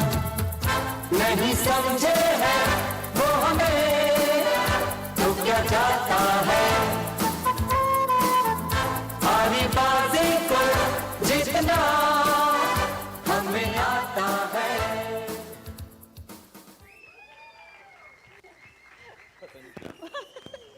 वाह वाह वाह वाह। और पहले कुछ दिन, महीने तो ऐसे मस्ती में निकल गए, पता भी नहीं चला। और क्या क्या कुछ तो सीखा कॉलेज में आके मेडिसिन के अलावा। याद है नेहा? कैसे वॉशरूम के लिए सुबह सुबह लाइन लगाना, कम पानी में गुजारा करना, पड़ोसन का पानी चुराना, हॉस्टल गेट कूदना और थापा जी ओजीएच वाले को पटाके रखना कि मम्मी को शिकायत ना करें। और प्रॉक्सी मारना ईशान क्या क्या तो नहीं किया। ऑडी स्टेप्स के आगे बैठना, अपना फ्री टाइम का बड़ा अच्छा इस्तेमाल करना, क्लासेस बंक करने के लिए और फिर बैठ के लोगों को ताड़ने के लिए। And doing all that, we felt invincible. Here goes.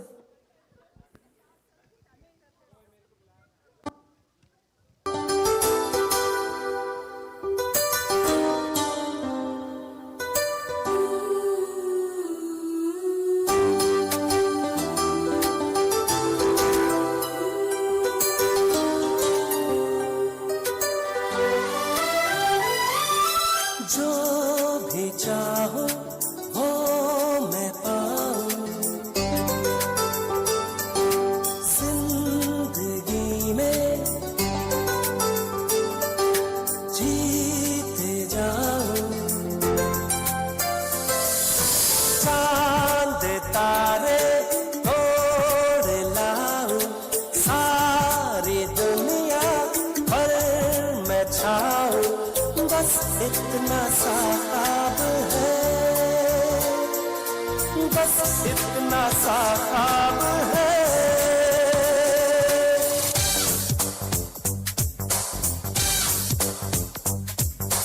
चांद तारे तोड़ लाऊं, सारी दुनिया पर मैं छाऊं। बस इतना सा ख्वाब है, इतना सा ख्वाब है।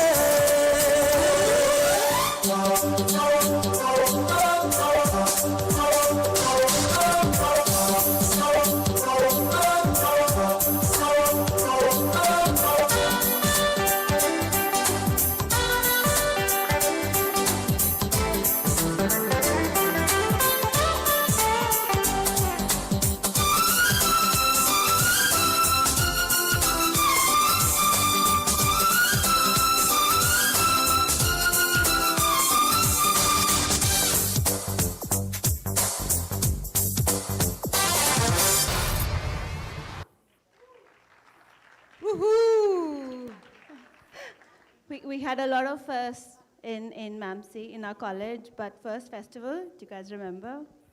What a feeling. पहली बार रात भर नाचना दोस्तों के साथ।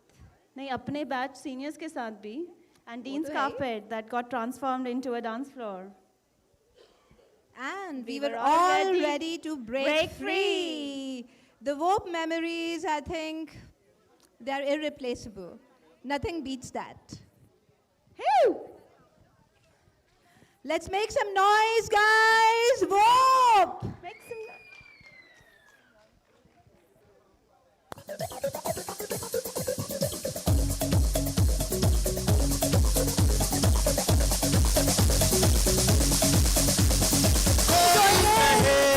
कहता रहे कितना भी हमको दीवाना, कोई कहे कहता रहे कितना भी हमको दीवाना।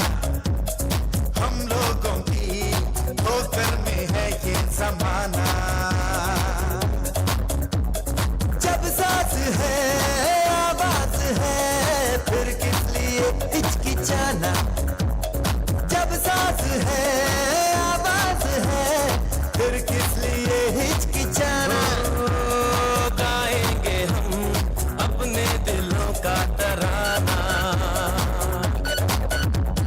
बिगड़े दुनिया बिगड़ने भी दो, झगड़े दुनिया झगड़ने भी दो, लड़े दुनिया लड़ने भी दो। हम अपनी धुन में गाओ, दुनिया रूठे रूठने दो, पत्थर टूटे टूटने दो, कोई छूटे छूटने दो। ना घबराओ, हम है नए अंदाज क्यों हो पुराना।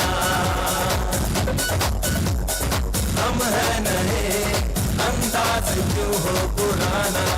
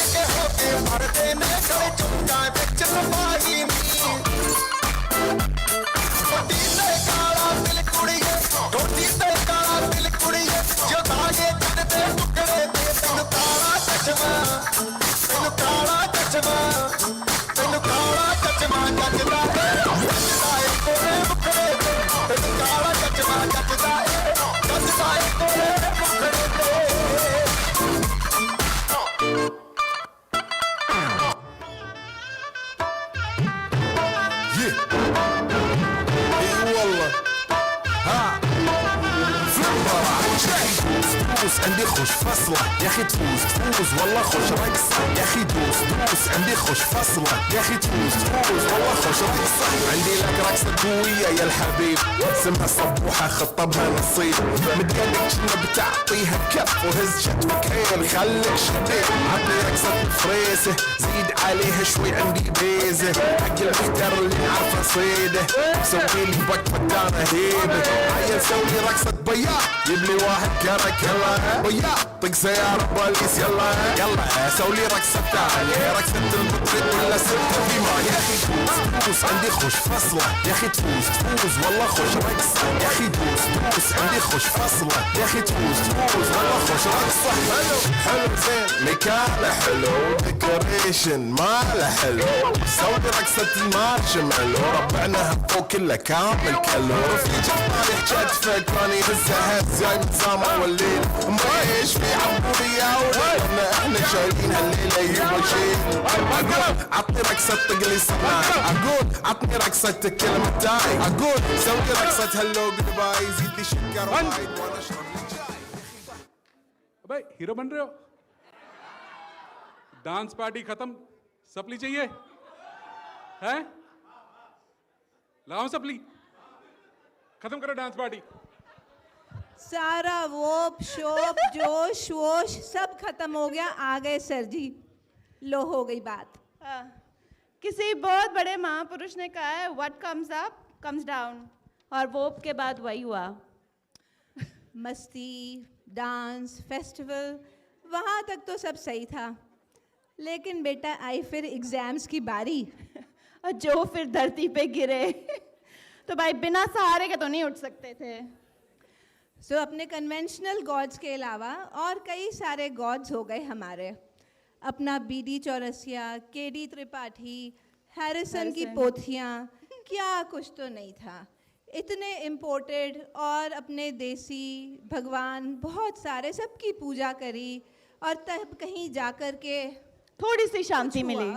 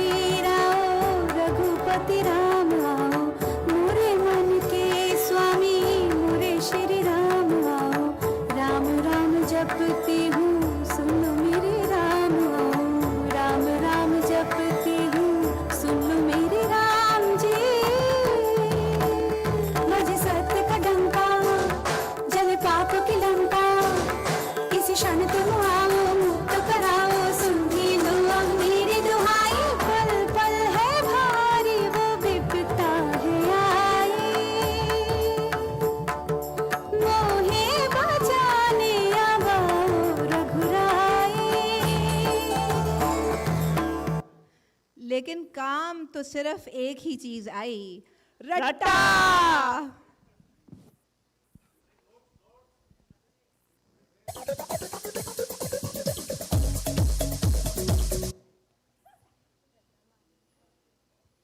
Our song. Cheap production value, man. Cheap production value.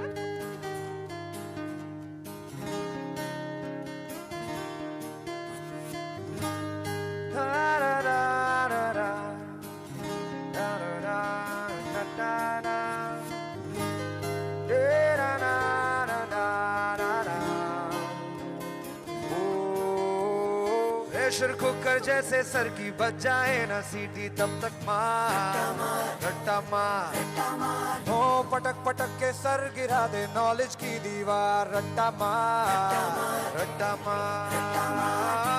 चढ़ जाए जो बुखार कॉफी से तू उतार खिस खिस के भेजा कर ले देर धार यार रट्टा मार रट्टा मार रट्टा मार रट्टा मार ओ भूल जाए एवरेस्ट चढ़ जा तू किताबों के पहाड़ 100 बार रट्टा मार जोर से ओ तक पक ब्रेन को तोड़ा उसको चाबुक मार जोरदार रट्टा मार जोर से डर के मिलेगा क्या लेगा क्या तू खाट कट कट के पीछा टॉनिक जीत का यार रट्टा मार रट्टा मार रट्टा मार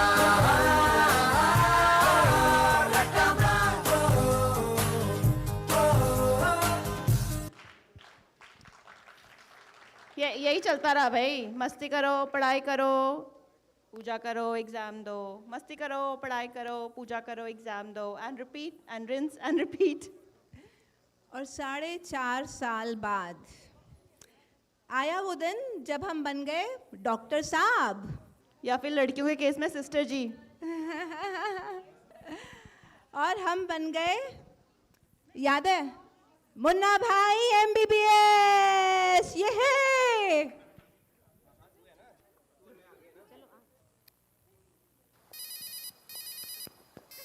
हेलो, नानावती हॉस्पिटल आ रहे लाओ, लीलावती हॉस्पिटल जा रहे लाओ, जे हॉस्पिटल आ रहे लाओ मेरे बाप। अरे किधर किधर, अरे breach candy, hold man hold, I am busy.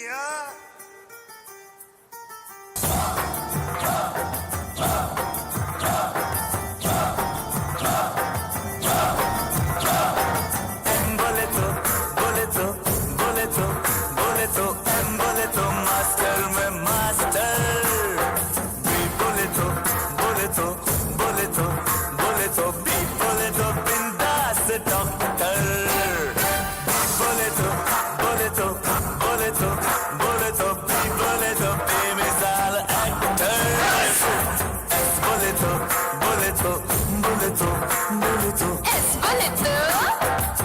बोले तो शाया कैरेक्टर मटे को सीधा चला दो, सीधे को टेढ़ा बना दो, रोते को झट से हंसा दो, हंसते को फट से रुला दो। हे स्टाइल मेरा स्माइल ना कर दे दिल तेरा crack crack crack. Oh, what's your name? अय्या, तुझं नाव काय रे? माय नेम माहिती नाही काय? मुन्ना भाई MBBS मुन्ना भाई MBBS मुन्ना भाई MBBS मुन्ना भाई अरे MBBS। अरे मजा आ गया। क्या लग रहा था उस समय पे? सही है सही है। बस दुनिया जीत ली, सब हासिल कर लिया, बस आगे और कुछ चीज की चिंता करने की जरूरत ही नहीं है, बस हम तो छा गए, है ना? बस ऐसे लग रहा था बस अब और कुछ नहीं करना, बस ऐश ही ऐश है। Was it really the case? बहुत बड़ी गलतफहमी थी बहन, बहुत बड़ी गलतफहमी थी। ऐसे लग रहा था बस I am the best। नहीं कर रहे। ओके, स्क्रिप्ट चेंज, हाँ स्क्रिप्ट चेंज, एक्सटेम्पोर। बहुत बड़ी गलतफहमी थी भाई। याद है ना वो बड़े महापुरुष जिन्होंने कहा था what comes up comes down. Degree तो मिल गई, डॉक्टर नाम के आगे लग भी गया। And then the real adulting happened। रोटी दाल के भाव ही नहीं पता लगे, उनके पैसे भी देने पड़ रहे थे। इतने बड़े बड़े डिसीजंस, आगे क्या करना है लाइफ में, रिश्तों में, पढ़ाई में, सारे डिसीजंस लेने पड़ रहे थे। Big words, big questions, bigger dilemmas, mega big answers, but we know what goes down goes up।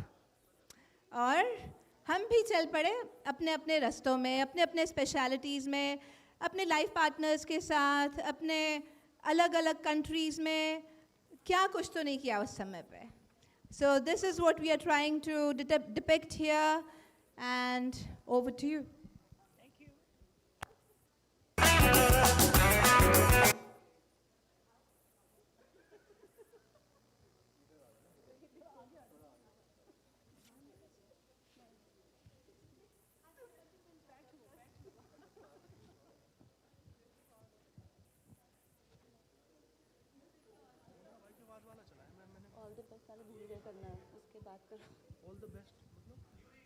शादी हो रही है. अरे डांस करने के लिए कोई तो आ जाओ यार. बैठे बैठे देखोगे शादी. शादी मुबारक.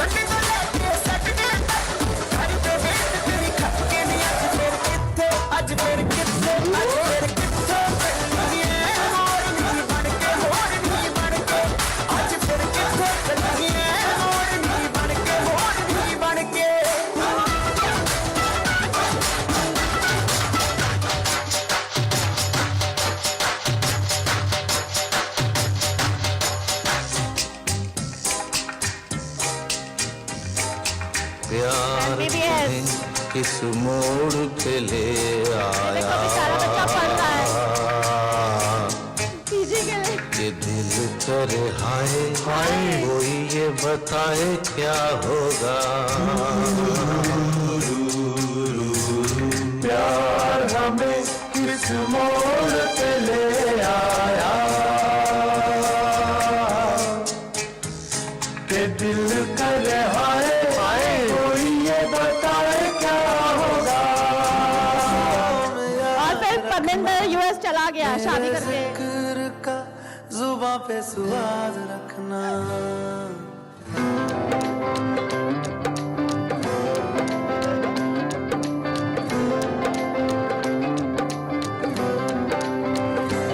अच्छा चलता हूँ दुआओं में याद रखना मेरे जिक्र का जुबां पे स्वाद रखना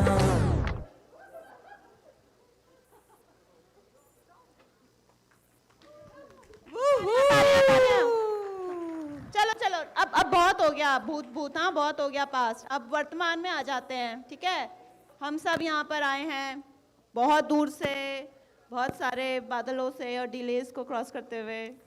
सब अपनी लाइफ में बिजी हैं, सब एडल्ट्स हो गए, लेकिन what brings us together is this place, the collective memories that we have had over the years. And we are grateful, we are all here together to celebrate that.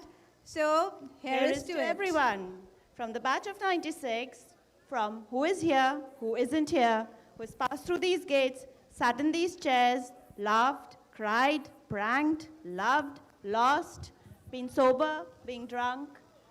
And at the end, we can only say, love you, Zindagi.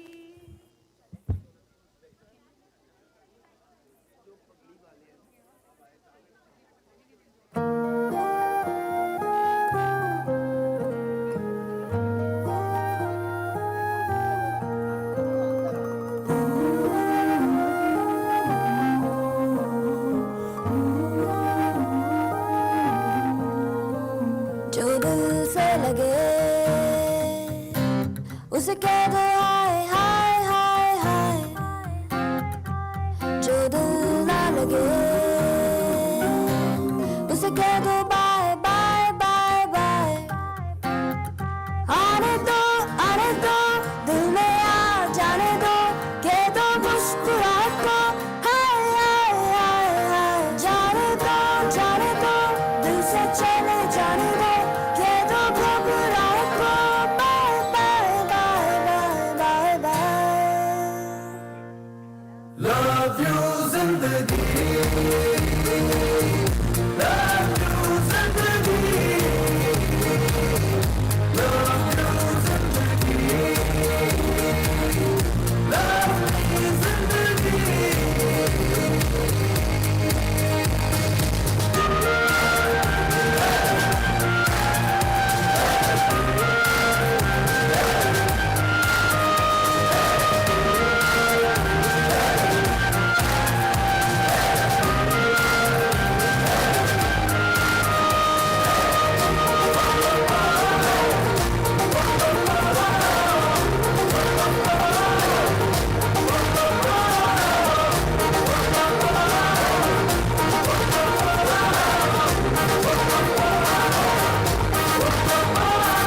हाथ पकड़ के तू मेरा चल दे,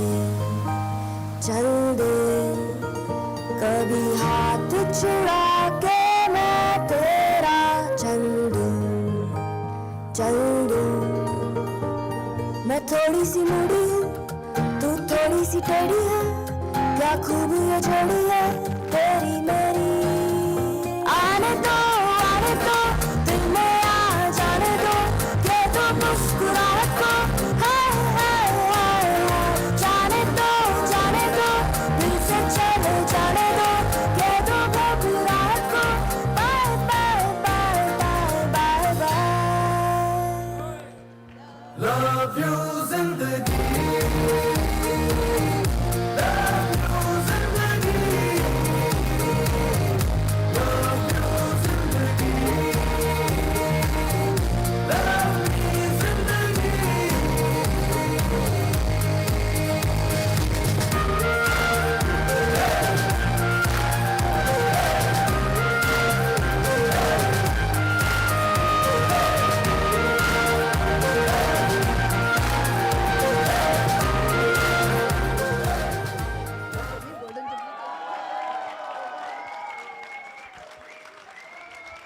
ए अभी खत्म नहीं हुआ।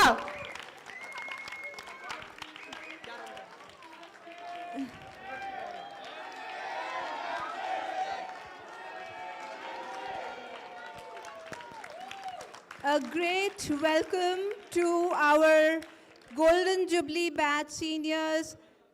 Please join us in the celebration, sir. Please have a seat.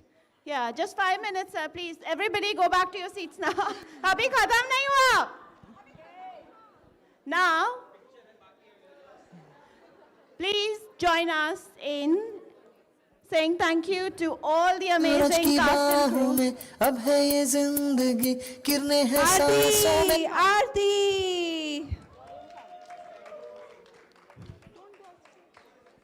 Stay on the stage, guys. अब है ये जिंदगी, Rishika. Rishika. बातों में रोशनी। Vikas Mittal. Archana. Parul Saxena. Parul Bansal, Parul Saxena. Garima. Manpreet. Deepika. Pankaj Gupta. Paras. Kathuria. Parminder. Bajit. Shweta.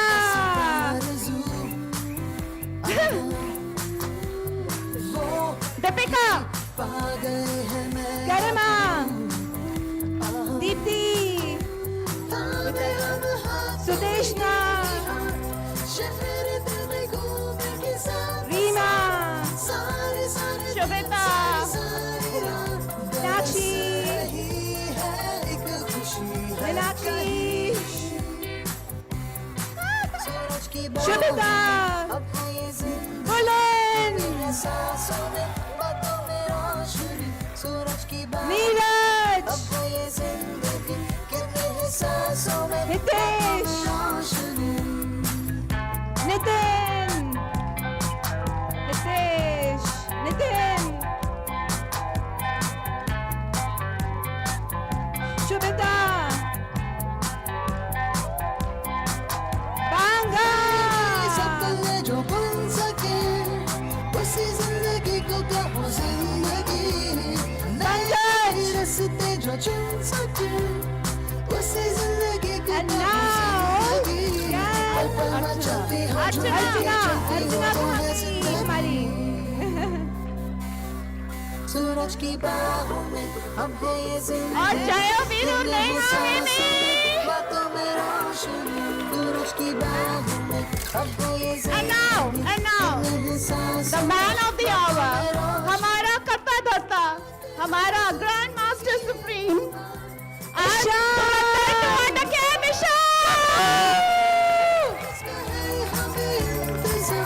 जिंदगी यही है और यही सूरज की बाहों में अब है ये जिंदगी कितने हैं सांसों में बातों में रोशनी सूरज की बाहों में अब है ये जिंदगी कितने हैं सांसों में बातों में रोशनी सूरज की बाहों में अब है ये जिंदगी कितने हैं सांसों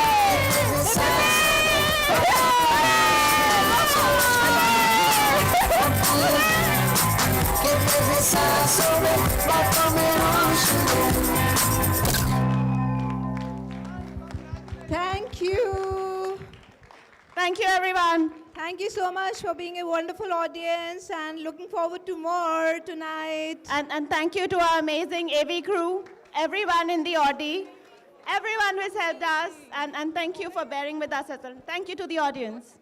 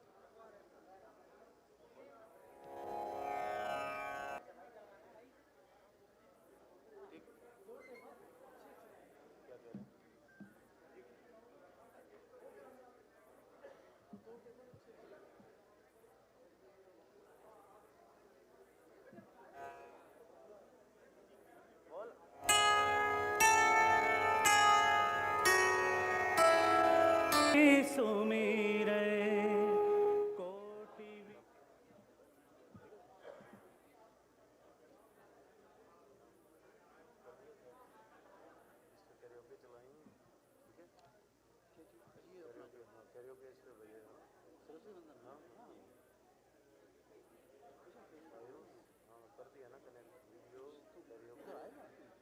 बजेगा पूरे हॉल में बजेगा ना नीचे हम यहाँ लिरिक्स देख के जाएंगे लिरिक्स देख के यहीं जाएंगे ना बेटा कुछ स्टैंड टाइप है पढ़ लेगा ना या तुम लेन दो चलाऊंगा लिरिक्स कैसे आएंगे यही वाला जो तुमने मेरे को भेजा का ध्यान रखिए ये लिरिक्स वही है नहीं वो वही है ना जो तुमने मेरे को भेजा हाँ वही है कर रखा है ना डाउनलोड ऑनलाइन करो तो साला आता ही नहीं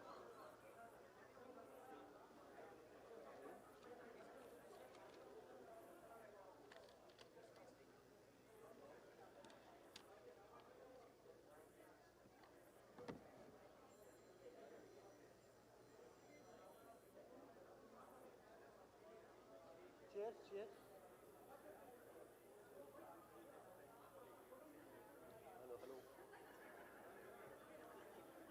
Hello.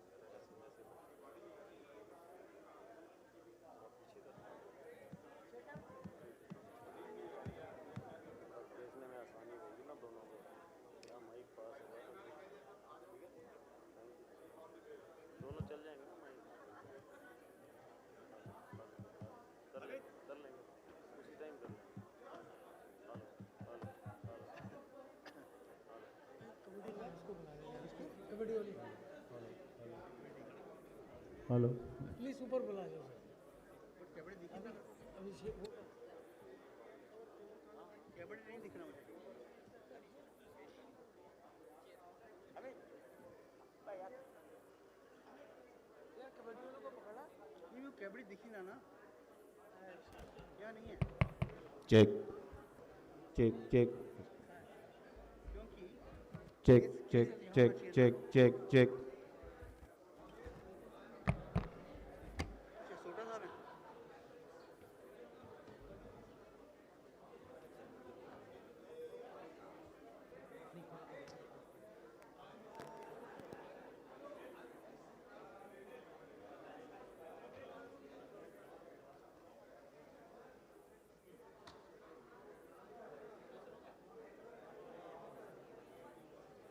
Cabaret, come up.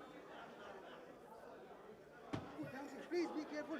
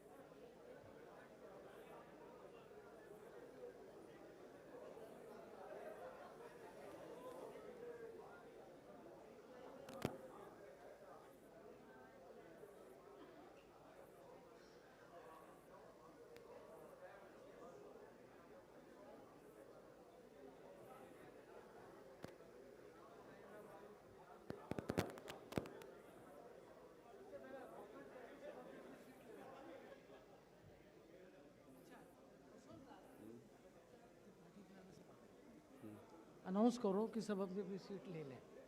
अभी चल वेलकम नहीं करिएगा, सबको सीट पे बिठा।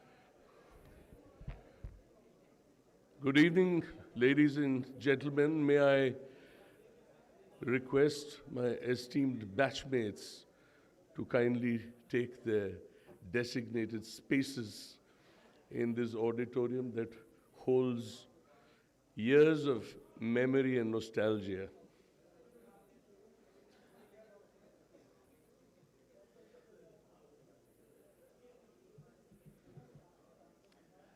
On behalf of the 1975 to 79 Golden Jubilee batch of Maulana Azad Medical College, it is our honor to first recognize some of our esteemed teachers who've very graciously and kindly agreed to come for this occasion and honor us with their presence. For not only have they imparted us with the knowledge that has been the guiding light in our careers in these last 15 years, your presence, gentlemen, is a matter of great pride and honor for us. So thank you very much for making the trouble to come. Thank you also for members of the families of this batch of 75 who've also come to grace this occasion. And if we are settled down, I would like to invite our brothers Sunil Sehgal, a practicing pediatrician, and Kishore Rajurkar, a gynecologist, to kindly start the Golden Jubilee felicitation program with a Vandana. Sunil and Kishore.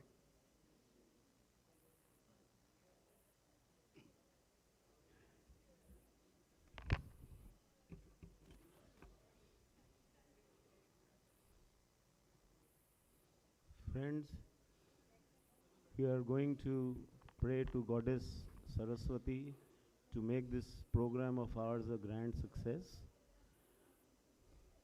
Kishore is joining me in the prayer.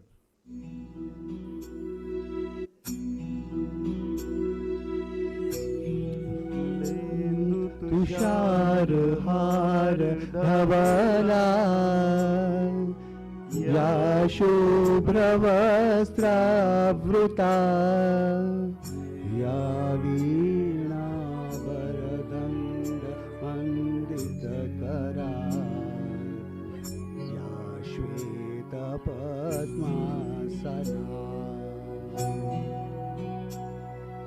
या ब्रह्माच्युत शङ्कर प्रभृतिभिः देवै सदा वन्दिता सा मां पातु सरस्वती भगवती निःशेष जाड्यापहा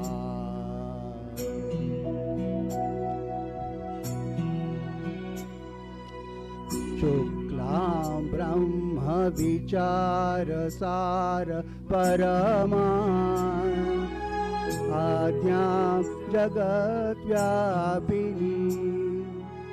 वीणा पुस्तकधारिणी अभयदां धारान्धकारापहा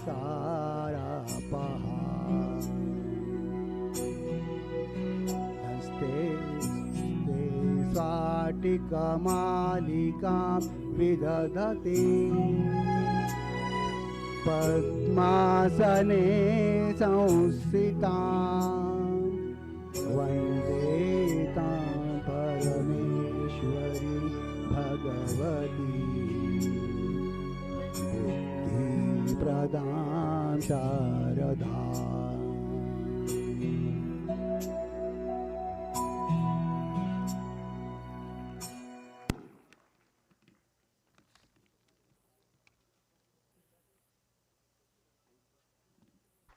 Thank you, Sunil and Kishore, for starting the proceedings of the Golden Jubilee felicitation on a note of reverence.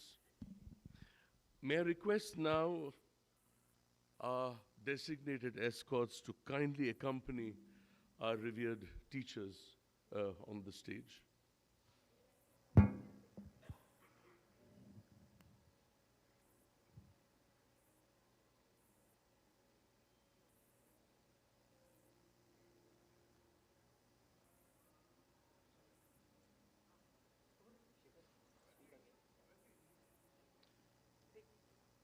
It gives us great pleasure to have these mentors and teachers under whose tutelage, umbrella, and watchful guidance we have grown as the kind of professionals that we are today. Once again, ladies and gentlemen, particularly my brothers, our revered teachers,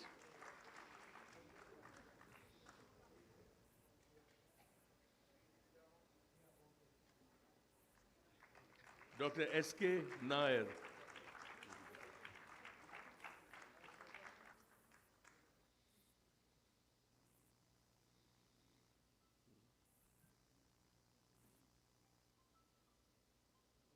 Dr. Lahiri,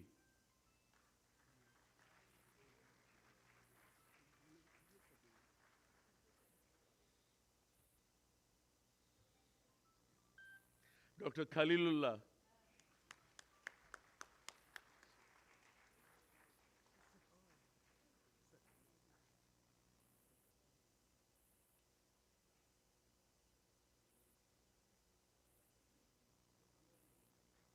और आप लोग सबको प्रथम वर्ष में अगर anatomy याद है हमारे doctor Tandon,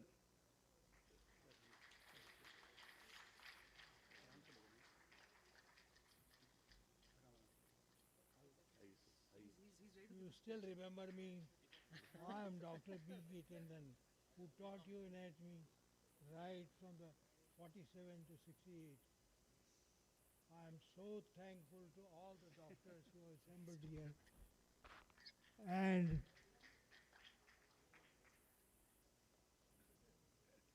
it is really a great pleasure to meet all of you. I am so thankful to all of you. Thank you, sir. Thank you so much. I tell you the simple way of learning anatomy.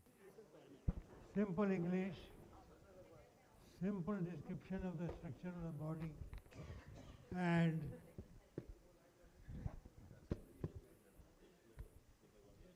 all that you can understand in that language. Don't go to high scrutiny. I am so thankful to everybody to remember me and bring me here to speak to you. It's a great pleasure to talk to all the good doctors who have assembled here and pay Golden Jubilee celebration of this great institution. This institution is famous all over the world, and I'm proud to be a part of it. Thank you very much. Thank you, sir.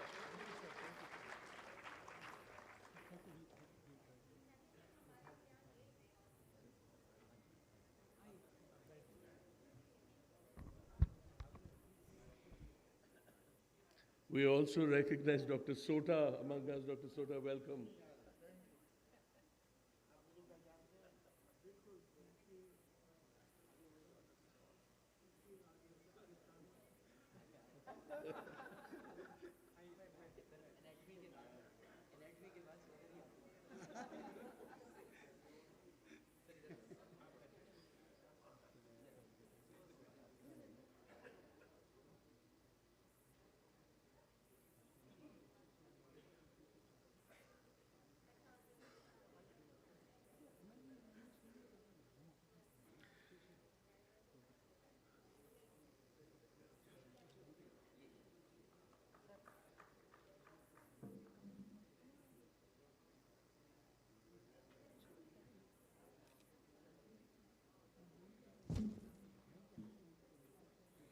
Thank you very much.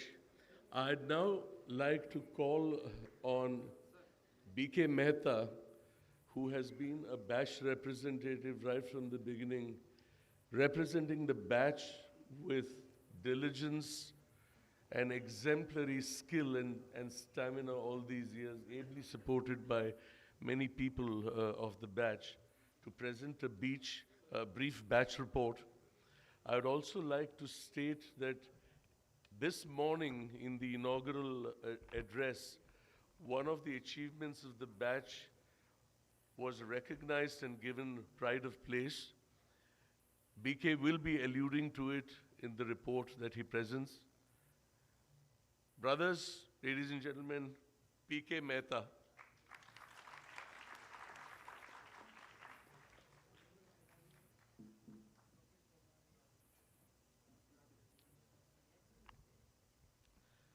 आदरणीय गुरुजनों, dean MMC, president मैमकोस, दोस्तों, देवी और सज्जनों, आज इस golden jubilee celebration के दिन हम सबको अत्यंत खुशी है कि हमें आशीर्वाद देने हमारे गुरुजन उपस्थित हैं।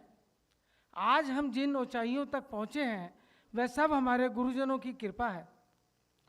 हमें गर्व है हमारे बैच में सभी ने अपने सामाजिक और प्रोफेशनल दायित्व भली भांति निभाए हैं और कुछ ने राष्ट्रीय व अंतर्राष्ट्रीय स्तर पर ख्याति भी प्राप्त की है, जैसे कि श्री बिल गेट्स द्वारा माई हीरो माई इंस्पिरेशन की उपाधि, इंग्लैंड में कार्यरत प्रवासियों के भेदभाव के विरुद्ध आवाज उठाने हेतु स्वर्गीय महारानी द्वारा दिया गया सम्मान, देश विदेश में कार्डियोलॉजिस्ट को इलेक्ट्रोफिजियोलॉजी में ट्रेन करना, देश में बच्चों पर होने वाले अपराधों के विरुद्ध और उनकी मेंटल हेल्थ को ठीक रखने के लिए तंत्र स्थापित करना, यूनिसेफ द्वारा पिछले देशों में स्वास्थ्य सेवाओं का ताना बाना तैयार करना इत्यादि। हमारे ग्रुप की एक और बहुत बड़ी अचीवमेंट है मेमड्यू, दैट इज मोलानियंस for martyr dependent and economically weak, जो कि एक एनजीओ है। हमने यह सोसाइटी 9 साल पहले बनाई थी। यह सोसाइटी शहीदों की माताओं को और गरीब लोगों को आर्थिक सहायता देती है। दान में प्राप्त की हुई राशि केवल और केवल दान के लिए ही इस्तेमाल की जाती है। आप सबको ये जानकर बहुत खुशी होगी कि अब तक हम 80 लाख रुपए डोनेट कर चुके हैं।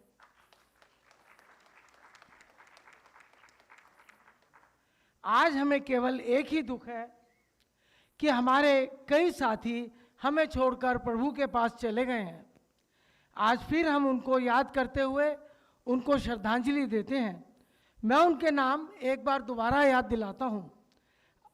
अजय कुशवाहा, अनिल महाजन, दीपक भसीन, गुलशन सानी, जितेंद्र कुमार मल्होत्रा, मोहन नायर, महेश चंद जैन, प्रदीप तारा, प्रमोद भूटानी, राजेश सेठी, राजेंद्र यादव, रामकिशन गौतम, रमेश्वर दयाल, संजीव राय, शैलेंद्र मोहन दीक्षित, सुखवीर सिंह गुप्ता, सुनील कुमार अग्रवाल, वीरेंद्र कुमार गोयल।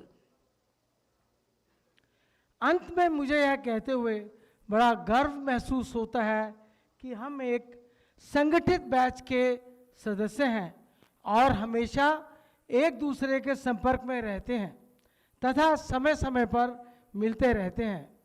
मैं उम्मीद करता हूं कि आने वाले वक्त में भी हम इसी तरह मिलते रहेंगे। धन्यवाद।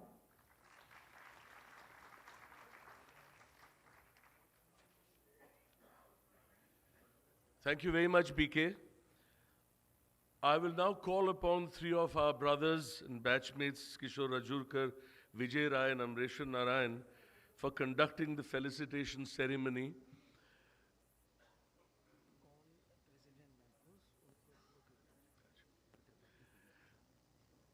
Before that, I'd like to call upon the president of MAMCOS,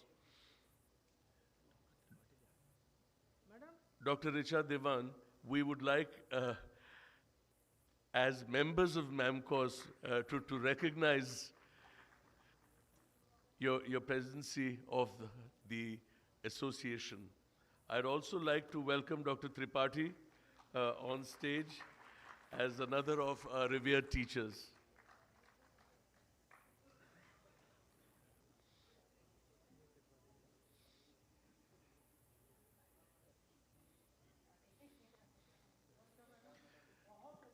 Dr. Richa, thank you very much for all that you do for the college.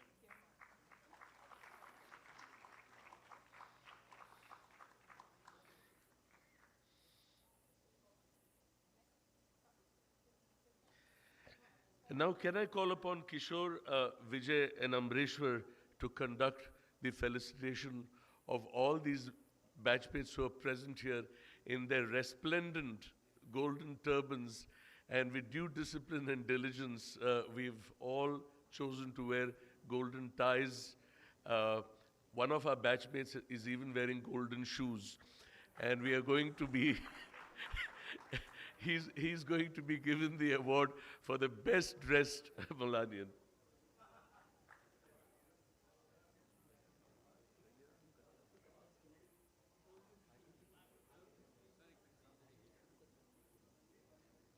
Let them announce. Please be here, be here. So now we are beginning the felicitation ceremony. And our opening batsman is Dr. Ajay Ajmani. He's a practicing endocrinologist at BLK Hospital. He's a principal man of few words and popularly known as Ajju. Ajju, please. Dr. Tandon, may I request, sir, aap just, Dr. Tandon, please. Thank you, Dr. Tandon, for felicitating Dr. Ajay Ajmani.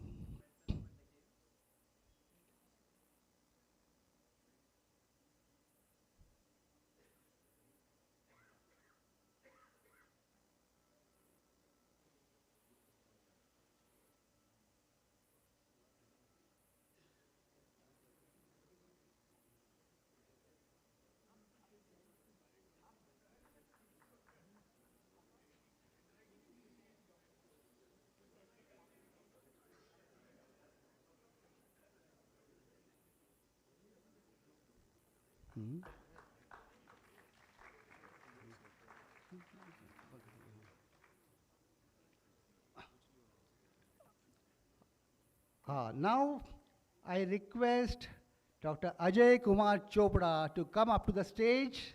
Dr. Ajay Kumar Chopra has come सात समुंदर पार America से आए हैं from New York. He is a laparoscopic and robotic surgeon, also a smart and fitness freak. Come on, Ajay Chopra. May I request Professor B.K. Tandon to felicitate Ajay Kumar Chopra.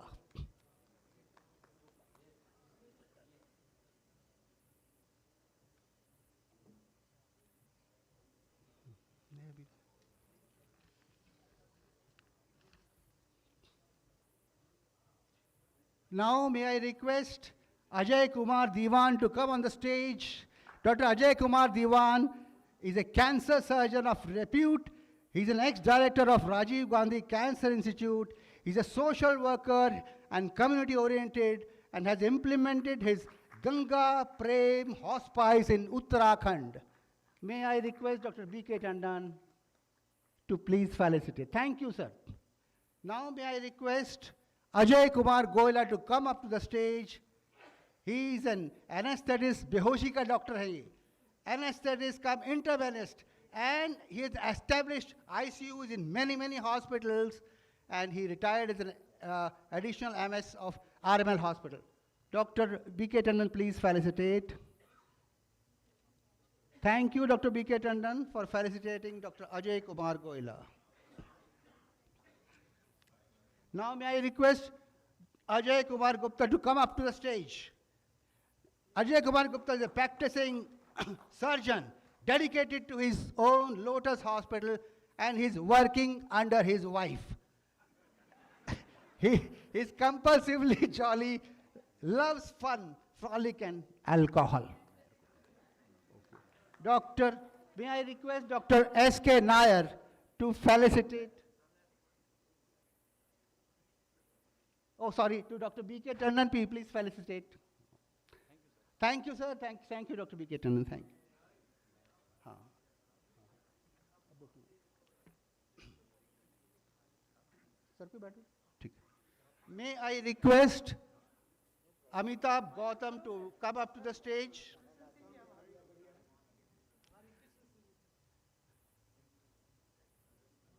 Oh, great. Dr. Amitabh Gautam is Ganga ka chokra. He's a transplant surgeon, marathon runner. He's a fitness freak. He's a clear-headed man, thinks in Bhojpuri. And he expresses everything in Hindi, English, and all the languages he knows. And he talks straight from his heart. Thank you, Dr. S.K. Nair, to felicitate Dr. Amitabh Gautam. Now I'll invite Dr. Vijay Rai to come up to the stage for announcements for felicitations. So next in line is Dr. Amreshwar Narayan, a multifaceted personality, loves to communicate.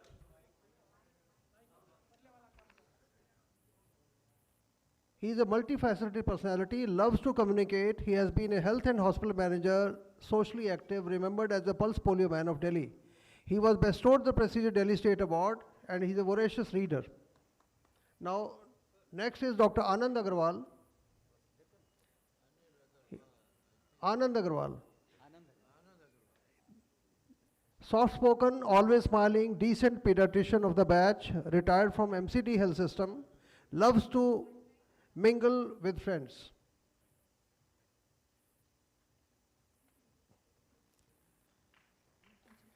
Next is Dr. Anil Kumar, clinical oncologist in UK, an avid traveler and a globetrotter. He is fond of nature and is a popular figure in our batch.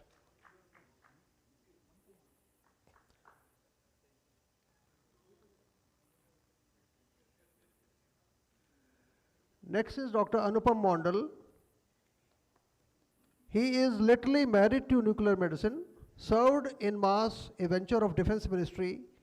He is credited to have established the first PET machine of the country. Recently, he has established the Department of Nuclear Medicine in a corporate hospital.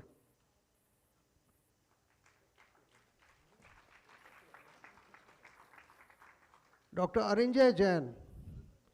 He is a practicing general surgeon in private sector.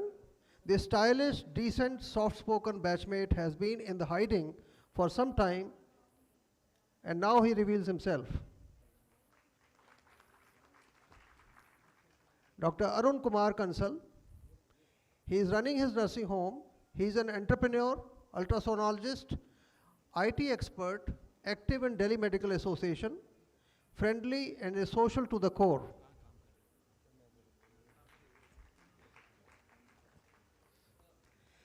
Thank you, Dr. Nair. May I request Dr. Lahiri now to take over, and I invite Dr. Amreshwar Narayan to do the honors. Thank you, Vijay. I'll now request Dr. Arvind Gopal, one of our very handsome, tall batchmates, smart, health conscious, very friendly, who had lost himself into some sort of oblivion, resurfaced a few years back. Presently, a gastroenterologist working in USA.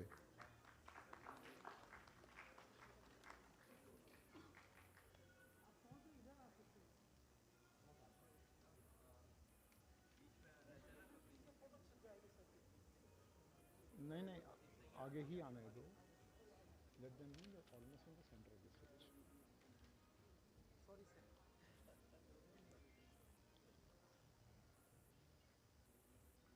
I'll now request Dr. Ashok Grover. He's a former professor of medicine at GTB Hospital, presently working as a consultant in internal medicine at Max Hospital, Vaishali. Always available for all friendly advice to anybody and everybody.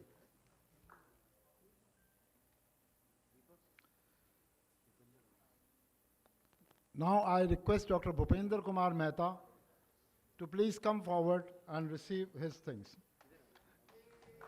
The more I try to say about him, I always fall short of words. He's a great organizer. He has brought all of us together and has been the organizing reunions for last 3 decades, almost as long as we have been working. He is a family physician of repute in his area. Thank you. Thank you, Dr. Mehta. Dr. Bhupesh Gupta, a proficient physician running his own multi-speciality center in Ghaziabad. He's a grounded person, warm-hearted, always positive, enjoys every moment of life. Next, I invite Dr. C.P. Baveja. Professor Baveja, a professor of microbiology at our own college, erstwhile HOD. He was popular not only among his classmates but also among his students. He is the author of several textbooks in microbiology. Now,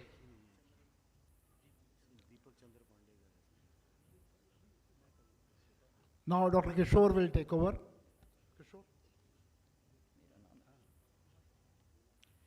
Now I will invite Dr. Deepak Chand Pandey to come up to the stage. Dr. Pandey is a consultant pediatrician in East Delhi. He is one of the key organizers of this batch. He's a manager and a great artist. और इनकी बांसुरी वादन जितनी अच्छी है वैसे वो खुद भी इतने अच्छे हैं. Now I will request Dr. Deepak Bhattacharya to come up to the stage. He is a consultant specialist in pulmonary medicine. He has critical care and sleep apnea, and also he saved so many lives in COVID. Now I request.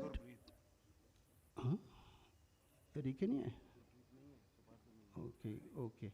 Then I will request Dr. Gurpreet Singh to come up to the stage. Now, Dr. Gurpreet is an excellent urologist in UK, and he has been felicitated by the Queen also, and he has won the gold medal by the British Urology Society. He is an honored member of the Order of British Empire. Thank you, Dr. Lahari, for felicitating. Now, may I request Dr. Gyan Sagar Takkar to come up to the stage. He is a keen bird watcher. I don't know, उसका मतलब आप समझ जाइए. Traveler, he is a humanist, he is an art lover, he is a great orthopedic surgeon of repute, and he is practicing in corporate hospitals. Thank you, Dr. Lahari, for felicitating. Then I will request. Okay.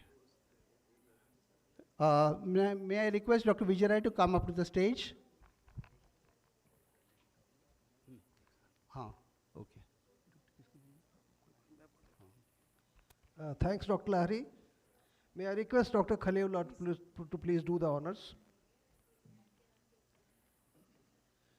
I now invite Dr. Harjinder Singh back, a flamboyant and yet totally grounded person, eternally thankful to the Almighty. He is an expert radiologist and sonologist, investor, dog lover, always willing to stand by any cause that is dear to his heart. Harinder Pal Singh, soft-spoken, humble, practicing pediatrician, loved by his batchmates, gained experience of working in both public and private health sectors, and feels blessed and thankful to the Almighty. Harish Kumar Chilani, pediatrician, neonatologist, researcher, and erstwhile head of the Department of Pediatrics of Safdarjung Hospital. His work on zero separation of mother and baby has been recognized globally. He is presently working with the WHO. Harsh Madhok. He is a man with few words, but with a big heart. And he is someone who has lived to his nickname, Mad Hosh, when he chose to be an anesthetist. He is a doctor with a passion and loves to heart. He is a specialist of cardiac anesthesia. Jitendra Pal Singh. Kind, soft, polite, and witty. He is a perfect gentleman of the batch, an experienced pediatrician who has worked extensively in both public and private health sectors. Presently is holding the leadership position in Tirath Ram Shah Hospital as medical superintendent. Yeah, he is a director. Jatinder Singh Chauhan, gentleman of the batch, soft-spoken and a resilient spiritual man who has seen life from close quarters. Ever grateful to the Almighty, he believes in work-life balance. Presently, he is one of the directors at Sehgal Minimal Access Surgery Training Institute and a trainer of minimal access laparoscopic surgery. Jagdish Lal Arora. Mild-mannered gentleman of the batch, he is a content man, always thankful for a blessed life. He has decades of experience of working in the community as a socially oriented general practitioner. Dr. K.D. Narang. Young at 67, a pediatrician nicknamed KD, he finds joy in life and in his patients. He is fond of nature and one of the few marathon runners of our batch.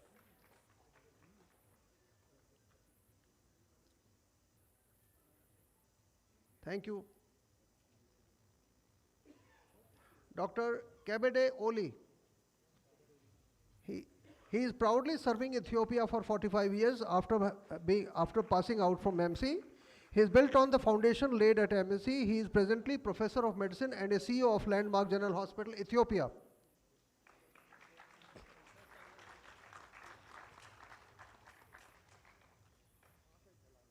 Thank you. Dr. Krishan Gola, dedicated and passionate physician, lovers of,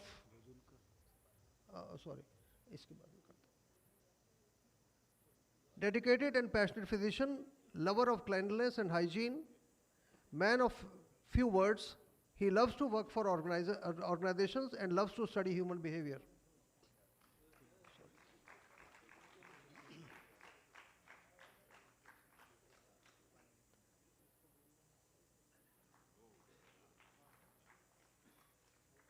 Dr. Kishore Rajurkar. He is a singer and artist with a big heart, gynecologist, perinatologist, erstwhile HOD, Ops and Gynae at Sanjay Gandhi Memorial Hospital. Kishore is eternally thankful to God and his batchmates for supporting him while fighting some grave adversities of health.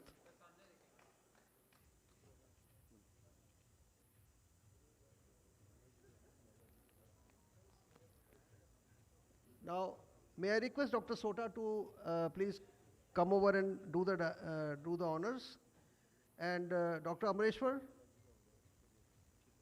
Dr. Amreshwar may please come. You come.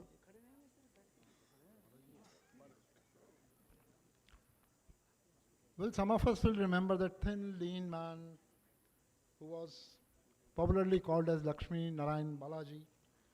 We remember him as an intelligent, thin-frame orator, but he is remembered globally for many of the programs that he has developed and multiple indicator cluster surveys that he has done in 120 countries of the world over the last 3 decades. Former bureaucrat at United Nations, he is lovingly called as Bala. Next, I invite Dr. Mahesh Kumar Grover.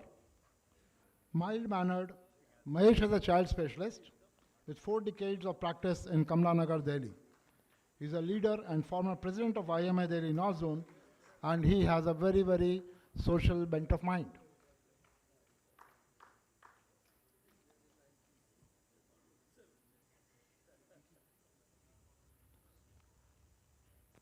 Now I invite Matthews Varghese. Anybody who doesn't know him?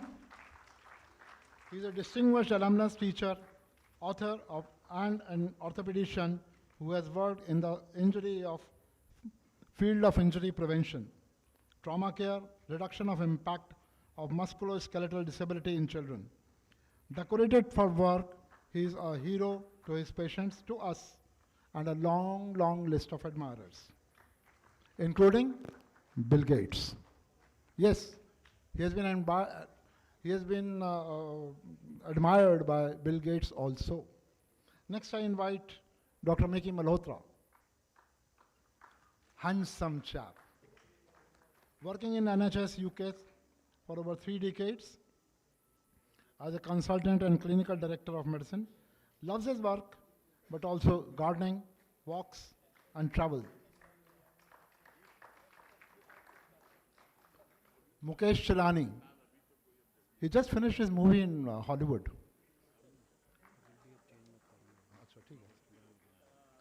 He's a modest, very good looking, grounded ophthalmologist, and a senior CMO of Central Health Services. He has worked extensively with Government of Delhi. Mukul Agrawal, another professor of medicine, HOD in UCMS, soft-spoken, brief, to the point, and a perfect gentleman. He is sought after as a physician, but has curtailed his professional commitments after that. And I may add that he is very much sought after by his students. Neeraj Saxena.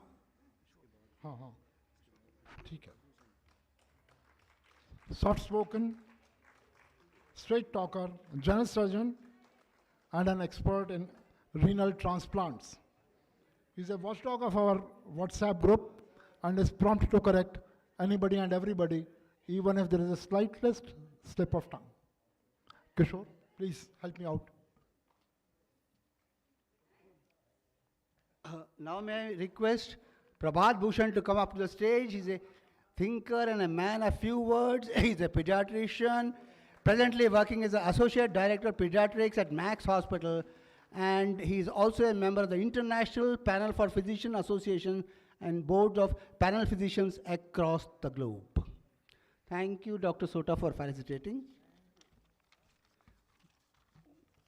चलो यार मैं क्या करूं, मैं तो या नहीं मेरे को मैं नहीं बोल रहा, मैं तो सिर्फ थैंक कर रहा हूं. Now I request Dr. Pradeep Saxena to come up to the stage. He is a public health expert. Dr. Tripathi. May I request Dr. Tripathi to come up to the stage, sir?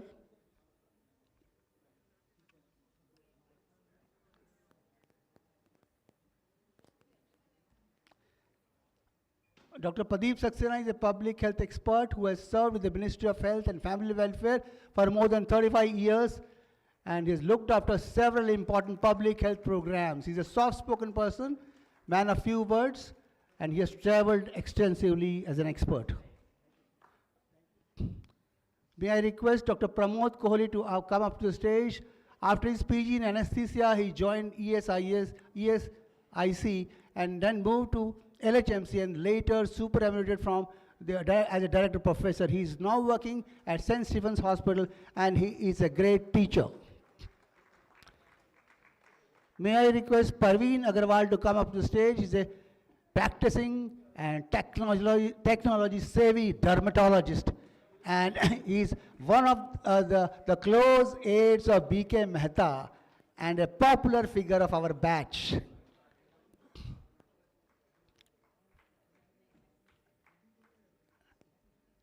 Now may I request Dr. Puneet Bedi to come up to the stage. You can see a tall, handsome man, soft-spoken, a great obstetrician at Apollo Hospital. He's a well-read person with strong beliefs. Women love him, but he loves to cook. May I request R.S. Gulati to come up to the stage.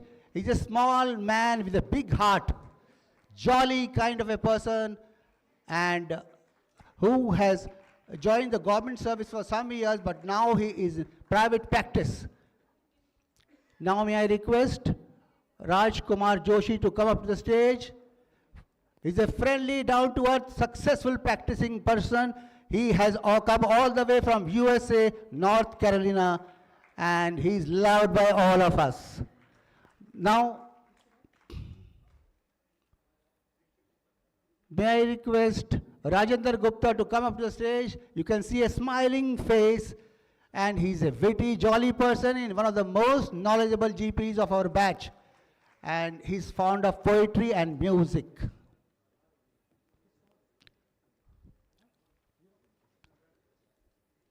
Now may I request Rajendra Singh to come up to the stage. Now he is an authority on rabies and he has worked for more than 3 decades in the infectious disease hospital. He's a soft-spoken person and he's also one of the key aides of BK Mehta, the right-hand man hai unke ye. Now I can request Rajesh Kumar Julka to come up to the stage.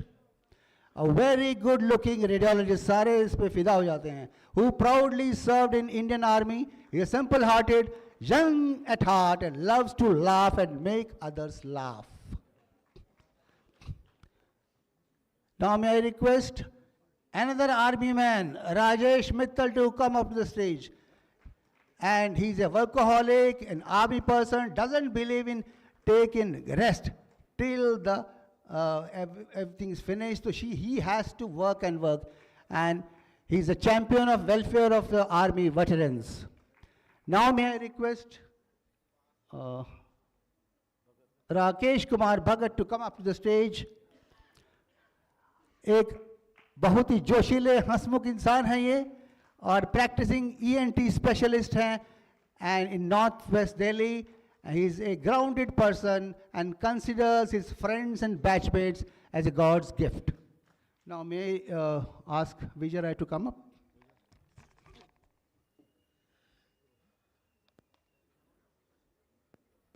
धन्यवाद. अब इसके बाद रमेश दत्त ओझा हैं.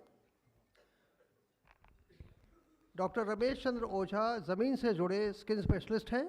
आवाज़ और मन से नरम, ये जनाब स्वभाव से विरक्त प्रकृति के हैं. ये हमारे बीच कवि भी हैं जो खुद को झाड़ फूक विशेषज्ञ कहने में नहीं हिचकिचाते हैं.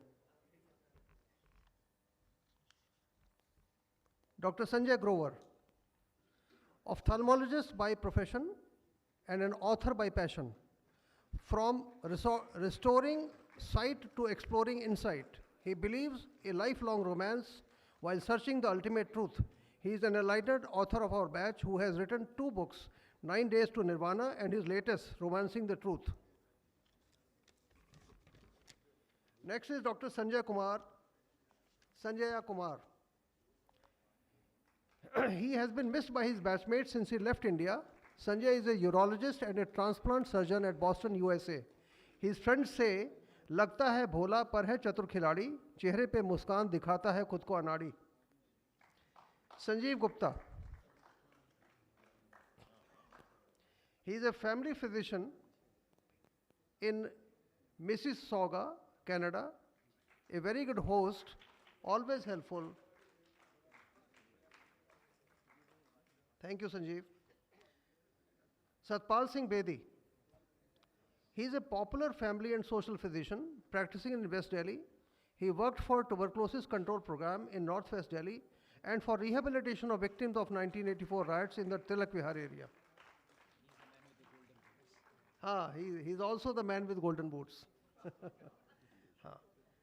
Dr. Satyavan Patanjali. He is a spiritual man and a dedicated ophthalmologist in North Delhi. He is an humble and a content man, always ready to help the needy. Thank you. Dr. Shabi Ahmed Siddiqui.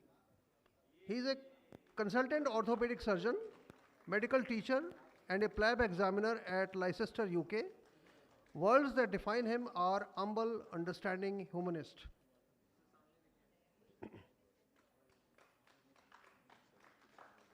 Dr. Sharat Mishra, gastroenterologist and teacher in a unit in Nottingham Medical School, UK. He has become spiritual with an excellent knowledge of Vedas and scriptures. He is often called a Margdarshak and happens to be one of the most traveled batchmates. Dr. Shekhar Shashadri, former senior professor, dean and director of Neemhans, Bangalore. He is a strong advocate of public child mental health and a passionate for music and theatre.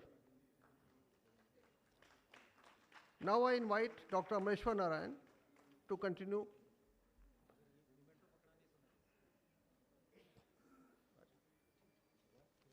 Thank you, Vijay. I invite Dr. Subhash Talwar, soft-spoken, and now an entrepreneur settled in Chicago, USA.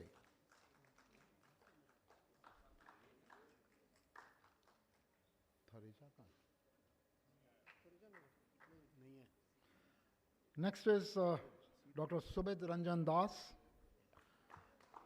an excellent anesthetist who specializes in cardiac anesthesia, talented, multifaceted, philosophical, and a humanist, presently in Hong Kong. Dr. Sudhir Kumar Verma, a brilliant physician, wonderful painter, philosopher. He loves to drink and share his political viewpoints without any wavering and with all the batchmates. Those of us who have seen his paintings would appreciate that Michelangelo के बाद यही हुआ है. Dr. Sunil Kapoor, friendly, down to earth, is an experienced ENT surgeon and erstwhile senior administrator in Indian Railways.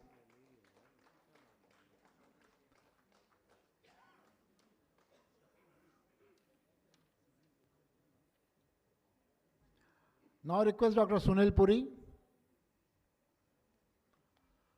our radiologist, one of the best radiologists Delhi government had. He has retired from GV Pant and now is working at Rajiv Gandhi Cancer Hospital. Dr. Sunil Kumar Sehgal. इसके बारे में कुछ बोलने की ज़रूरत है. A practicing pediatrician, singer, actor, humanist, a popular figure among his batchmates and much more among his patients.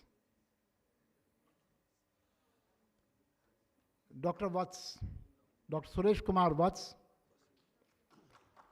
an avid traveler, globetrotter, a reputed ENT surgeon in east of Delhi.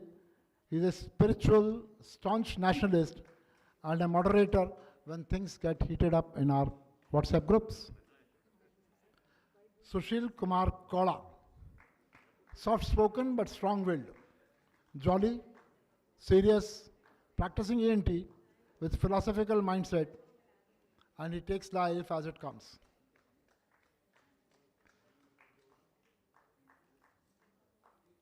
Dr. Sushil Kumar, mild-mannered. He was the head of the Department of Ophthalmology, Guru Nanak Eye Center, and subsequently he was the dean of our college.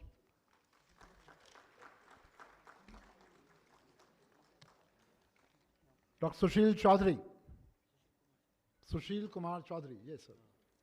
A dermatologist, inquisitive mind, dedicated, writer, poet, and a singer. And now Kishore Rajulkar.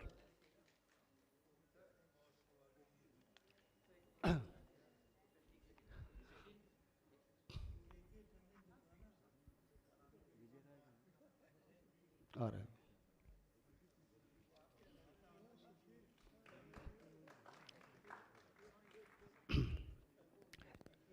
May I request Verghese Matthew to come up to the stage?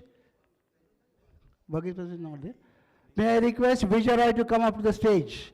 Vijay Rai is a great pediatrician, a singer, leader who worked for the public health system of Delhi and headed several hospitals and health projects. He has bestowed prestigious Delhi State Award also. Thank you. Now I request Vineet Popli to come up to the stage. He is a pediatrician and a health administrator presently teaching at a medical college attached to Hindurab Hospital under MCD. May I request Vinod Gupta to come up to the stage? He's a former professor of internal medicine and he's an endoscopist, he's retired from Subsisting Hospital. He's a modest and spiritual man and a very good TT player.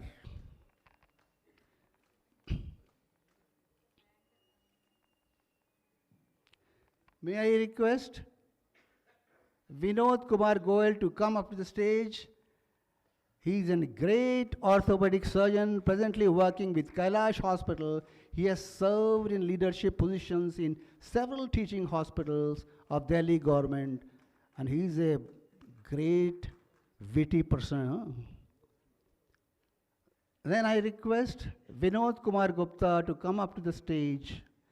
He's a soft-spoken, witty, always smiling, positive ophthalmologist practicing in Rohini, and he loves to travel and company of his friends. Now I may request Vijay Krishnan to come up to the stage. He is a gentleman, soft-spoken, practicing anesthetist in Texas, USA, and he loves nature and life. Dr. Vinod Kumar Goyal, please come up to the stage. A practicing family physician in East Delhi and friends of friends.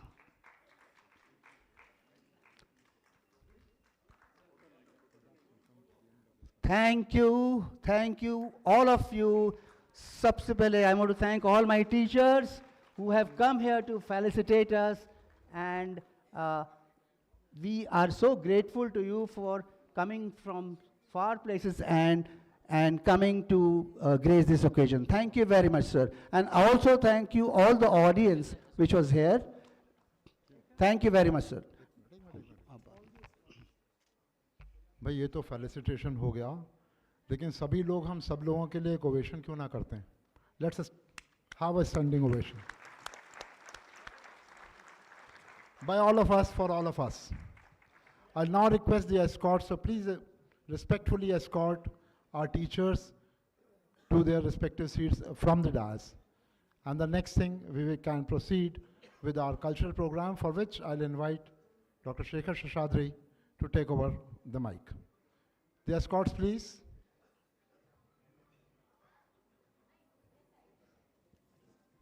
Wow.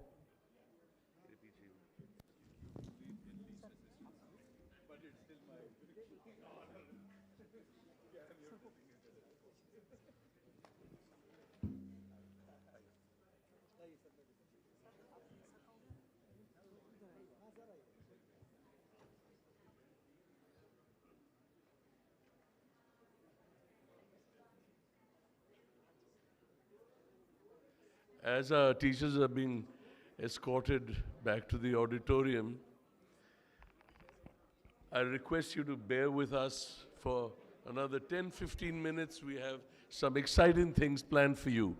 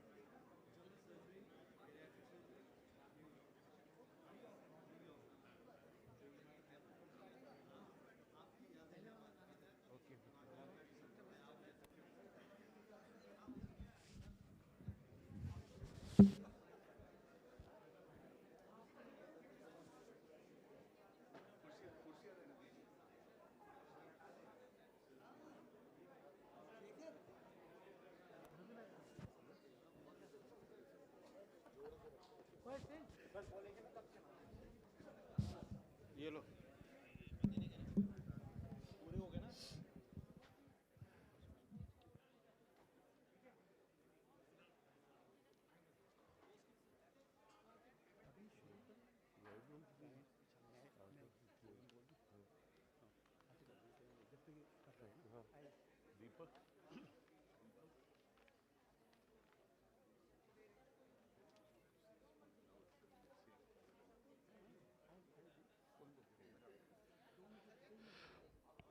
Ladies and gentlemen, we have a special poem prepared in honor of the 75 to 79 batch And it is my pleasure to invite our friend Raju to read this poem to you. Kishore Rajurkar. Thank you Shekhar. Poem का शीर्षक है दोस्ती के रंग 50 सालों का सफ़र. 50 साल एक जिंदगी का आधा सफ़र, और फिर भी लगता है जैसे कल की ही बात हो, जैसे कल ही हम यहाँ मिले थे सपने, शरारत और मुस्कान लेकर. और आज वही दोस्त मेरे साथ हैं जो वक्त के साये में भी बदले नहीं हैं. तब दोस्ती का मतलब था नोट्स शेयर करना, पर आज जिंदगी के चैप्टर्स शेयर करना है. तब कैंटीन का एक समोसा 3 हिस्सों में बांटते थे, आज यादें हैं जो 100 हिस्सों में बांट रहे हैं. इतना कुछ है बांटने को. ये रिश्ते ना समय तोड़ सका ना दूरियां. एक कॉल, जस्ट एक कॉल, एक मुलाकात, एक याद, और दिल फिर से कैंपस की मिट्टी में खिल उठा है. आज जब हम 50 साल के सफ़र को देखते हैं तो लगता है डिग्रीज ने हमें नौकरी दी, पर दोस्ती ने हमें ज़िंदगी दी है. दोस्ती वह रिश्ता है जो बूढ़ा नहीं होता, जो झुर्रियों में भी मुस्कान बनकर झलकता है और गोल्डन जुबली को असली सोना बना देता है. तो आइए इस सफ़र को, इस दोस्ती को, इस यादों के खजाने को फिर एक टोस्ट चढ़ाएं दोस्ती के नाम, जिंदगी के सबसे खूबसूरत शाम के नाम. धन्यवाद.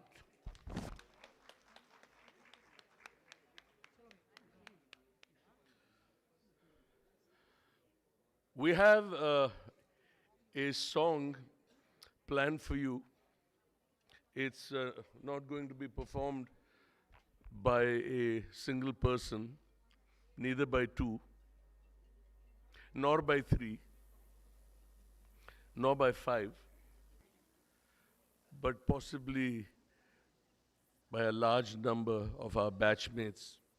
So the whole stage, as you see, is set for the next event that's going to take place. And that's going to be followed by something even more exciting, where many partners of the batchmates will join us on stage. So we got song, we had poetry, we have song, and we have dance as well. And then we will close this felicitation and then proceed for the rest of the evening. जितने mic उतने दे दो. 3 ना 3 4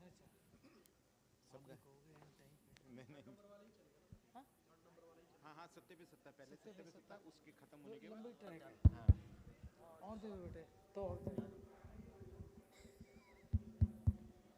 बस sir इतना ही है. 3 ही है. हाँ चलो सर, कॉलर माइक है ना. नहीं कॉलर नहीं. चलो आ जाओ आ जाओ आ जाओ. तो 4 3 है 3. आप विल कीप शेयरिंग, शेयर कर लेंगे. हाँ एक शेयर कर लेंगे. आओ एक कौन लेगा? एक तो आप लोग शुरू में एक लाइन और एक आप लोग. नहीं पहले किशोर और उसको किशोर लो, फिर आपस में शेयर कर. सुशील हेलो हेलो चेक. 1 2 3 हो गया ना. 3 हो गए उसके बाद. Hello check. Hello hello hello hello. अरे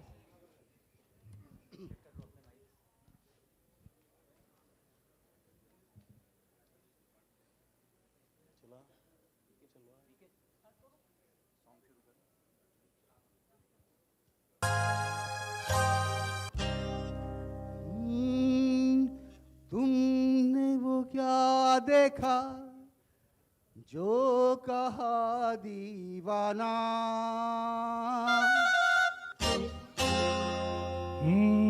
हमको नहीं कुछ समझ जरा समझाना.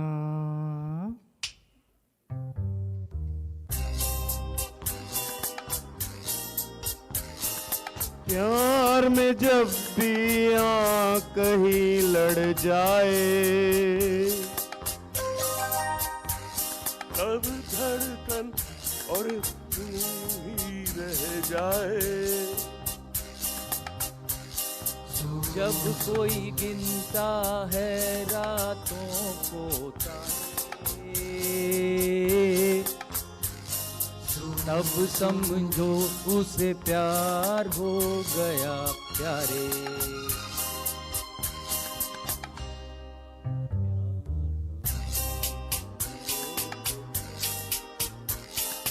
प्यार तुम्हें किस मोड़ पे ले आया कि दिल करे हाय कोई ये बताए क्या होगा। प्यार तुम्हें किस मोड़ पे ले आया कि दिल करे हाय कोई ये बताए क्या होगा।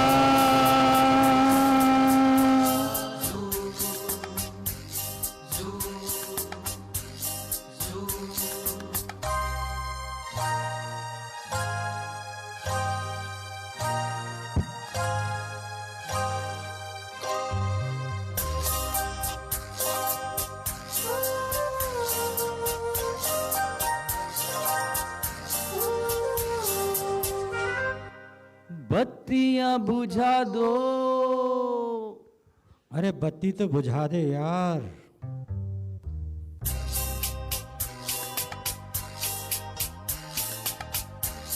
बुझा दो कि नींद नहीं आती है। बत्तियां बुझाने से भी नींद नहीं आएगी।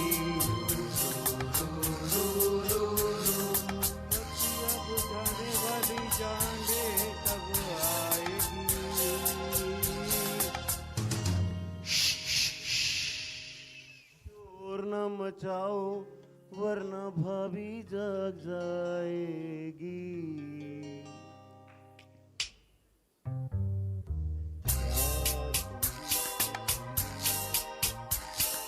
प्यार तुम्हें किस मोड़ पे ले आया कि दिल करे हाय कोई ये बताए क्या होगा।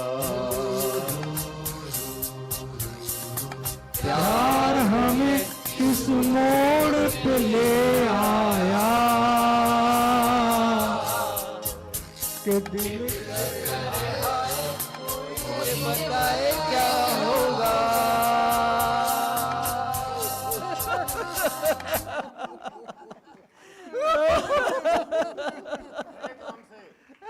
सब सुत गए हैं। अरे होगा क्या, चलो लड़कियों को लेके आते हैं।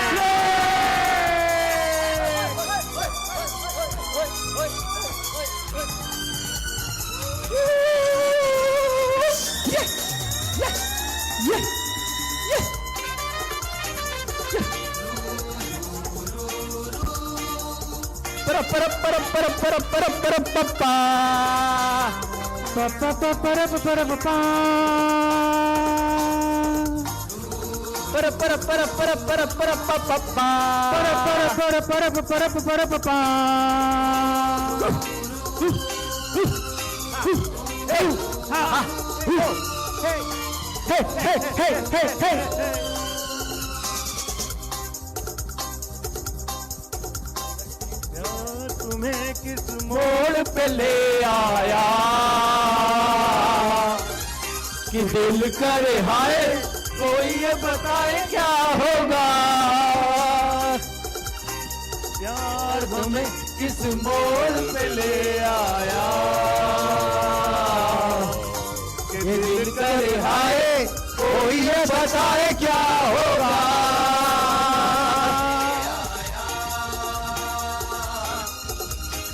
दिल करे हाय कोई ये बताए क्या होगा।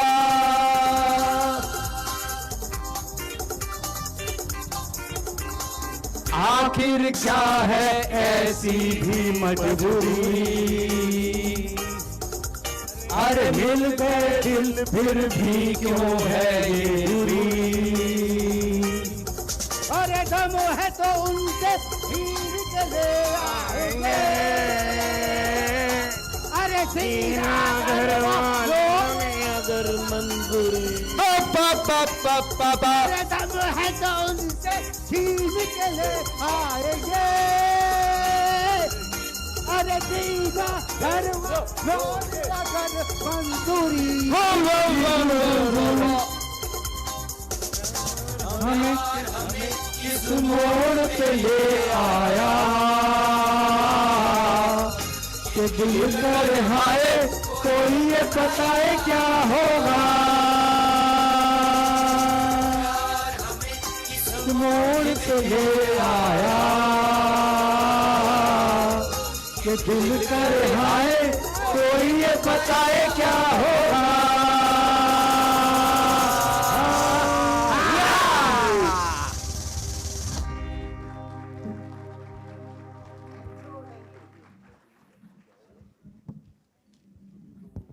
इसको पीछे कर दो, इसको पीछे कर दो।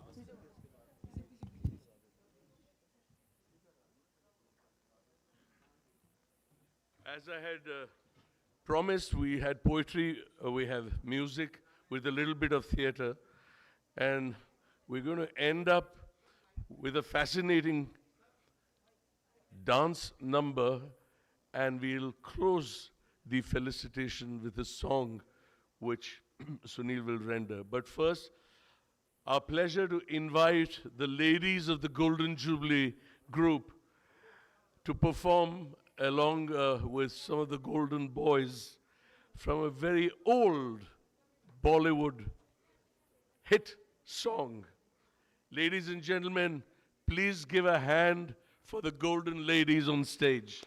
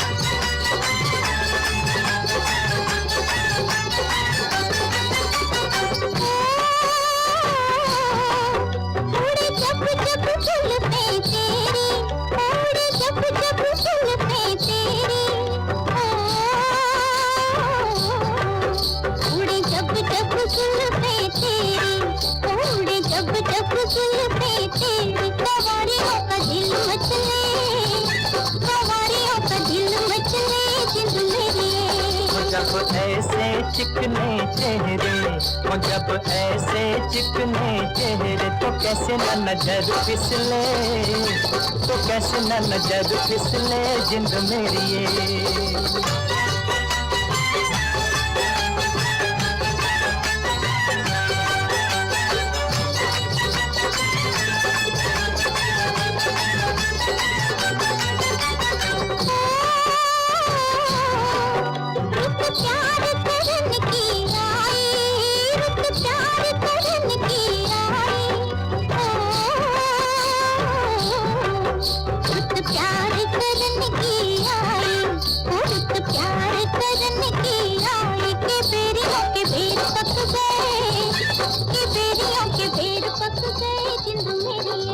कभी डाल इधर भी फेरा, तो कभी डाल इधर भी फेरा, के तक तक नैन थक गए, के तक तक नैन थक गए जिंद मेरी ये।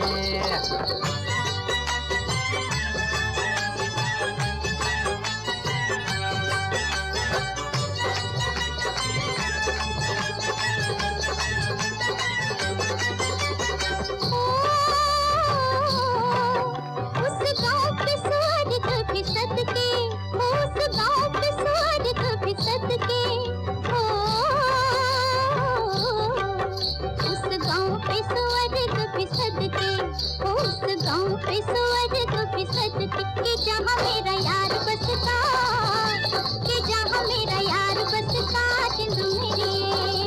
पानी लेने के बहाने आजा, ओ पानी लेने के बहाने आजा, के तेरा मेरा एक रास्ता, के तेरा मेरा एक रास्ता जिंद मेरी ये।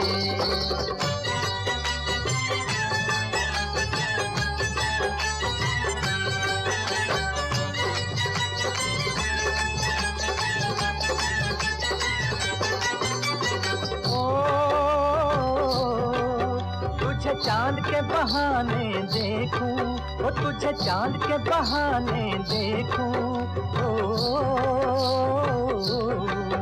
तुझे चांद के बहाने देखूं, ओ तुझे चांद के बहाने देखूं। तू छत पर आजा गोरिये, तू छत पर आजा गोरिये जिंद मेरी ये। अभी छेड़ेंगे गली के सब लड़के, ओ अभी छेड़ेंगे गली के सब लड़के, के चांद मेरे छिप जाने दे, के चांद मेरे छिप जाने दे जिंद मेरी ये।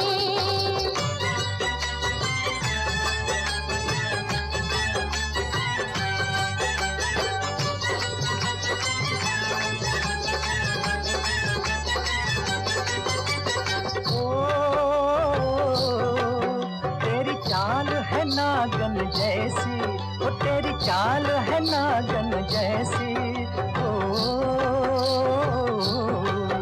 तेरी चाल है नागन जैसी, ओ तेरी चाल है नागन जैसी। रिजोगी तुझे ले जाएंगे, रिजोगी तुझे ले जाएंगे जिंद मेरी ये।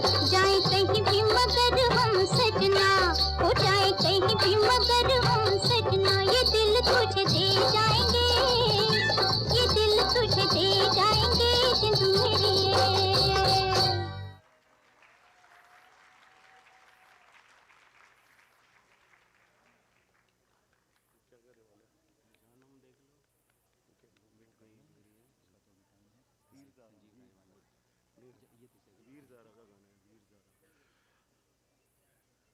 A final song and melody.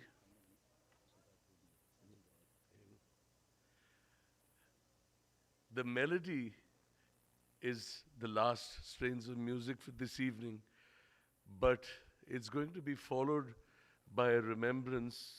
As we stand here today, we also think and remember and honor our brothers that we have lost on the way, and we will be ending the evening with some sentiments and thoughts that were written many years ago by one of our loved brothers who we also lost on the way. The somber note is essentially also to understand the fragility of lives, and that when it comes to a circle, that we must remember the memories that structure our identities. But now I take great pleasure in presenting the exuberant one and only Sunil Sehgal, whose voice never falters despite many hours and many days of full-throated and full-hearted singing. Many of our voices don't hold that well as his does. Ladies and gentlemen, brothers, Sunil Sehgal. I'll just set it up and just give me a minute. Huh? इसका connector है बेटा, lead है बेटा.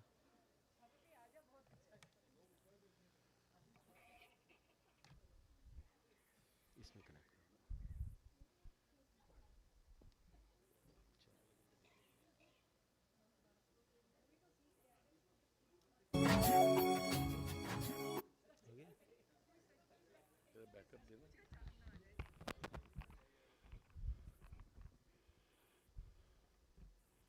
दोनों चल रहे हैं, ठीक है, या both are working, ठीक है, both are working.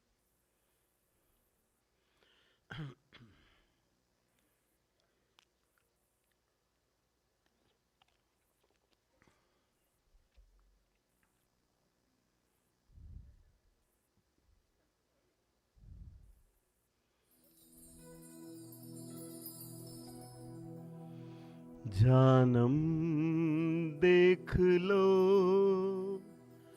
मिट गई दूरियां, मैं यहाँ हूँ, यहाँ हूँ, यहाँ हूँ, यहाँ।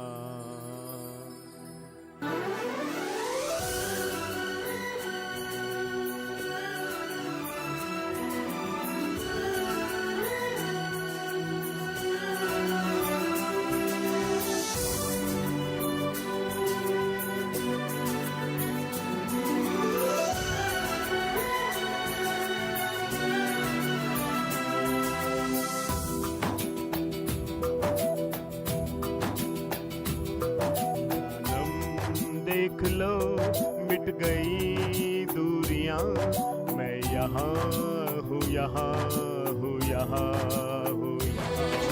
जानम देख लो मिट गई दूरियां, मैं यहाँ हूँ, यहाँ हूँ, यहाँ हूँ, यहाँ। कैसी सरहदें कैसी मजबूरियां, मैं यहाँ हूँ, यहाँ हूँ, यहाँ हूँ, यहाँ।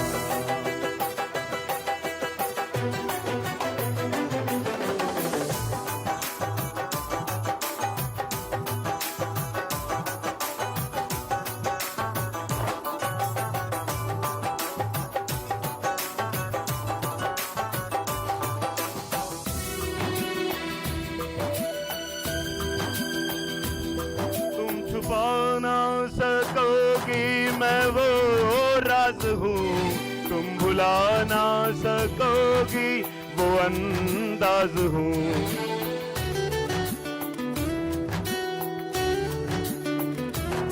गूंजता हूँ जो दिल में तो हैरान हो क्यों, मैं तुम्हारे ही दिल की तो आवाज हूँ।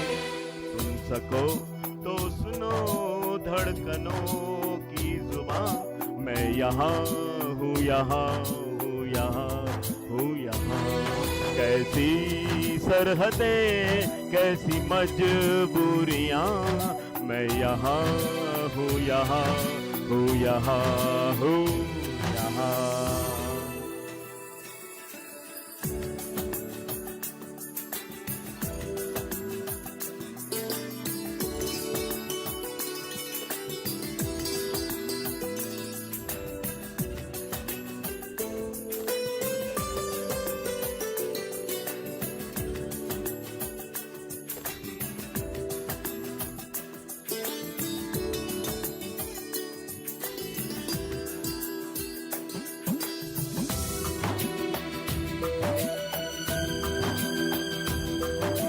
मैं अब तुम्हारे ख्यालों में हूँ, मैं जवाबों में हूँ, मैं सवालों में हूँ।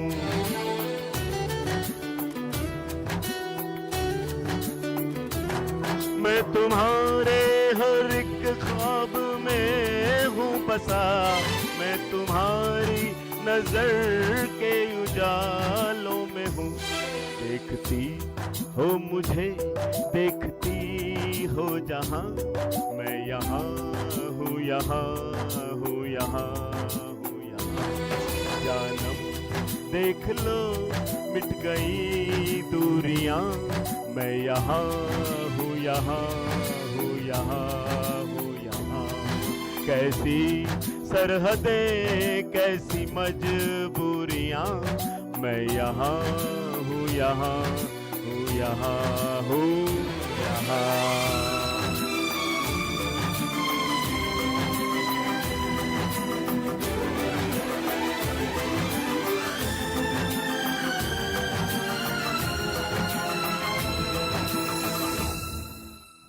मैं यहाँ हूँ, यहाँ हूँ, यहाँ हूँ, यहाँ।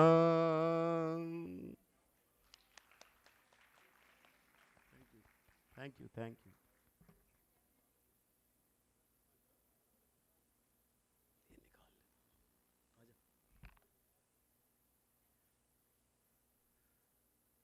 I'll request the escorts to be ready with our teachers as we reach the finale of this Golden Jubilee Batch felicitation. I'd like to call upon Deepak Pandey along with BK. We know that Deepak and BK have diligently and selflessly organized so many of the outings that we've had. Sanjeev Rai was one of our batchmates who actually got into the IAS, and what would have been a fantastic administrative services career was unfortunately cut short. Sanjeev was a great poet. He wrote both in English and in Hindi.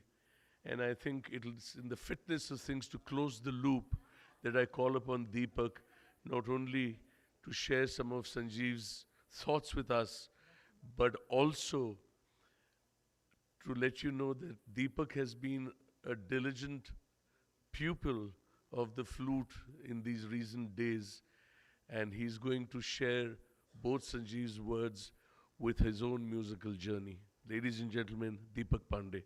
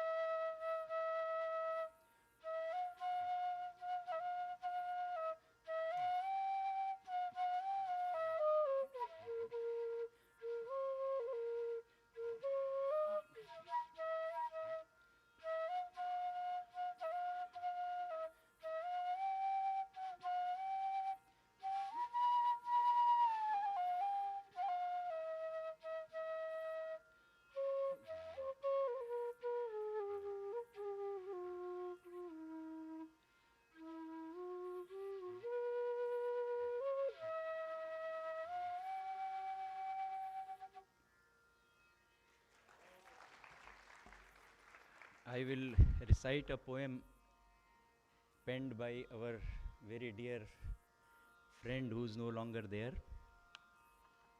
इंतज़ार, दिवंगत संजीव राय। उनकी आँखों में आँखें डाले कर रहा था मैं इंतज़ार, अपने प्यार का इकरार। सुबह से हो गई शाम, शाम से हो गई सुबह, फिर सुबह से हो गई शाम। खिलवाड़ करती रही पलों की लड़ियाँ, टिक टिक करती रही युगों तक घड़ियाँ। पर तुम्हारी आँखों से ना टपका प्रेम की धारा में जन्मा मोती। आज बोझिल निगाहों से कर रहा हूँ मैं इंतज़ार, आखिरी सांसों की तुम्हें कसम, डूबते जीवन की तुम्हें कसम, बुझते दीपक की तुम्हें कसम। अब तो गिरा दो वह अमृत पीकर चंद बूंद जीवन सार्थक मानूंगा। मैं पीकर चंद बूंद चैन से मर तो सकूंगा मैं।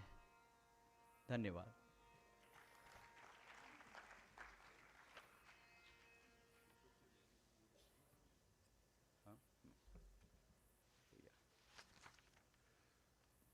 I'm going to finally request Deepak to propose a vote of thanks, and then the fellowship and dinner awaits you.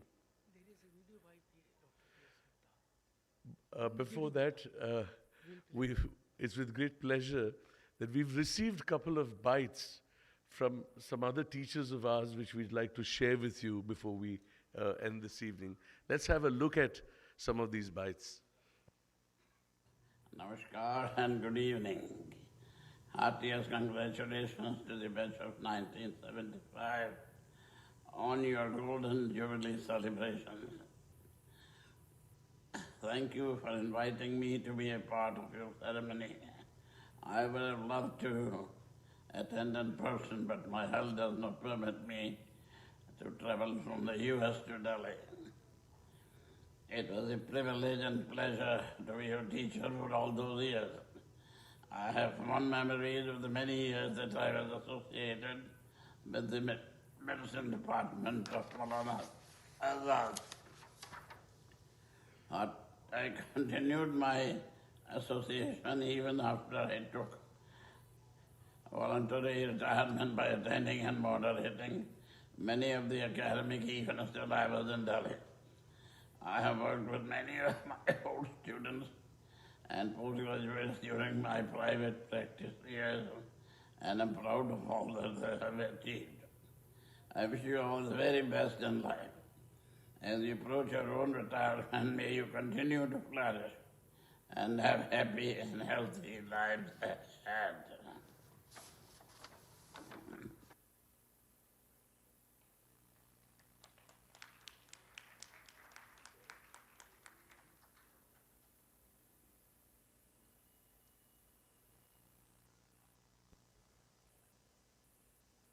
I'd now request Deepak to propose a vote of thanks, but all the people who've been part of the organizing and the backstage work, Vijay, Amresh, BK, Sushil, can you all come on stage as Deepak reads the vote of thanks so that the collective efforts of many of the batchmates who put this together is reflected. I don't know whether Raj is around.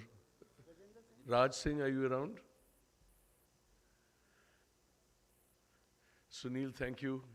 If you could just join us behind the podium, behind Deepak as he reads. BK, if we can have you also, please.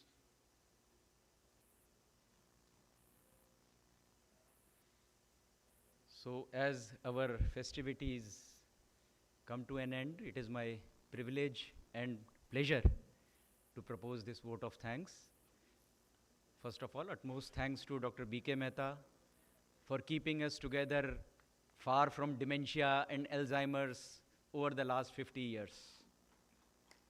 Great job by him and his team.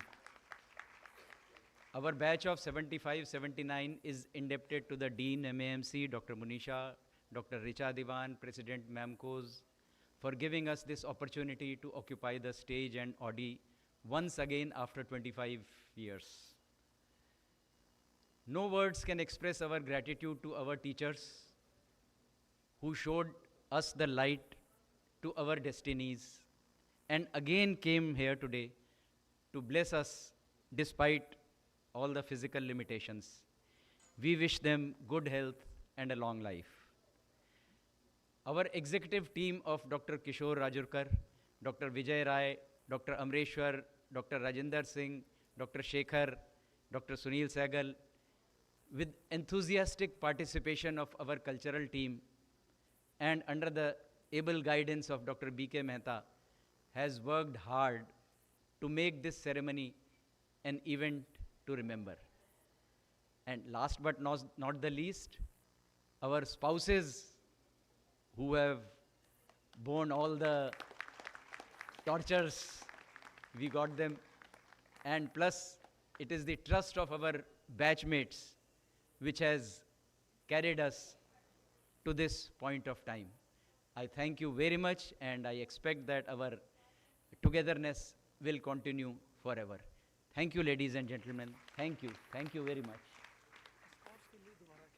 And of course, yes, the people who escorted, who volunteered to escort our esteemed teachers, they deserve special thanks. Thank you. उनको कह कि उनको dinner पे ले जाओ. And the escorts are requested to escort the teachers for the dinner. You are all invited for a dinner just outside. Thank you.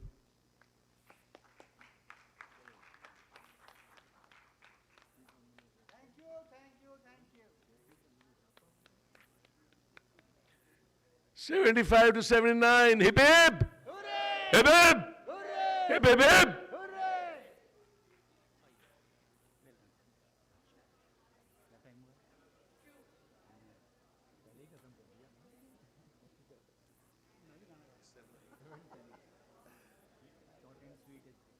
ऐसा करते हैं ना, जिसने गाना गाना है रुक जाए, वो गाना गाना है जिसने. We have some time with us. Anybody who's requested, who wants to have a session here, sing, listen, जो मर्जी का डांस भी कर सकते हैं. he can stay.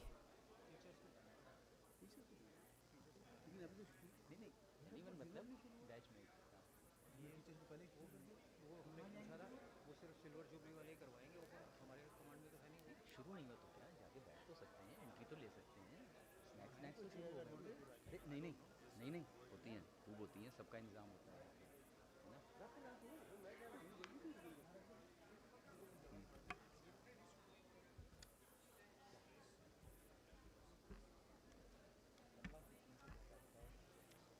टाइम से हो जाए.